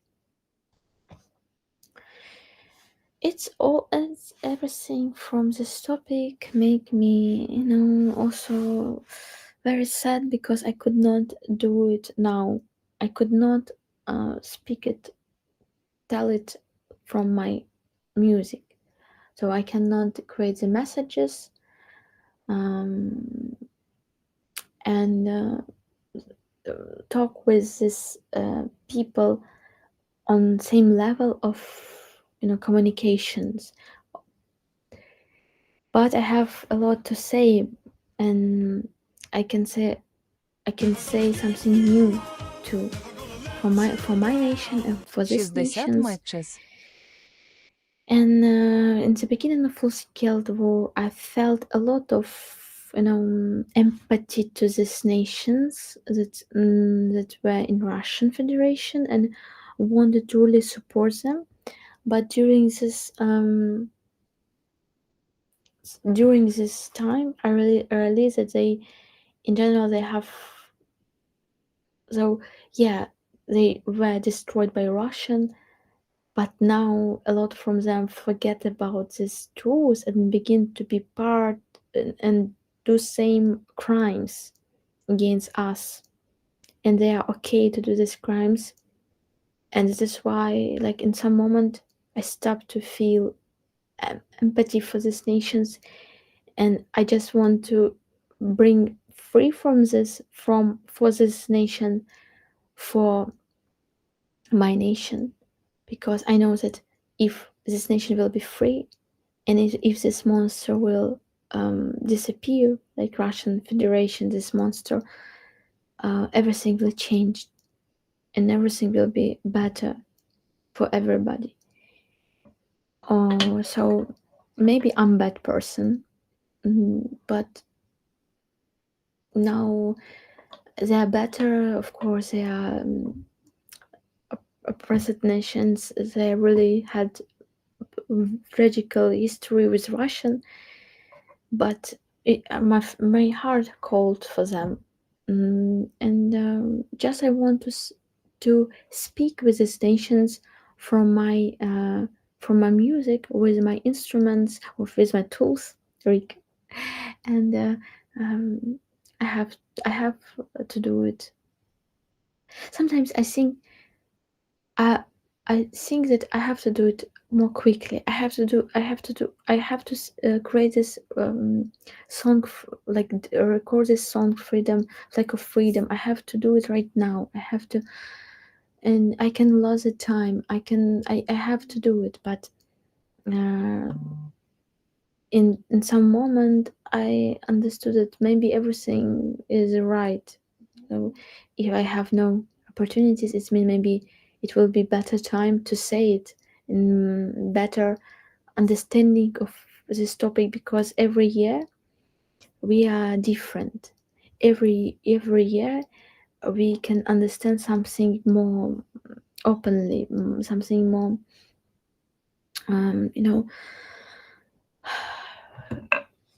So I really happy that I didn't have opportunity to do manifest that I wanted to do against the Russian world in Russian language, because I did it before, and I saw that I could have influence in Russian language on Russians, but I didn't do it because I have no supporting, and it's good because I just spend the time for this, because Russian will never change through the music, through the soft power.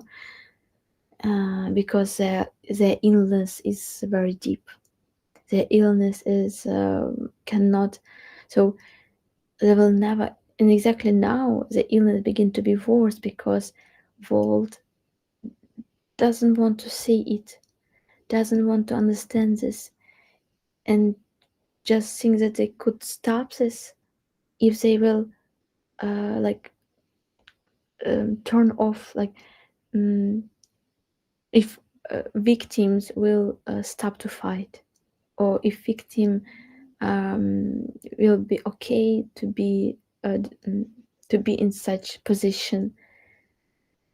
And it's so wrong idea, and it's so stupid idea, because we had this in the past, we had everything in the past like this, and it didn't work. Like we like Walt saying that thought that it would be peace if Nazi German will occupy Poland. It's okay.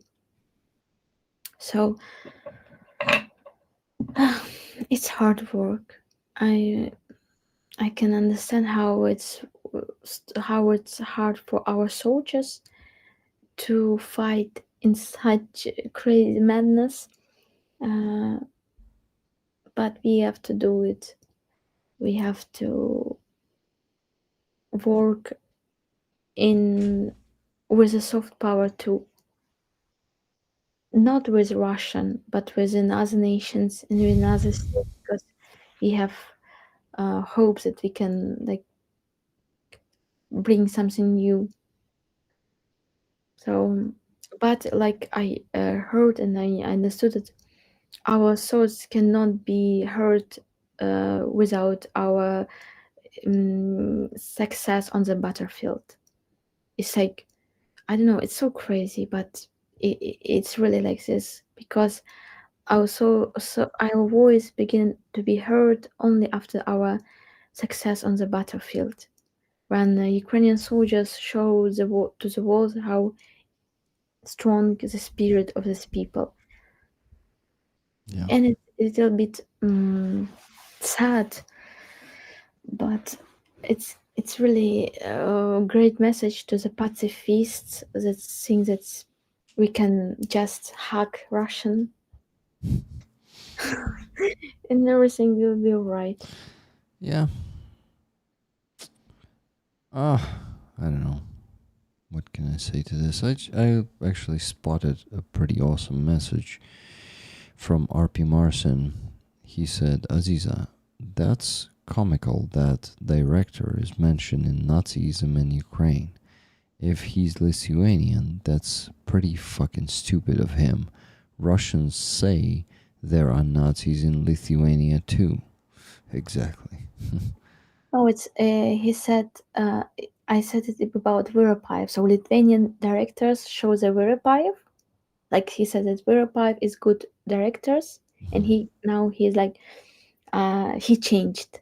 But Veropive said this is Russian Veropive said about Ukrainian like we are Nazis. We still have problem with Nazism. Like So it's not the director who said that, but that Voropayev, it's not Lithuanian director, but it's Russian who he director promoted. who were in the list of Lithuanian um, best performances. Andreas is asking me to update the fundraiser, how much we still have to raise. By the way, Baldy fella donated those 50 hryvnias, saying 60 matches. Okay, so Nikki Hill, I received your $50 on Donatello. Thank you very much. Minus 50. So guys, we still need to raise $482.73. So almost 500, but less than that. So let's keep going. Yeah, please keep donating. $482.73 left. And yeah, the hope to go to bed earlier is fading. But whatever. Maybe in this moment somebody donates $400. Or 470, no, 82.73. Please.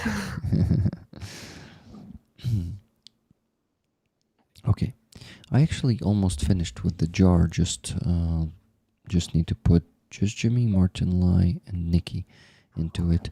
So give me a minute, and Aziza, you keep talking about, I don't know, this sad stuff. It's important to talk about the sad stuff because, you know, like being sad is normal and there is no problem in this. But I don't know what to say to funny. No. I No, am just, not kind of not being sarcastic or something. I have Really. no good. No, I have only good that we are still here, and we are Good with news. Yeah. Wallace and with Rick, and we are alive, and we can work, and we can create the music, and it's a lot. It's a lot. Yeah. But around of us is so crazy world. So and like from all position. So From all the sides and in general, on this workshop it was like завдання, як сказати з англійською? task. Task. Task. Imagine yourself on the beach, like you are very sad and you came to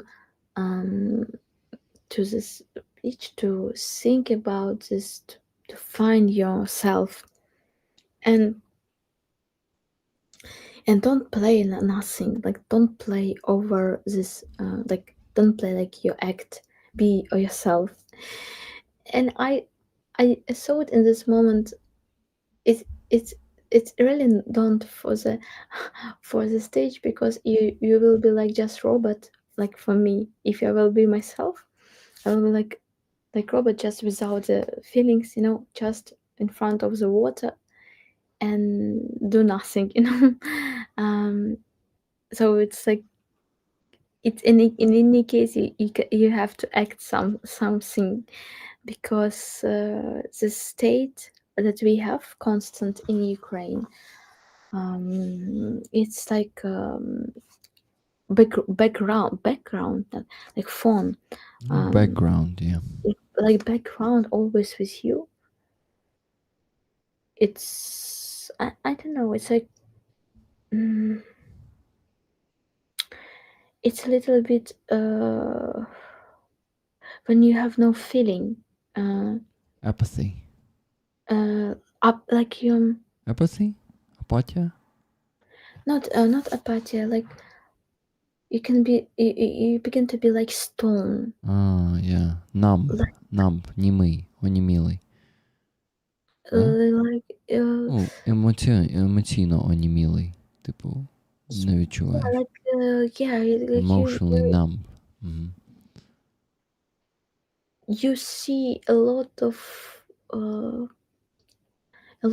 on your way, and you begin to be like with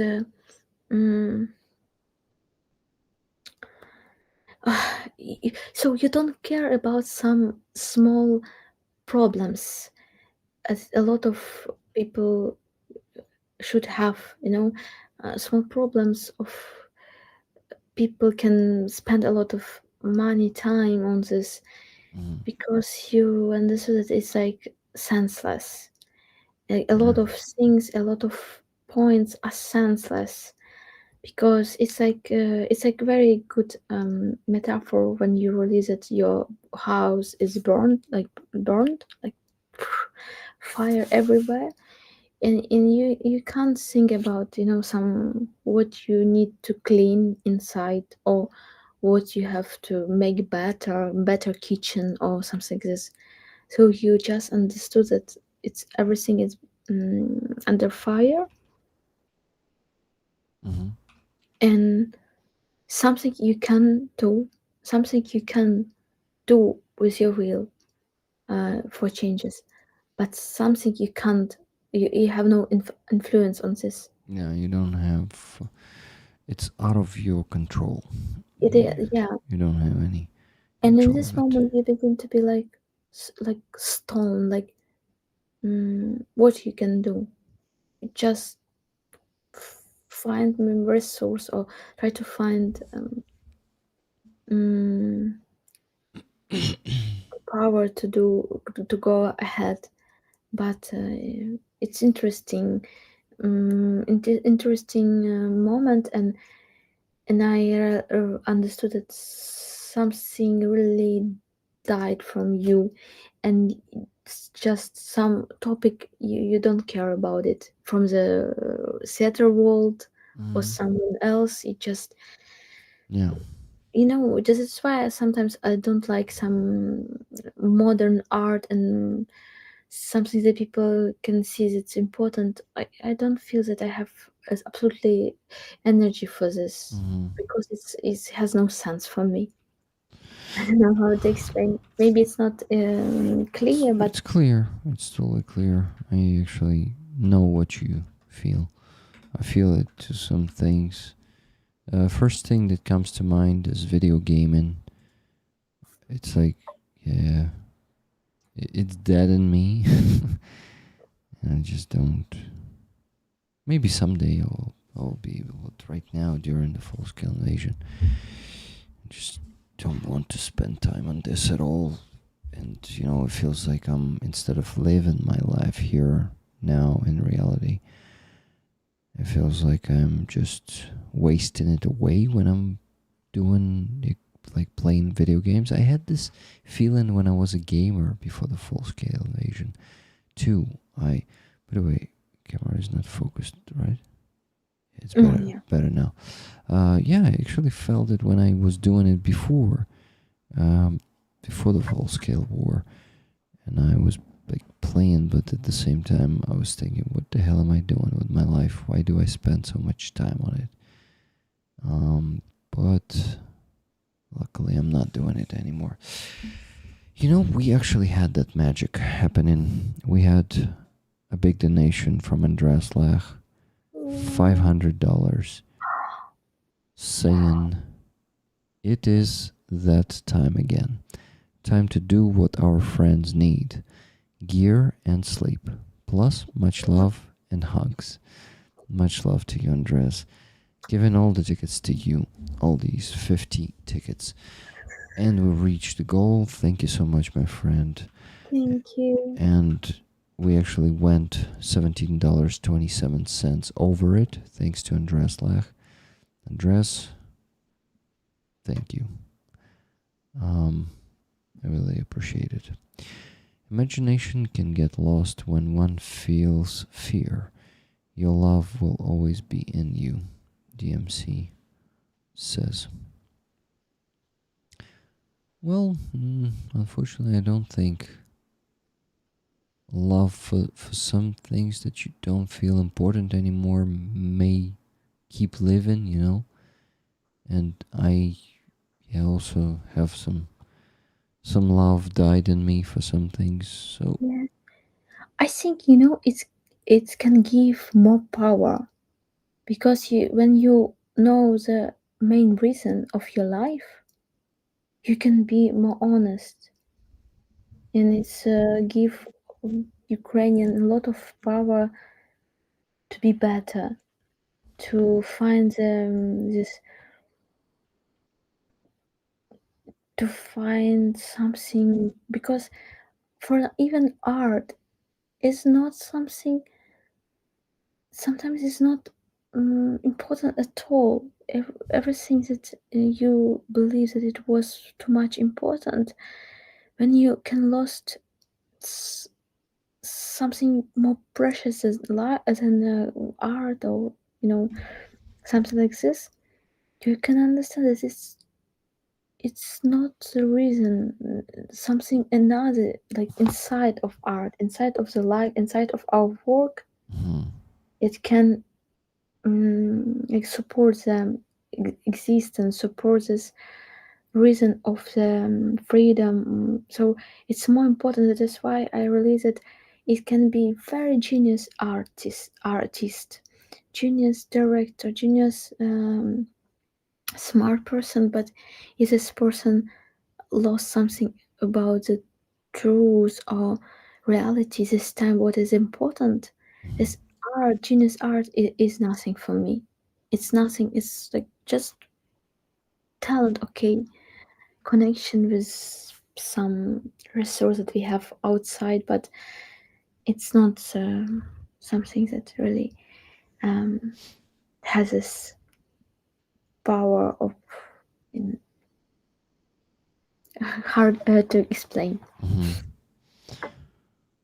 Yeah, but I actually think I understand what you mean.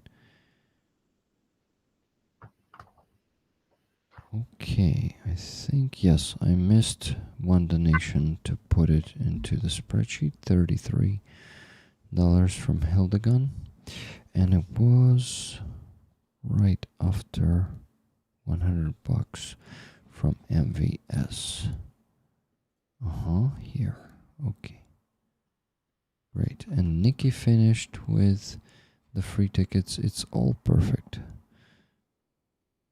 Perfect timing. Okay, then we were putting Hildegun.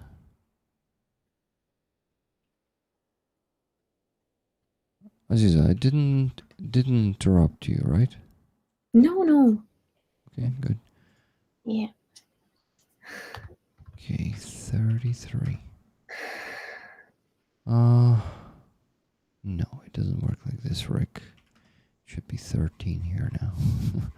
Okay, let me calculate once again if I didn't forget anyone, but I think it should perfectly match right now. I've withdrawn the 15 Canadian dollars from Julia Fira to my volunteer card, and yeah, let's see, give me a second.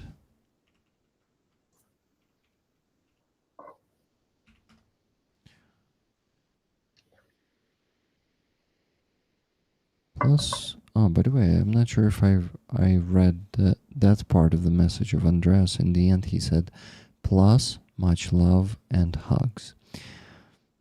Because it feels like maybe I didn't read that. Okay, yeah, the sum of money matches. Great. Now I just need to donate to Anton, Helena's husband, $500 from Rick Rollers for Helena for IFAX with love.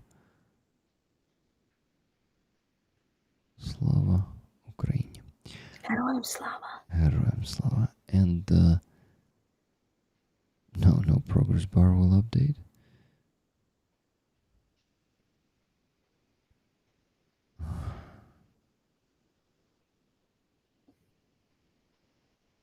Okay, I donated this one.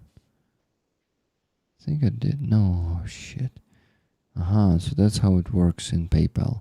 If you had a payment and you didn't finish it and opened the notification, press the notification, you will have to do it once again. One more great feature.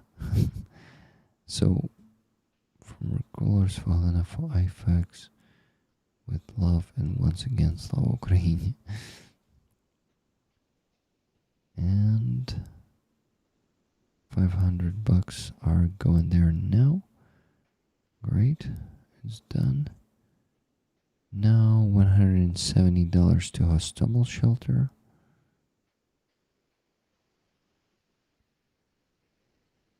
From Rick Rollers with love. And what? And now I need to make 2 screenshots. Oh, actually I needed to do the raffle first before donating, but whatever.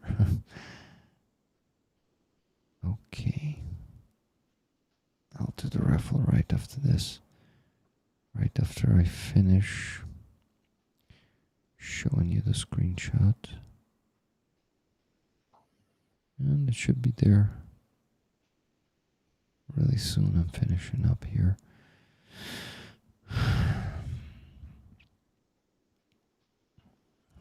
Just a tiny bit tired, you can see. Here it is. Rick is sending something to Rick.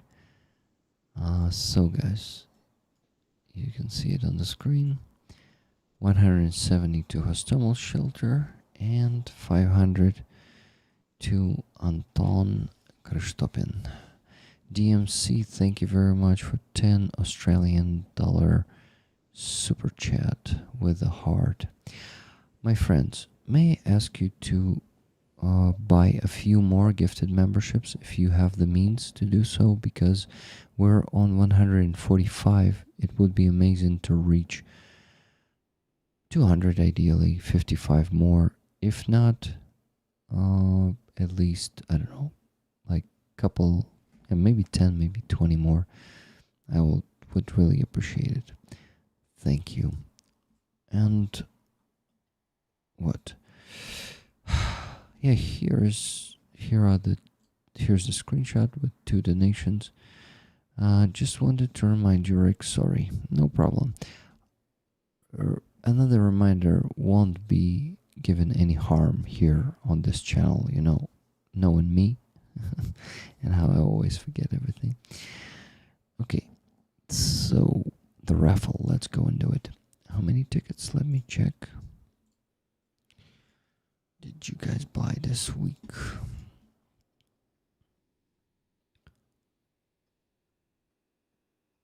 454. Let's go. 454. And you can see it on the screen. So let's raffle the patch of Matt, or from Matt, right now. Thank you very much, DMC, for 5 gifted memberships. That's 150. Can we get maybe to 170, 200 ideally? Thank you guys. You know why I'm saying this? Just because the income from YouTube is not very good this month. So to keep it up, I need to ask you for this.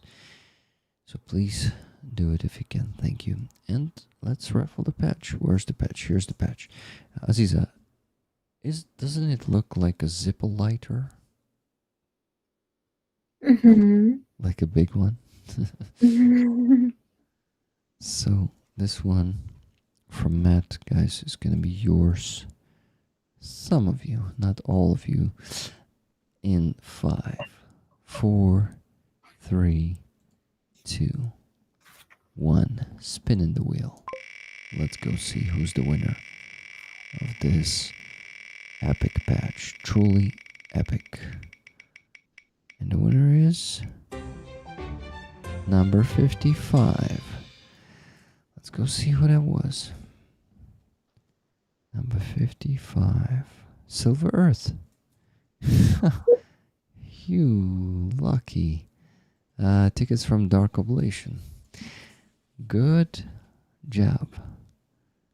Or is it not a lighter? Andreas asks. Wow, you won't believe it, but I just sent the package to them, the flag of the Blackbeard group. And wait, did you win it just this last week? 2 weeks in a row winning? Wow. Silver Earth and Dark Oblation. You are really lucky, guys. Okay, let me see. First of all, let me mark you as a winner. Of course, guys, if you want to re-raffle, I will always do this. I'm joking. You know, I just know that some rollers do that, but no. You have all the rights to take it. Okay. Congratulations once again. And I wanted to do what? I wanted to check if you won last week or the week before the last one. No, that was not the 57th batch. Yeah, it was just last week. Yeah, they won a Blackbeard group flag, and you know what? I will have to send you an extra package because I just sent you the flag 2 days ago. 2? Was it 2? Yeah, on Friday. And I just forgot to write to you that I sent the package. Anyway, all of it is fair. But yeah, that's crazy. 2 weeks in a row winning. Wow. Congrats. But rollers are kind people. They will not be jealous. Okay, maybe a bit, but it's totally fine to be jealous. Yeah, it is. Okay. We have a chance to go to sleep before 3 because it's 2:30. Aziza, that patch looked beautiful on you. The Free Azov patch, the special one from Andres. So guys, Andres made this version of this patch. That is, yeah, is it a football club t-shirt on you, Aziza? No? You're muted, by the way. Do you know this? No, it's not, it looks like this with this patch. No, Because I saw that question in the chat. Someone was asking, Aziza, is it a football club t-shirt on you? No. Good night, Rick and Aziza. Thank you, Nikki. Thank you, my dear friends, for all the generous donations today. But so no more gifted memberships. Not getting to that. Okay, whatever, guys. Whatever you can do. Thank you. I appreciate all the support. What? Better go to sleep earlier than earn the average salary. Definitely. It's better for your health, right? Yes. So we're choosing health here. Aziza, thank you for being the part of the stream of this great. Oh, what was that meow sound? You have a cat there? yeah. Wow. So it's not your cat? No, it's not mine. Shit. Can you show him or her to us? Oh, look at this beauty. What's his or her name? Maro. Maru. A Japanese one. Oh. Is it her or him? Her. Her. She's beautiful. But big, like Monroe, right? Yeah, she's small and Small? she has stress a lot. Why? She maybe it's because of hot weather, and maybe also because of like shelling. She begin to now Scratch? yeah. So And now, wait, Aziza, it might be allergies. Because that's how our Dovahkiin, our older cat, he got allergies for the dust, and he started scratching. So he was all in wounds, and we didn't know what to do with it. So on what dust? So what is this? пыль, пыловый клещ. So we did a test for allergies. We discovered that it's a dust. Клещ, I don't know how to, like, anyway, dust stuff, monsters, small ones, that eat our cat, and that's why he's scratching. So please tell the owner of the cat that we had the same with our cat, and for a year he was licking himself to holes, and we could not do anything with it. We were trying different stuff, taking different samples, blood samples, but it was allergies. So allergy test for cats for 200 types of allergies is like really expensive. We paid 14,000 hryvnias for it. Yeah, but who knows? Maybe your friend whose cat is this may, can afford this, maybe, but it also depends on how much he loves the cat. But yeah, 14,000 to do the test and treat, but after that we could really do something. We could get rid of the dust, and he stopped scratching, stopped licking himself to holes, because he was all in wounds. It was crazy. His face was in wounds. So yeah, please tell them about that. And because yeah, it's really hard to watch the cats suffering, you know, Yeah. and dogs too, any animals. But that's a beautiful cat. Thank you for showing her to us.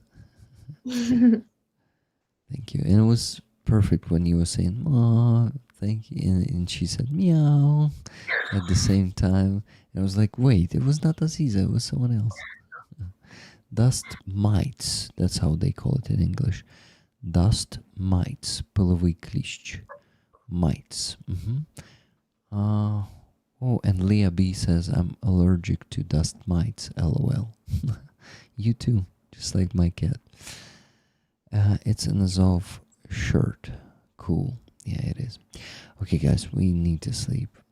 Thank you so much for all your support, all the donations, all the work of our dear moderators who do a lot. And your activity rollers. Thank you for all the gifted memberships, for the super chats, for everything, and for the good sleep I'm about to have since I'm finishing the stream earlier. Yeah, so it's been still the same 5 hours and 10 minutes. But we had 6 hours last week, I guess. So it's better. Yeah. It's better. Okay, Aziza, hugs to you. See you soon.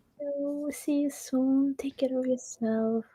Yeah. Thank you, rollers. I hug you, love you. See you next time. Yeah, we love you too, Aziza. Good night. Good night. Live long, prosper. Just live long and prosper tonight, guys. The donation part is done. So good night, everyone.